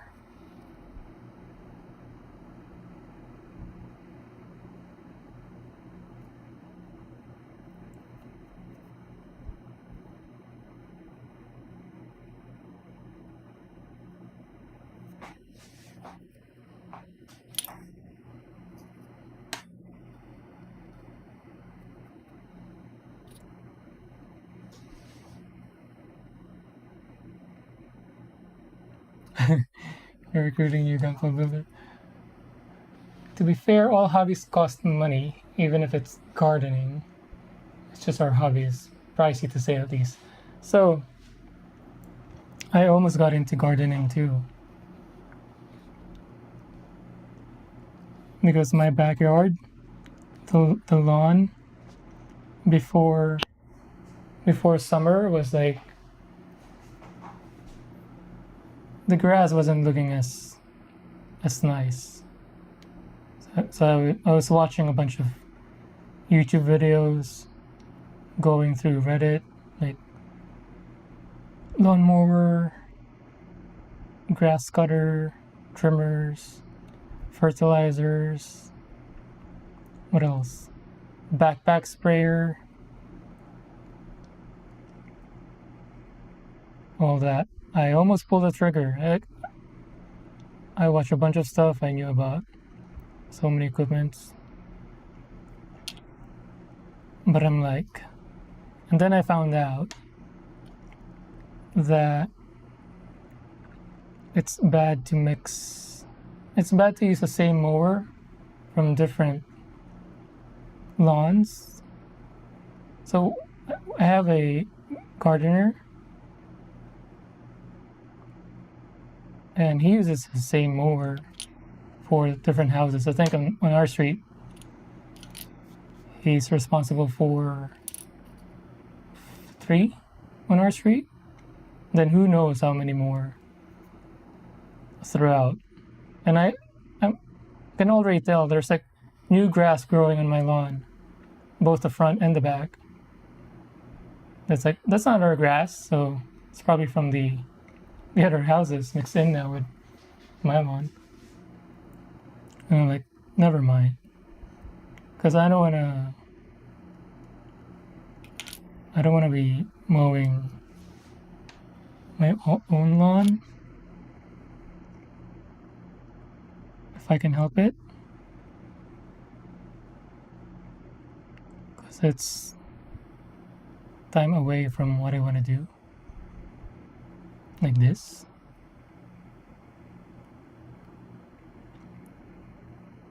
And if I'm going to be spending all this money for equipment and time to use those equipment to pretty up my backyard and front yard, and then if it's going to get mixed in with other grass as well.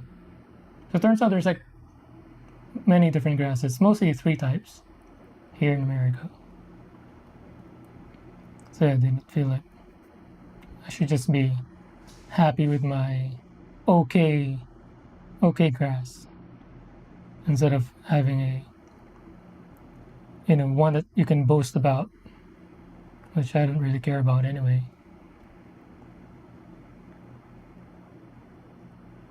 It's just my OCD kicking in with the uneven color of the grass.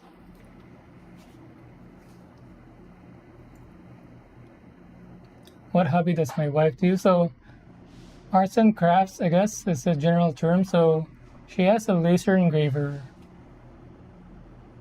So wood and other material, and she has a press for printing on shirts and other stuff, and a printer for stickers, a cutter for stickers.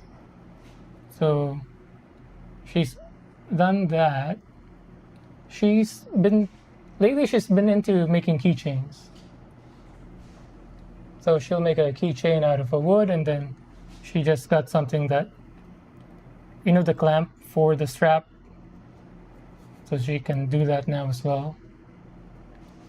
So I have this on my desk. It's on top of my speaker. She made this. It's a wooden puzzle.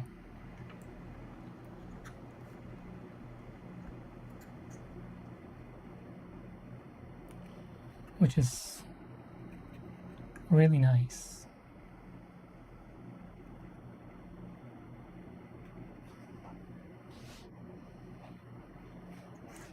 So she made that out of the laser engraver that she has, and then she hand painted the color sleeves. I don't think so. I think it was from online. I don't have. Do I have it in my room? I think it's in the hallway. Let me get it. Hold on.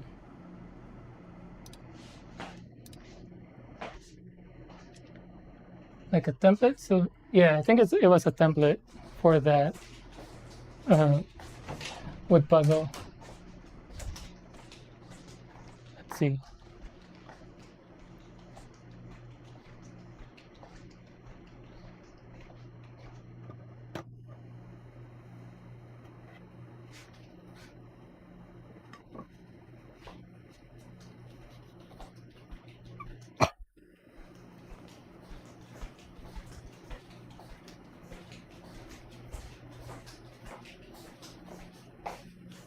All right, I'm back. So this one she made during pandemic. So this time she only had like a cutter. It was meant for cutting stickers, I think, and some other material. So she made that. And then when she got the laser engraver, she made this. We're gonna put this down.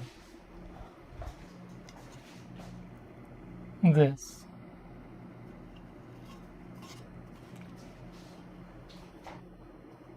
She's done more stuff, but it's in the garage.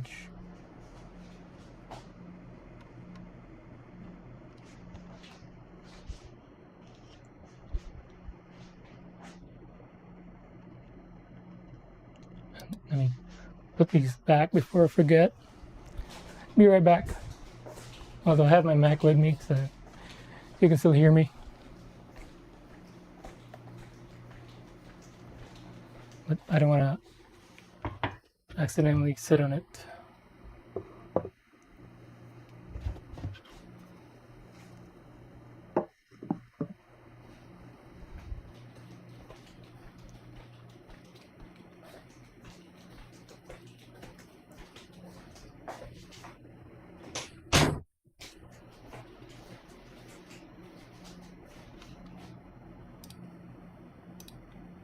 Alright, we back. Oh, she also made there's one t-shirt that, I don't know if it's there, maybe next time. She printed a t-shirt where, actually I want to show it now. Hold on, give me a minute to look for it. Hopefully it's not it's still in the closet. Here it is.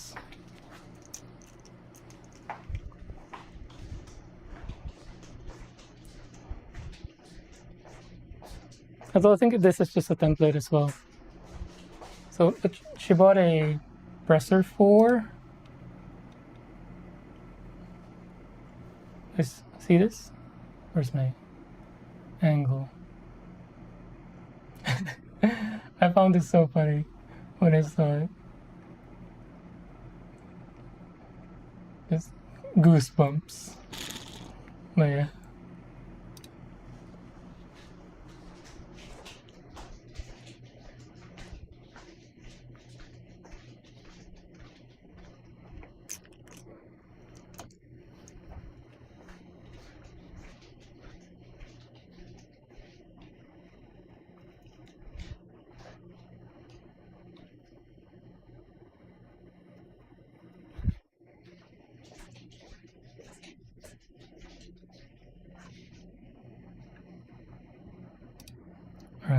I'm back.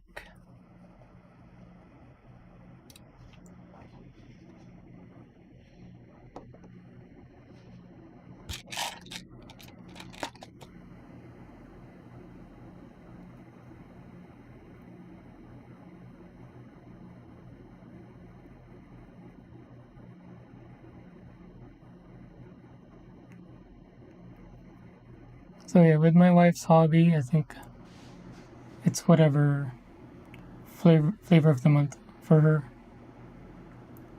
Whatever she wants to make. But mostly like craft stuff.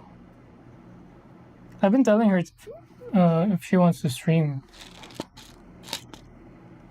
Okay, she's set up in the garage because of the laser engraver. It has it has some fumes. She has a filter and like a long tube that goes out. So it's harder for her to be set up in a room.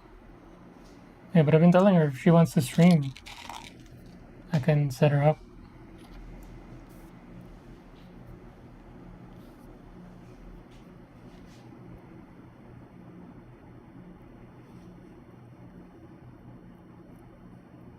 KZ, be right back. Oh yeah, I forgot to check it out again. I'll check it out after stream. The Discord. So yesterday I joined ANA Creates Discord, and the first image that popped out is a side-by-side photo of, I think was it an RX-78? Anyway, it's a Gundam that was either high grade or like a proper scale, and then one SD. And then on the other half of the image, it's Keanu Reeves, a normal Keanu Reeves, and an SD version of Keanu Reeves. You know one of his memes where it's squeezed down?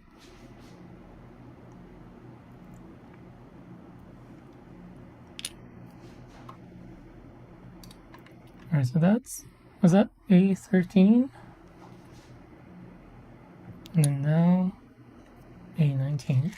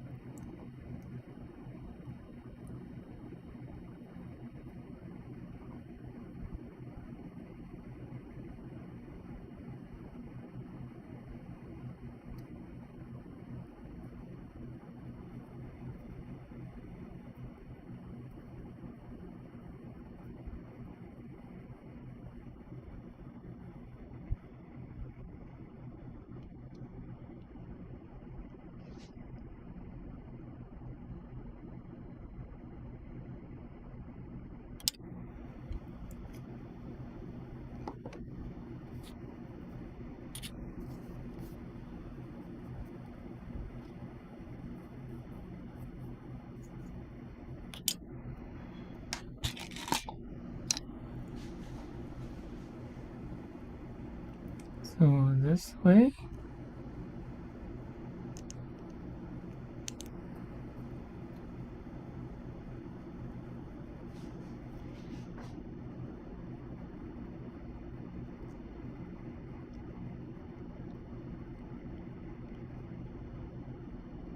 Wait, should I be applying the stickers first? Or can I do it after assembly? Oh no, wait. Almost. Please attach the stickers on the inside of the parts. Apply stickers before assembling. I really should read more before doing stuff.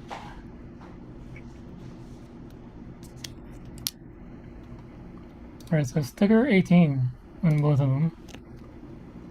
These two.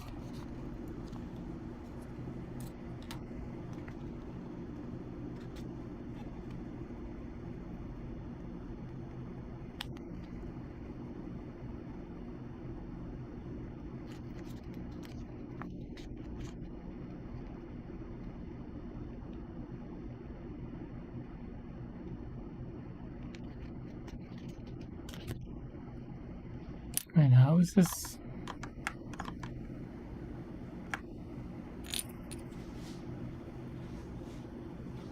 What?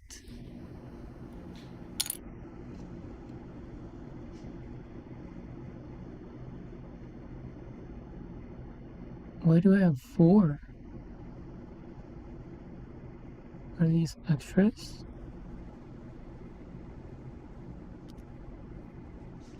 So this is supposed to be 1 sticker.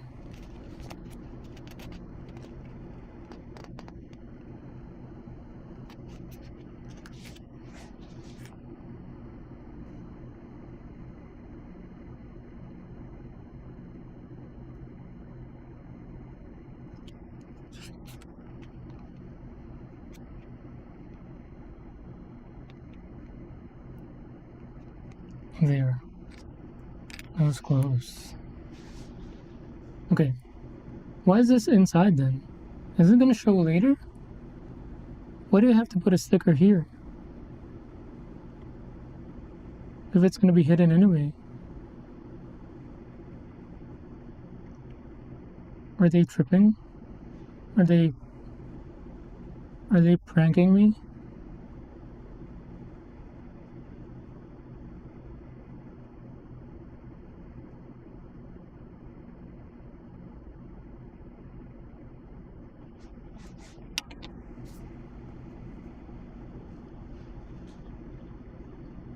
What the heck is the point of this?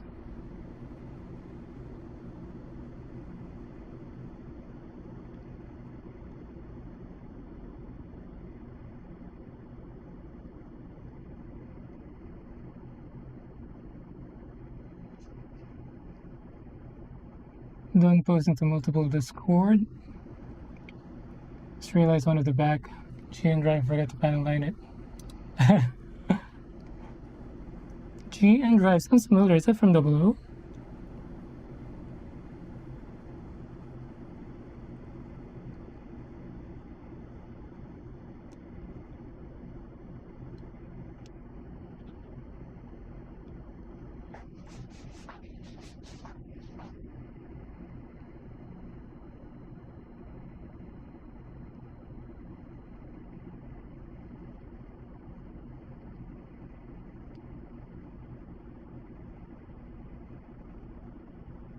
And this better make sense at the end.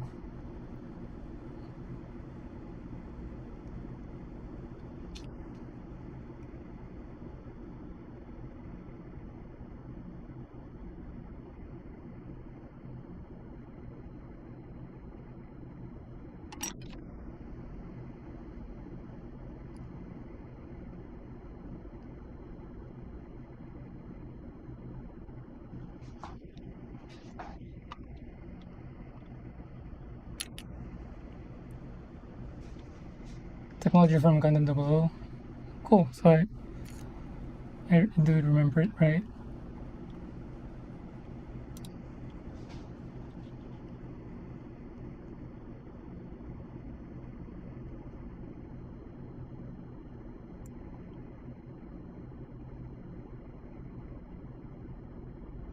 So yesterday, so I now have the RG XE on my wish list. But yesterday I was trying to remember what other Gundams were there in that series. And I can only remember Exia and the sniper one. But it started with a K, the green one with sniper. And I couldn't remember the other ones. I can remember the character, that one higher being.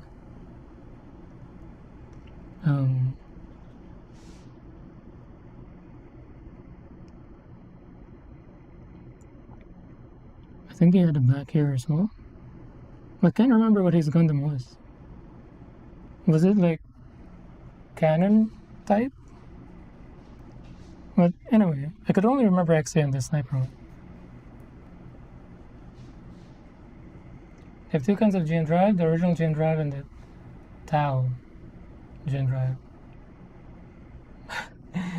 Tau GN drive is like Timu GN drive.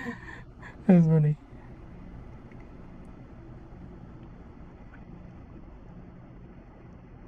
Yeah, I don't fully remember the show anymore. Wasn't it?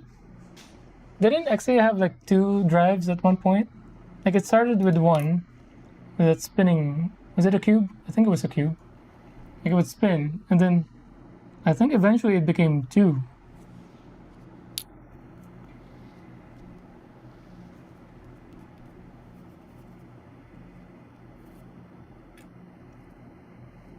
Sticker in this one as well.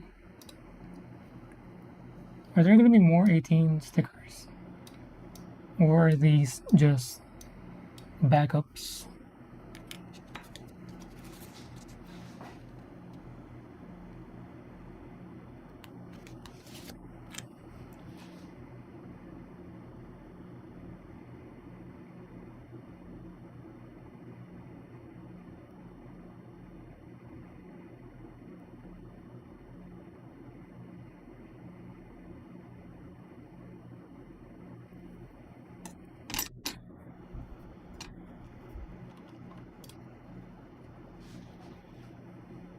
Exia, Dynamis, the chunky one, I forgot the name of it, and Kyrios.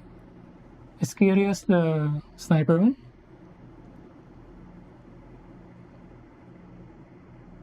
The chunky one? I wonder if the chunky one is the one that that one character that I'm thinking about. When they became kind of super higher being stuff.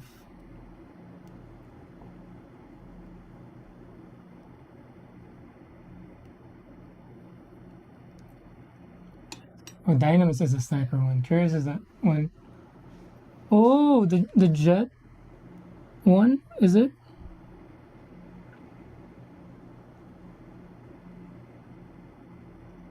Is the jet one the one that had the red accent?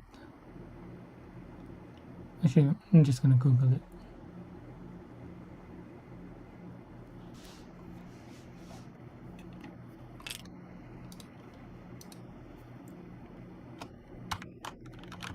Gundam Dynamis.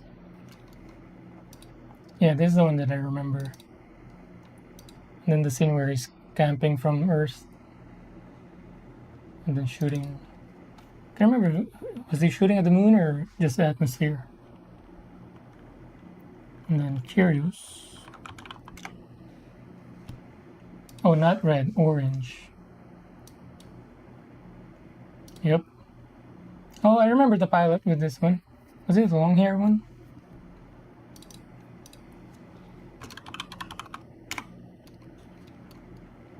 Oh, the long hair one is the Dynamis one. So it's curious the character that I remember. What? Look at the bangs. So the long hair one should be the Dynamis, right?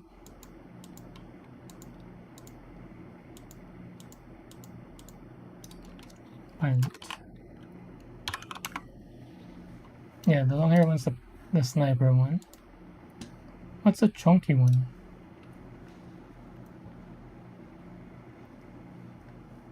There's one called Natalie, but that Gundam is inside the chunky one. I don't remember that part. It's inside the chunky one.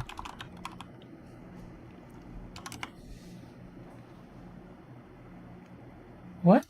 I don't remember this. What's up with the hair?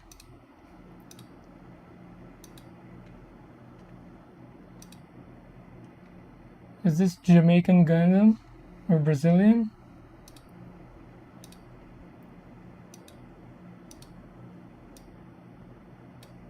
How come I don't remember this part?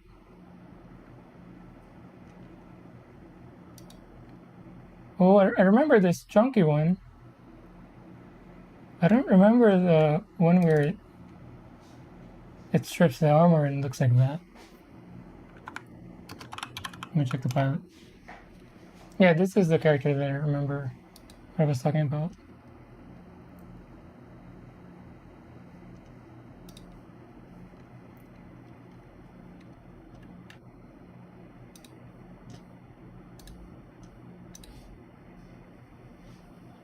Virtue.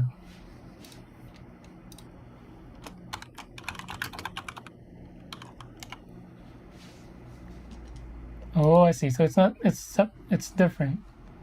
Nadali, or is it Nadali when it's the one with the hair, and then Virtue when it's all loaded up? I don't remember. Yeah, I really don't remember the one with the hair. Wait, when you build this, do you get both? Do you get to have both? Can you like have it slowed out or not?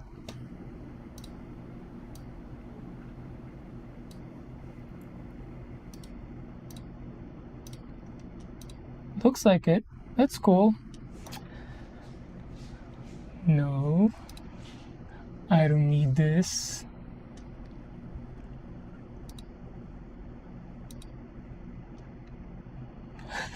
I'm gonna stop looking at the photos before I add it on my list.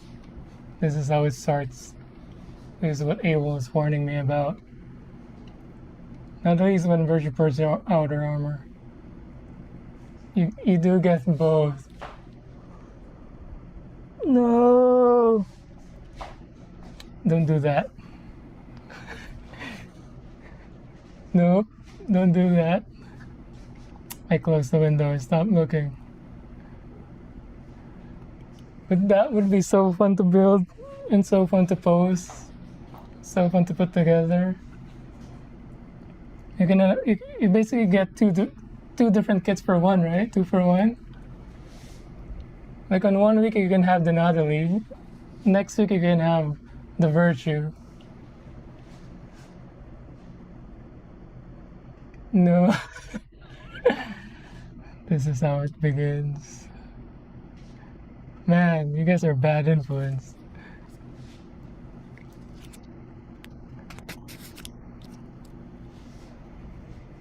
Why did it have to look like that, though?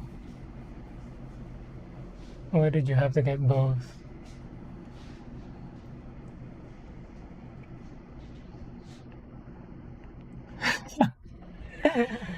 No, versus button is so close. No. I'm gonna add it to my notes, but not under the wish list. Actually, I don't have a wish list category. It's just Plamo. So I have the Ainu Caliburn Kshatriya Exia, and it's master grade. So maybe I can give it to my nephew, but I feel like it's something I want to display myself.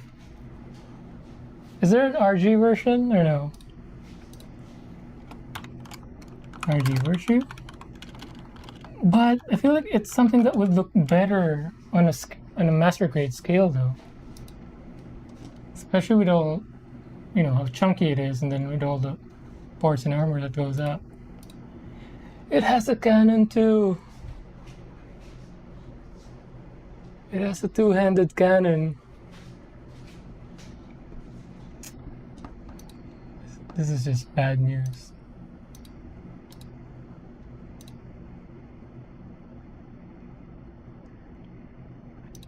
Is there an RG? Is this an RG? Or is this fake news? Dude, this master grade though. Can I?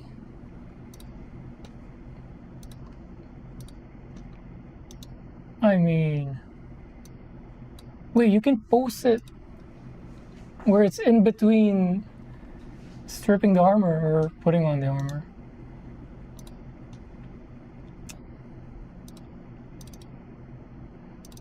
This is just not good at all.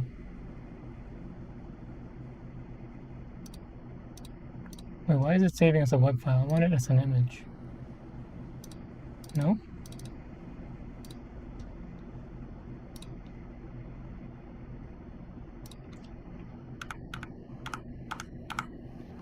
Oh, maybe I need to close this first.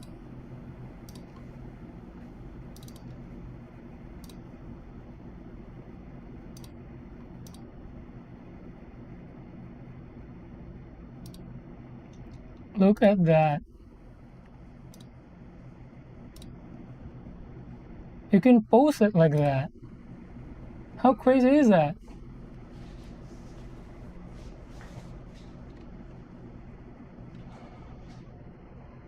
Wait till I see the PG perfect strike. What is... I kinda don't want to Google that.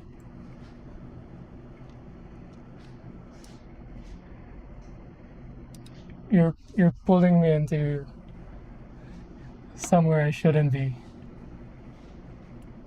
You're that one friend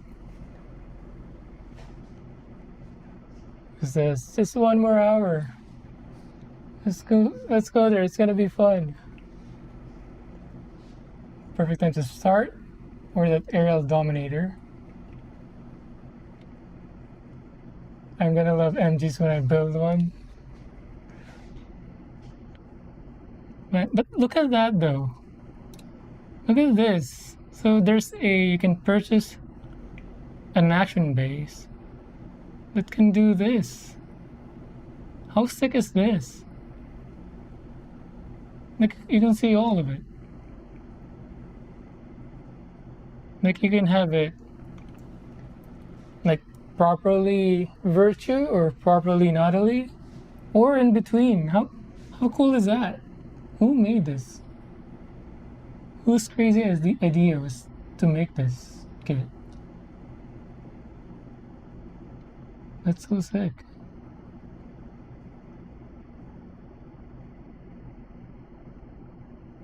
You were apprehensive about MGs at first as well, but man, they're my goat. Are you gonna convert me? Is that what's gonna happen? Or am I gonna be converted from high grade, real grade to master grade? For starters, get the MG Bolverka. Preferably the Shiramada Bolverka. I saw that yesterday. I think that's something that I can give to my wife. Ooh. Maybe a Christmas present. After that, to the main course, any MG, and for desserts, any PG kits. Man, every time, every stream, my list keeps growing and growing. You guys are so bad. I was born to to build. Man, I'm gonna write it in. MG Virtue / Natalie. Natalie with an H. But this looks sick. I thought the bell pepper was like chunky, sick. But this is more of my taste. I still like the bell pepper. I think it looks amazing. Especially with its bell pepper shells. But this with a two-handed cannon and then the chunkiness of it. Man. And you get two kits in one. Now I'm just making up reasons to buy it. Gramps was her first one.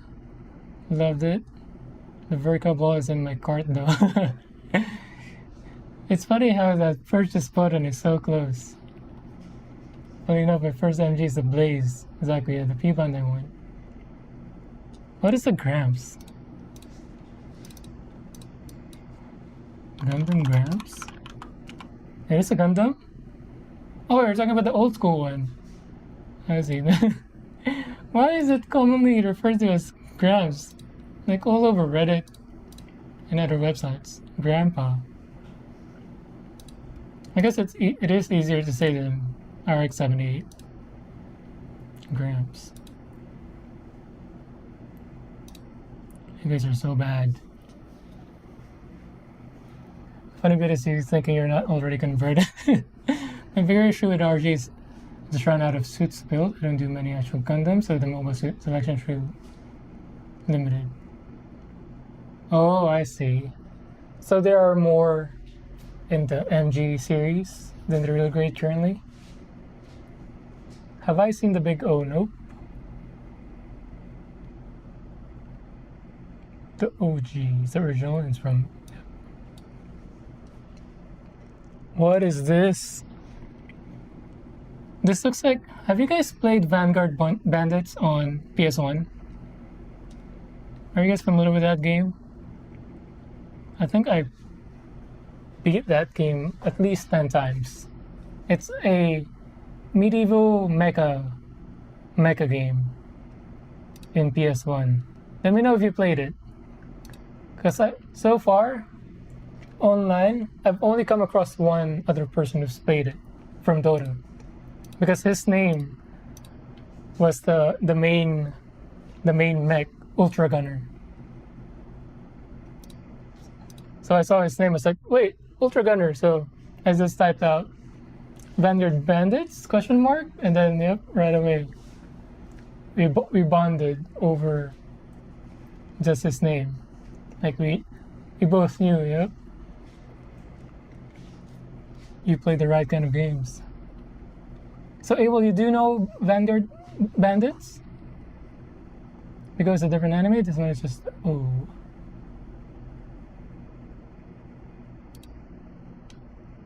But yeah, the head of this reminded me of Ultra Gunner from that game.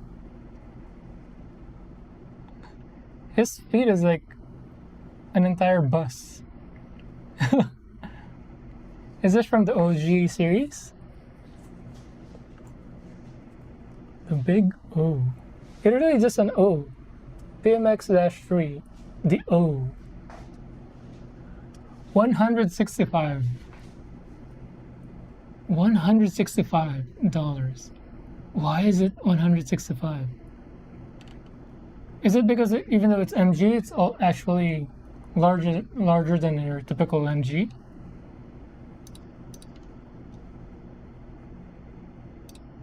Is that what's happening? Sorry, I'm so distracted. I can't move on from all these bad influences.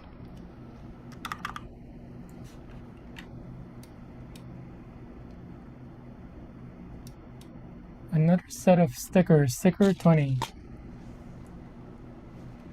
I need more water.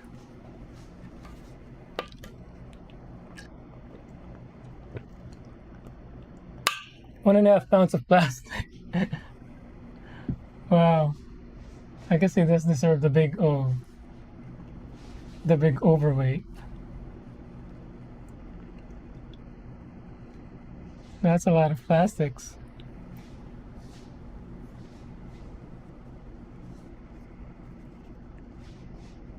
Sticker 20.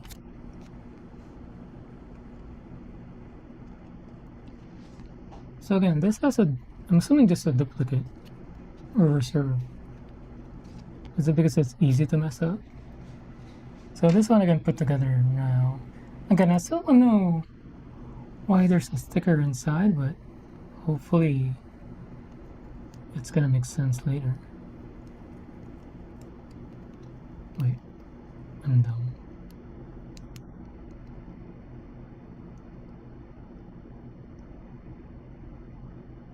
So where are the plastics gonna go? Inside there. What is the point of those stickers? I can't even see them. I got pranked. No way you can see that if you didn't know about it. Those stickers inside.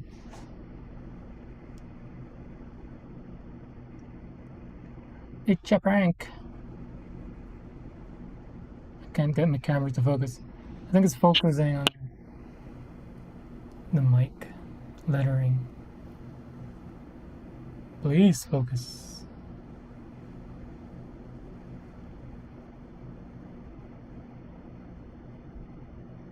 See, I can't even. You don't even see it. You see a sliver of it, but it's a prank. I got duped.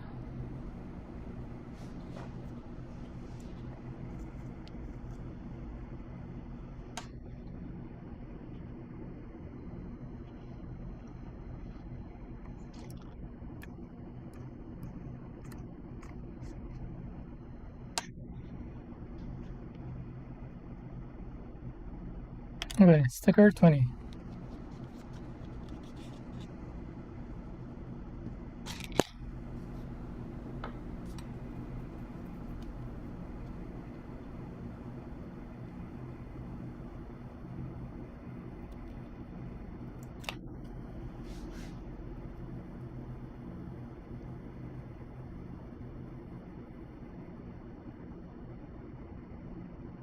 Man.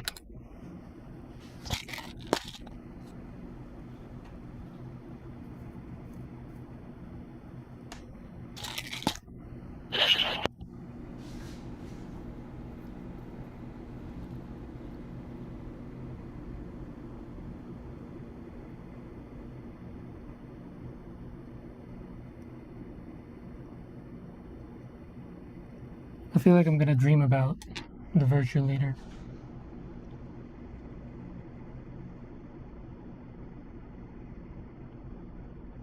I honestly don't remember the Natalie part. I don't have that in my memory for some reason.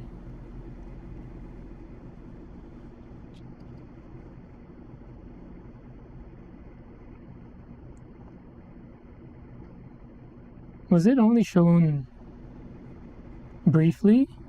Or not as much? Is that why? Or I just have a bad memory?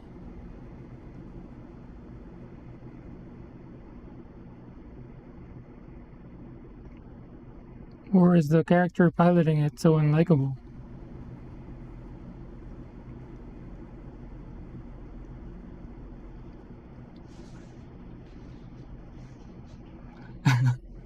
Welcome to Gundam.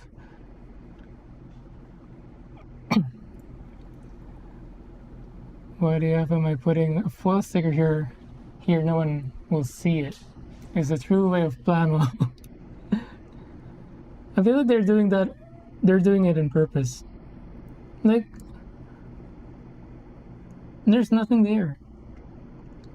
I know there's a sticker there, but there's nothing there. Like a good lawyer would be able to sway a jury that there's no stickers inside.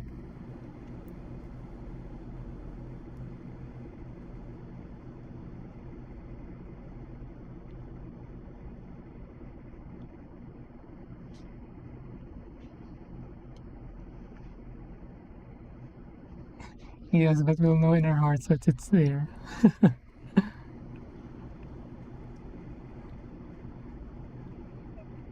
Oh, I'll try to keep that in mind.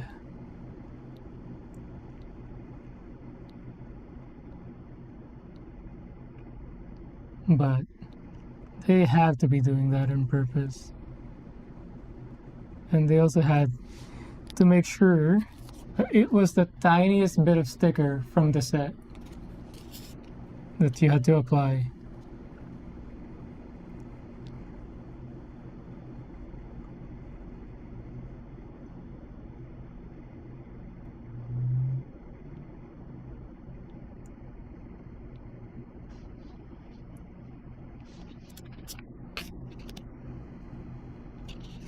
I need one more.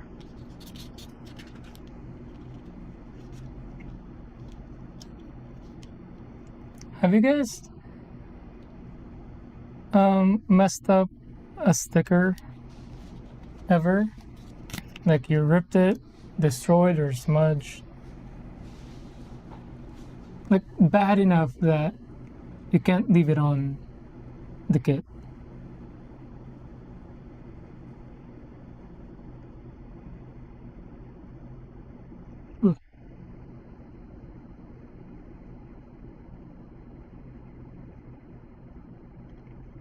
So far, that hasn't happened to me, but I feel like it's one of those things that eventually it's gonna happen.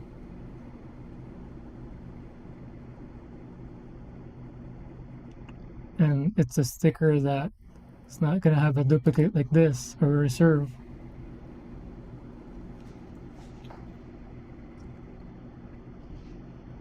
Who are we to question the Bandai gods?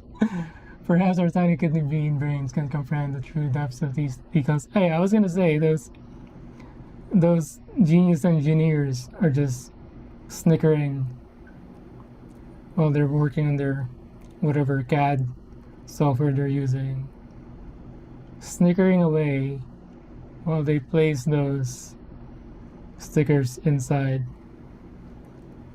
on a surface that's going to be inside anyway.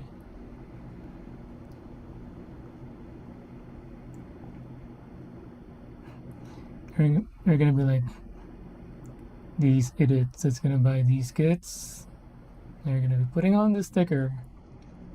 Gonna get frustrated how difficult it is to apply the sticker because of how tiny it is. And then it's not gonna be shown anyway. So gullible.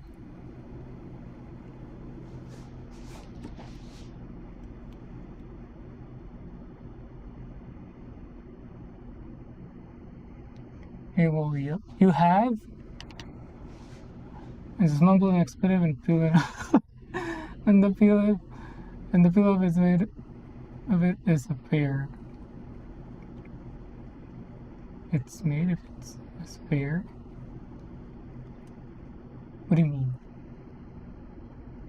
Oh, it's supposed to be a pear, not just a one-off on a kit.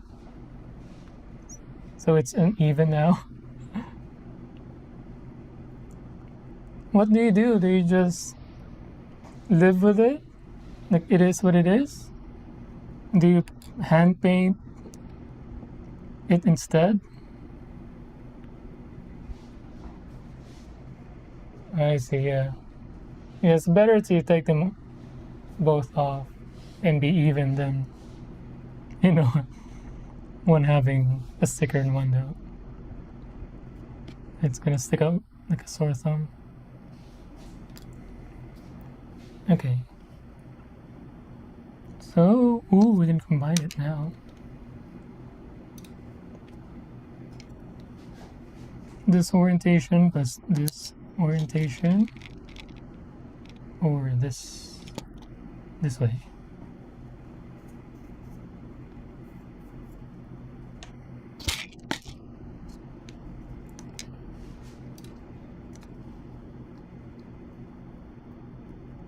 Dun dun dun. No snap, but a satisfying squeeze nonetheless. Look at that, it looks so good.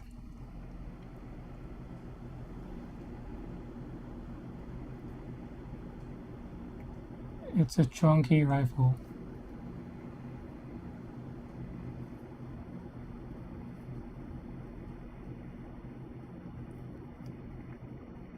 Look at that. With the scope too. Oh, almost got hit. See that? I know you can see it. I know what you cannot see. Those freaking stickers inside.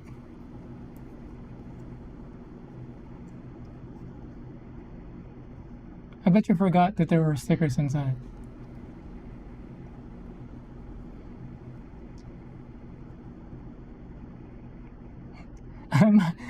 I'm gonna ask my wife how many stickers she can find in this rifle.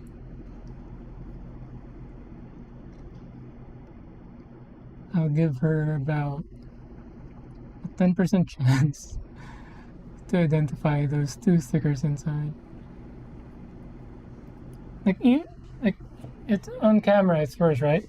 But even when I'm holding it right in front of me, like you have to shine it at a specific angle just to illuminate those stickers inside.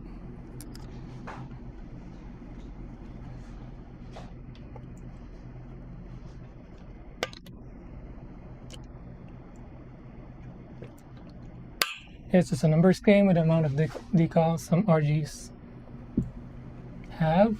It's bound to happen, and 10 kits in, and it's only happened once or twice, so I see. So I guess knowing that, I don't have to be too nervous about it and feel bad about it if it happens.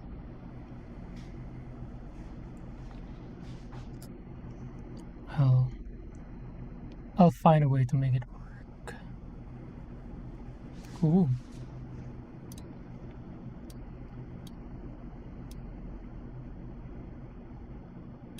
So that's the rifle. What's in this next one? So it's in the attached to the hand or the backpack, but we'll do that later once everything's done.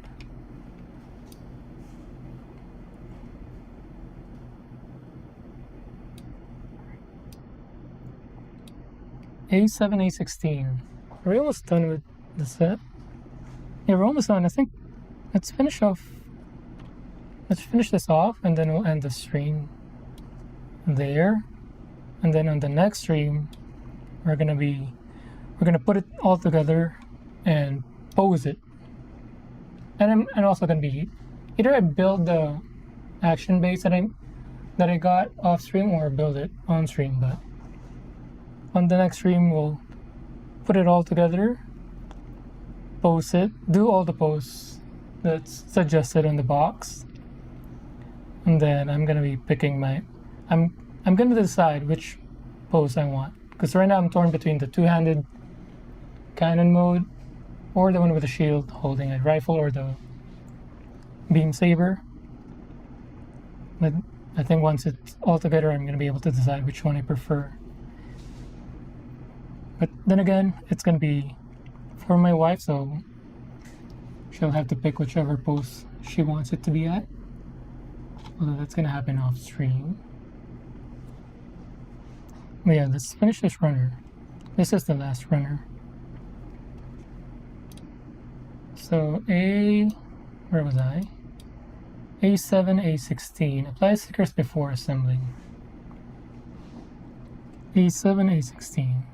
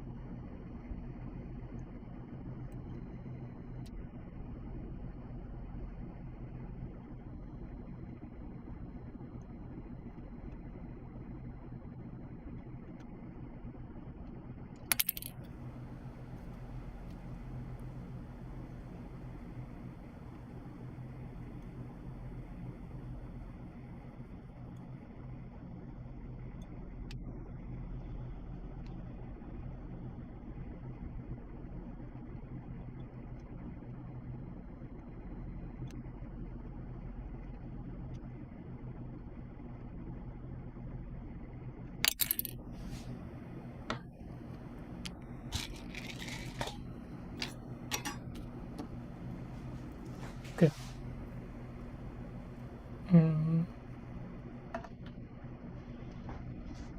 Clean up.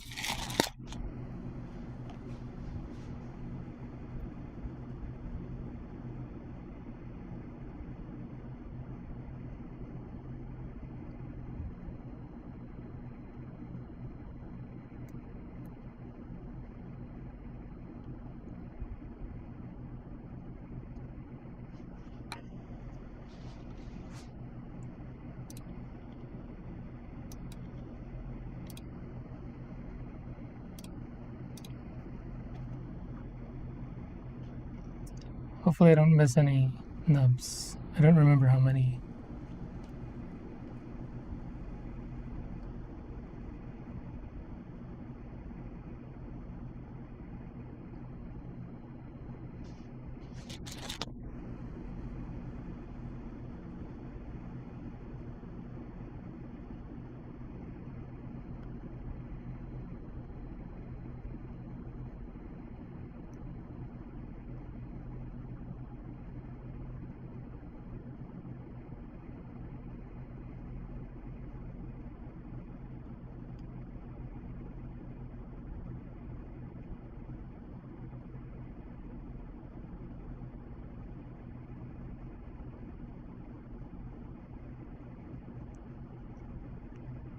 I did that terribly. Good thing it's on the side that's not going to show. Just like that sticker.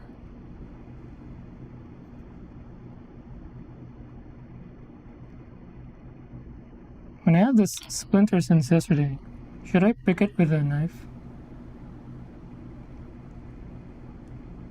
This is a bad idea.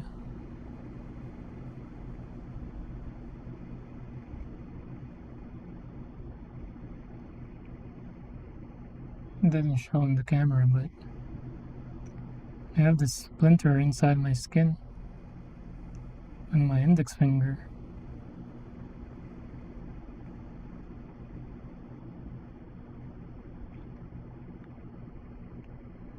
Won't come out.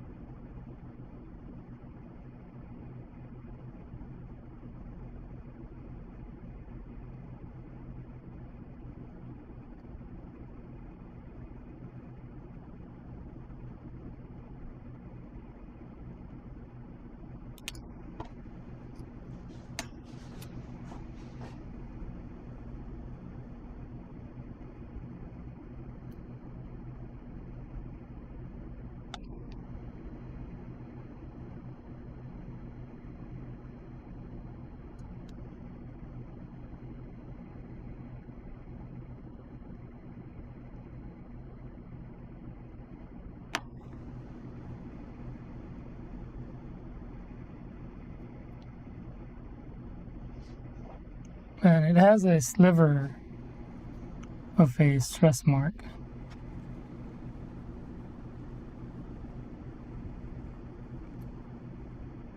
But I'm not catching anything anymore. Oh, there it is.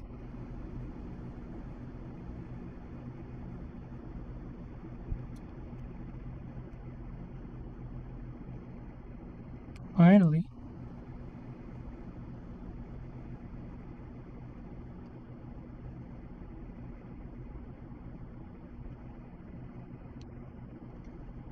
Cool.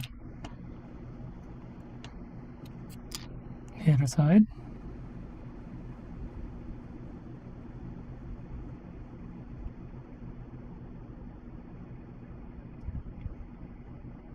What's after this? 4 stickers.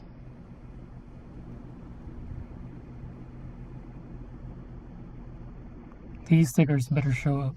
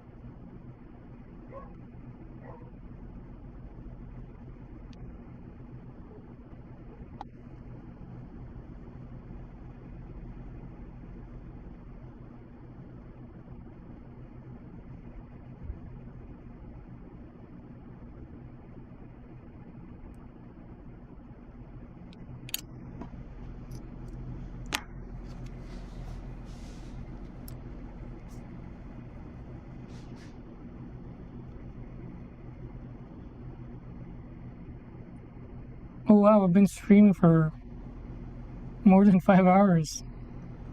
I thought I was never gonna beat my stream from yesterday. which was almost 5 hours. Man, I guess time really flies by when you're getting bad influence from people trying to make you spend more. But it looks so good though, that virtue.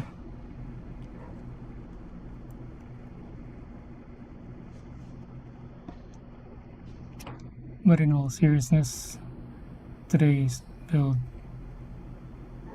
have been so fun.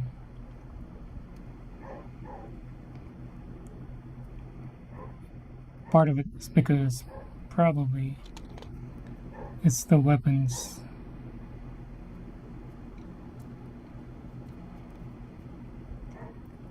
Probably my favorite, if not top two at least, part of Gunpla, building out the weapons.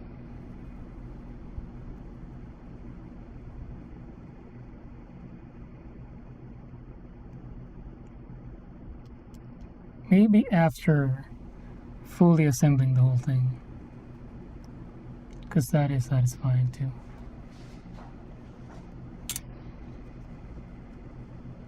Time flies, dude. When Shaz popping sees to chill with friends. Yeah, I feel like yesterday's stream, like, we were talking so much that I feel like I only did maybe an actual 1 hour of building out of the 5 hours.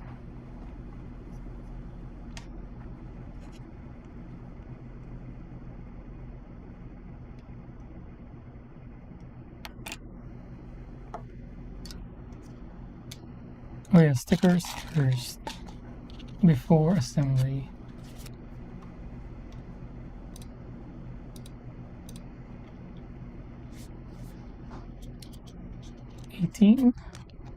Sticker 18. Oh, it's here. It's this again. Do I even bother? It's the same exact thing.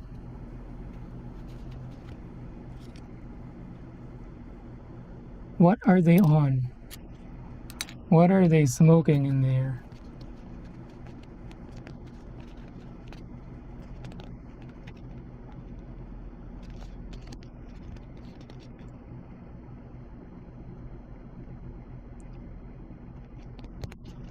So they're not just like,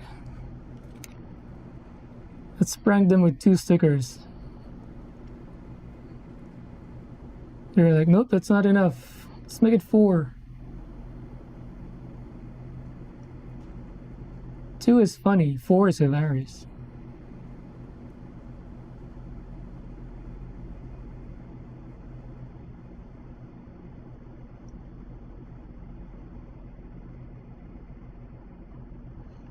Same spot and all.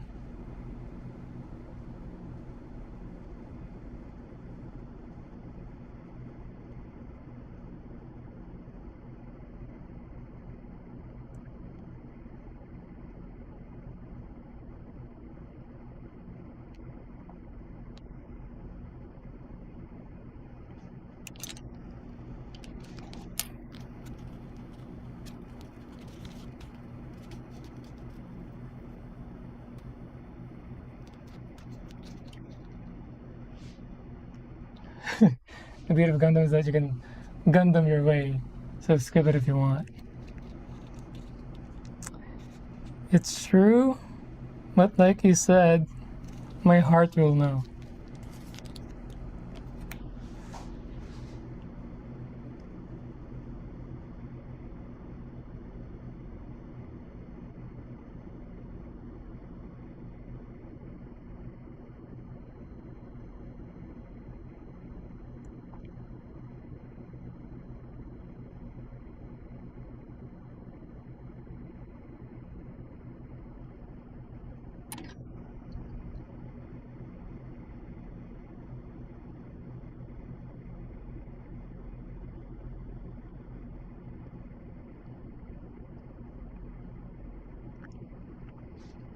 And if those sneaky engineers from Bandai gets a kick out of these,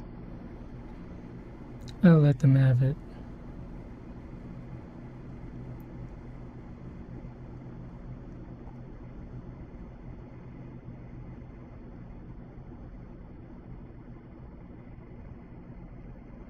As long as they keep pumping out amazing kits, I'll make the trade.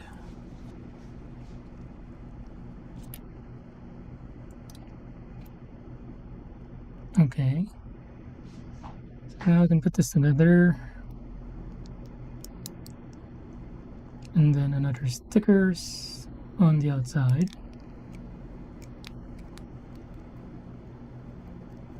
You know, I won't skip it as I don't skip it. Yeah, you hate it, but you have to do it. You don't want to, but you have to, for your own sanity, right?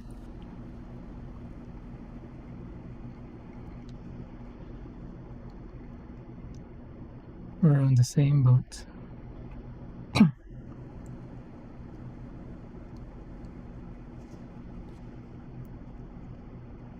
Okay. Neurodivergence won't let me sleep if I don't apply the deagle to the underside of a maneuver thruster. Yep, exactly. I won't be able to sleep. I'm just gonna keep thinking about it. Then feel like, you know, I let myself down. I skipped something just because I didn't want to.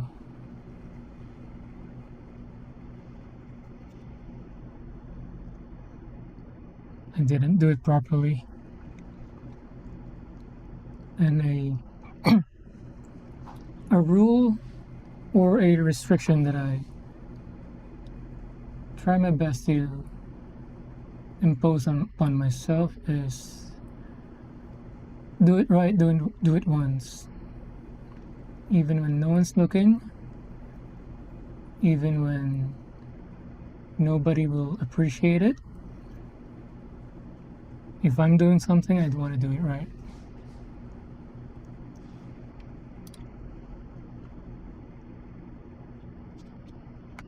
Okay, sticker 20s.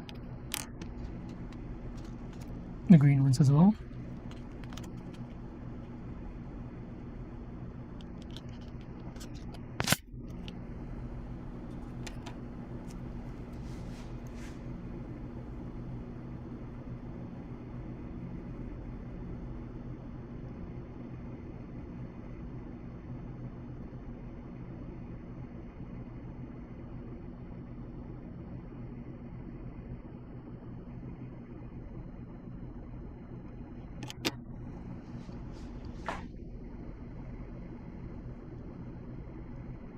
Okay, just in time. I'm running out of light,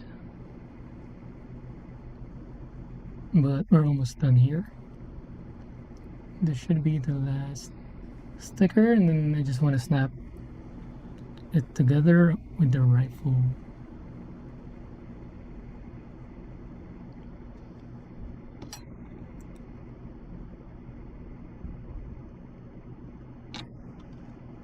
Let's see.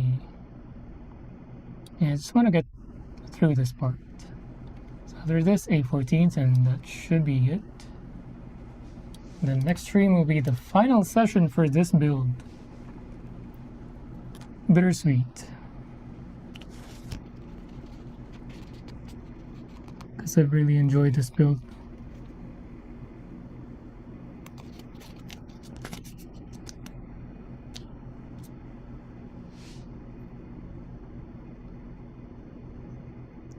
Where am I? Here.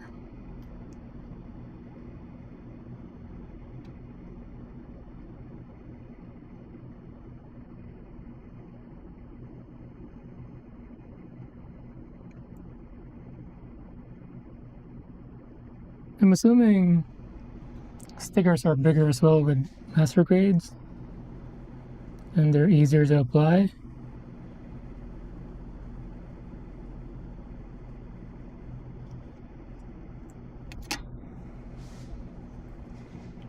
Although from the comments that I've seen on YouTube, a lot of people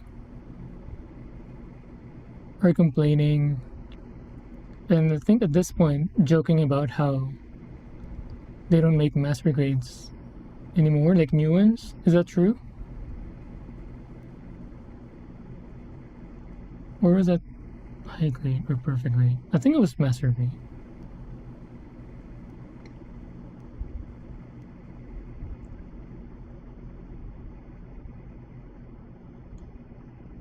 Most of the time, yeah.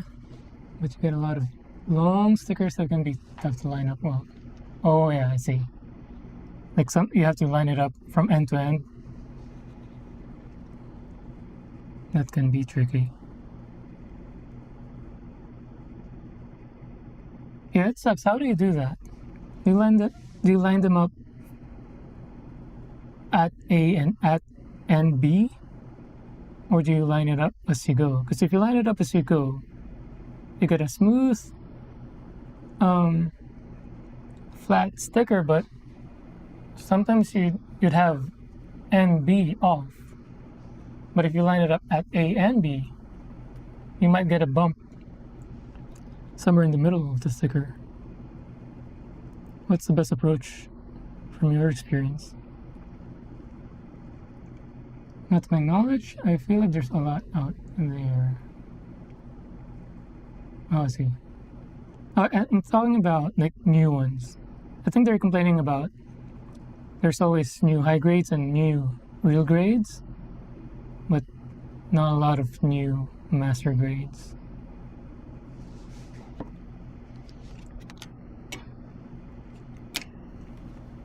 Alright.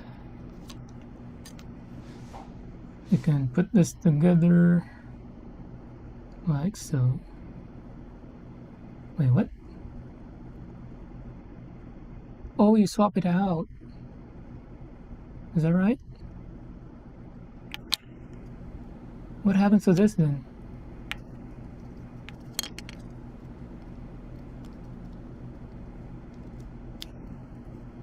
Oh. What do you do with this? I hope it's something that sticks onto the suit instead of just extra piece lying around. Why couldn't they just have this attached at the end too? Interesting.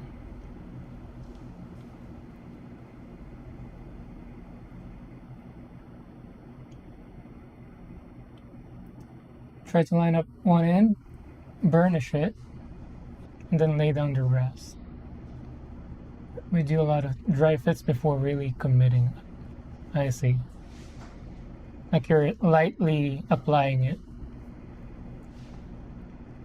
and line it up like that and then commit. RG is lagging a lot as far as selection goes.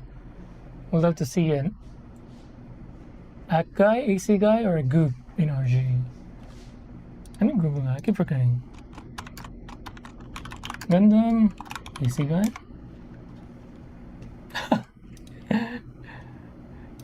This is like, what's the name of the Power Ranger robot? Like similar head.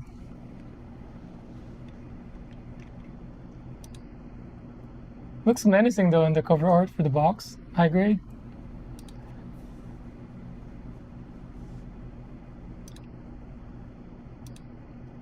And then Goog. Gog? Is it a grown-up version of the AC guy? Does he go inside this bigger suit like Natalie?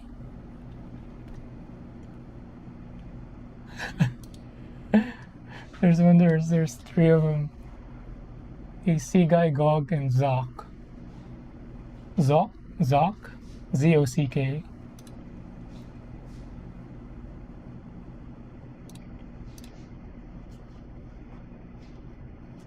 RGZ Cock was actually a sick weekend build. Oh, because is it tiny and simple? It's a fast build? Wait till I see Oagu. 。 . 。 . 。 . 。 . 。 . 。 . 。 . 。 . 。 . 。 . 。 . 。 . 。 . 。 . 。 . 。 . 。 。 。 。 。 。 . 。 。 . 。 。 . 。 . 。 。 . 。 . 。 . 。 . 。 Oagu.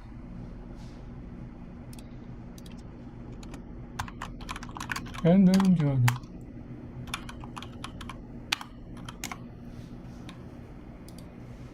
Oh man, what? This is epic. Who designed this? It is an elephant trunk, and then what do you call this? Tubes for hands.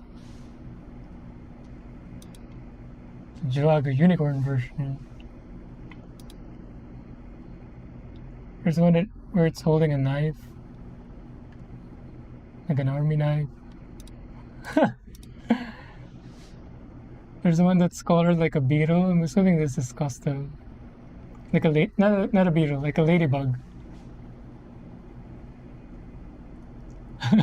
What's the trunk for? What does it do? Does it fire something? Or is it just a filter? That's crazy.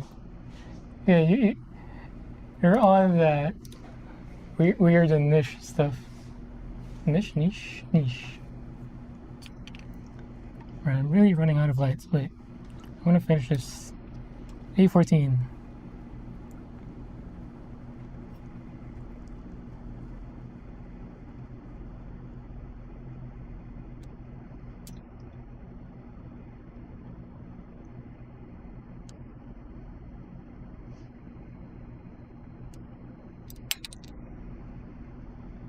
That just fell off without me cutting it.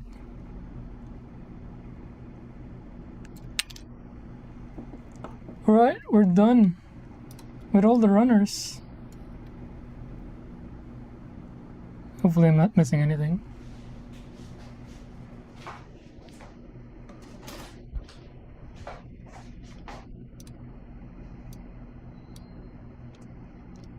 Alright, clean up.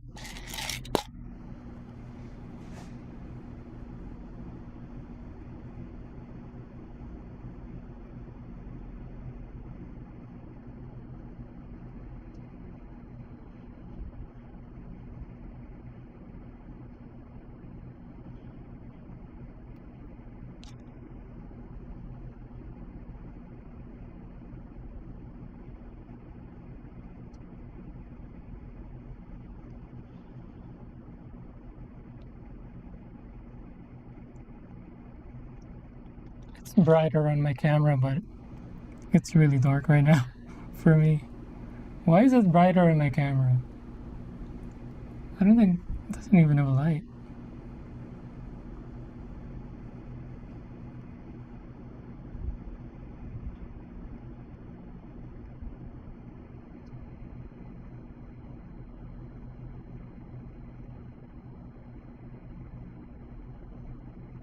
Thankfully it was easy to clean.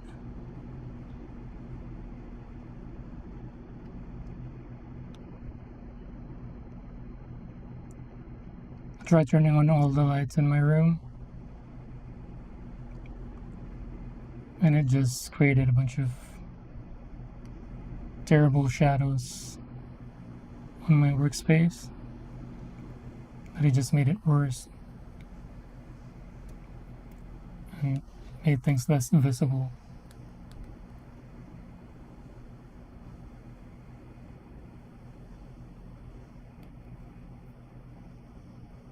So all I have is a lamp in the corner and then light on my ceiling fan.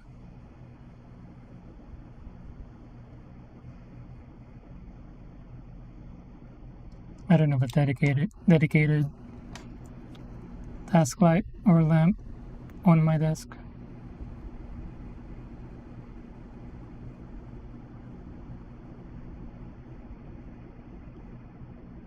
The only light source on my desk is this wooden puzzle train.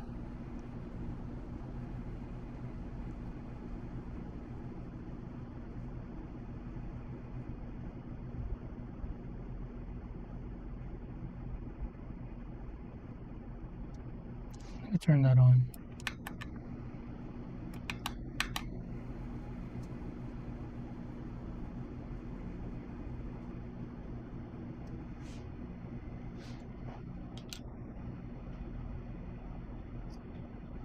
Seed Z-Gok. Z-Gok is much more awesome. It's almost 2-in-1 kit. If they made it not HG, I'd get one.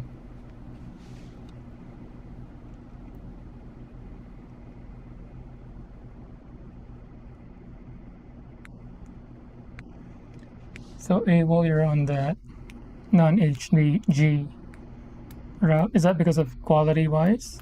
Like you want the more complicated, complex ones with RG and Master Grade?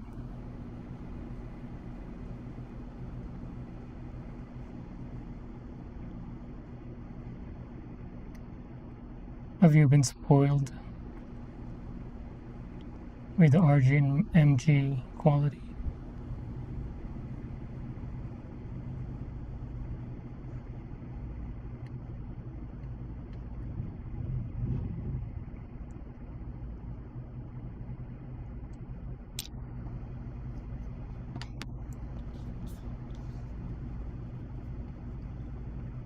Imagine if they hired Ray Studio to do the Zanzo MG Seed Freedom Kit. I know Ray Studio. He's been popping out of my feed. He's a and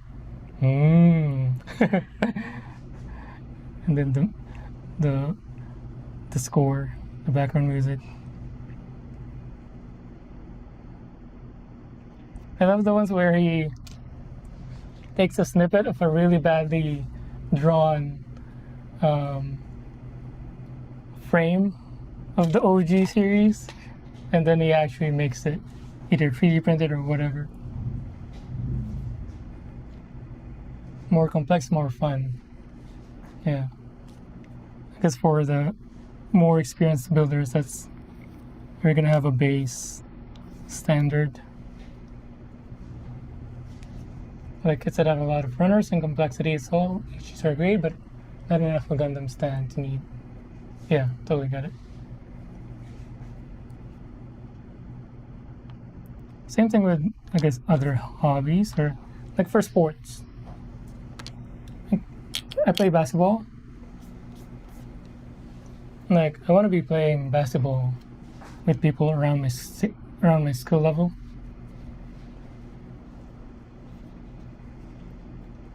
For it to be fun. Right. Let's do these. So this way. Oh, we can actuate it, and this pulls out. Ooh, yeah, nice. And then attach these handle. Where?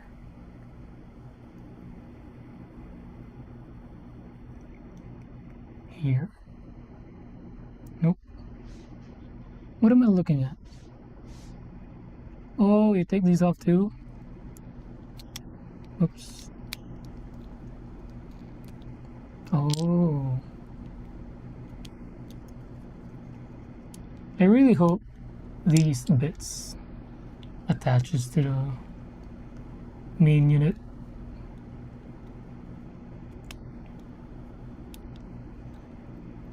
They should, right? Like anime wise. Nice. Look at that. I wonder which one's more destructive in the anime. This or Wing? Not Zero, because he has to, that's cheating. The Wing.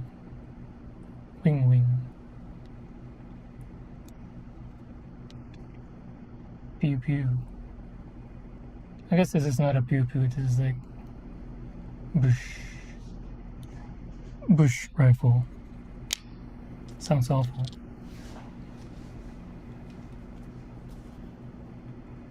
HGs are still crazy quality. Don't let anyone judge your preference for HGs. Yeah, I mean, so far I've only built HGs and I've had fun with all of them.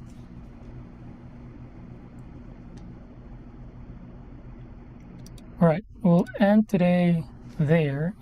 So for next stream, probably Sunday. I'm gonna be away on Friday and Saturday. Probably Sunday. I'd be surprised if I stream tomorrow. If I get the uncontrollable tick or urge to build. So, but for next stream, should be done. Just building out the rest of these, swapping out hands, building out the beam sabers, doing the poses, trying out the bits, the gun bits, and then building out the action base. I'm still not sure if I want to do the action base on stream or off stream. We'll see. But yeah. Exia, thanks for the stream. Yeah, nice to meet you as well. Thanks for sharing those emotes. Oh, I forgot to answer your comment earlier, like how's the build going, but yeah, so far, so good. I'm having a blast with this kit. Yeah. Thanks, AWOL. Thanks, KZ. Thanks for everyone who stopped by. Thanks for your time. Thanks for hanging out and enjoying this build with me. I'll see you on the next one. Again, either probably Sunday. Well, let's just commit to Sunday. Sunday afternoon, after lunch. But yeah, thanks everyone. Have a nice evening. See you next. Bye.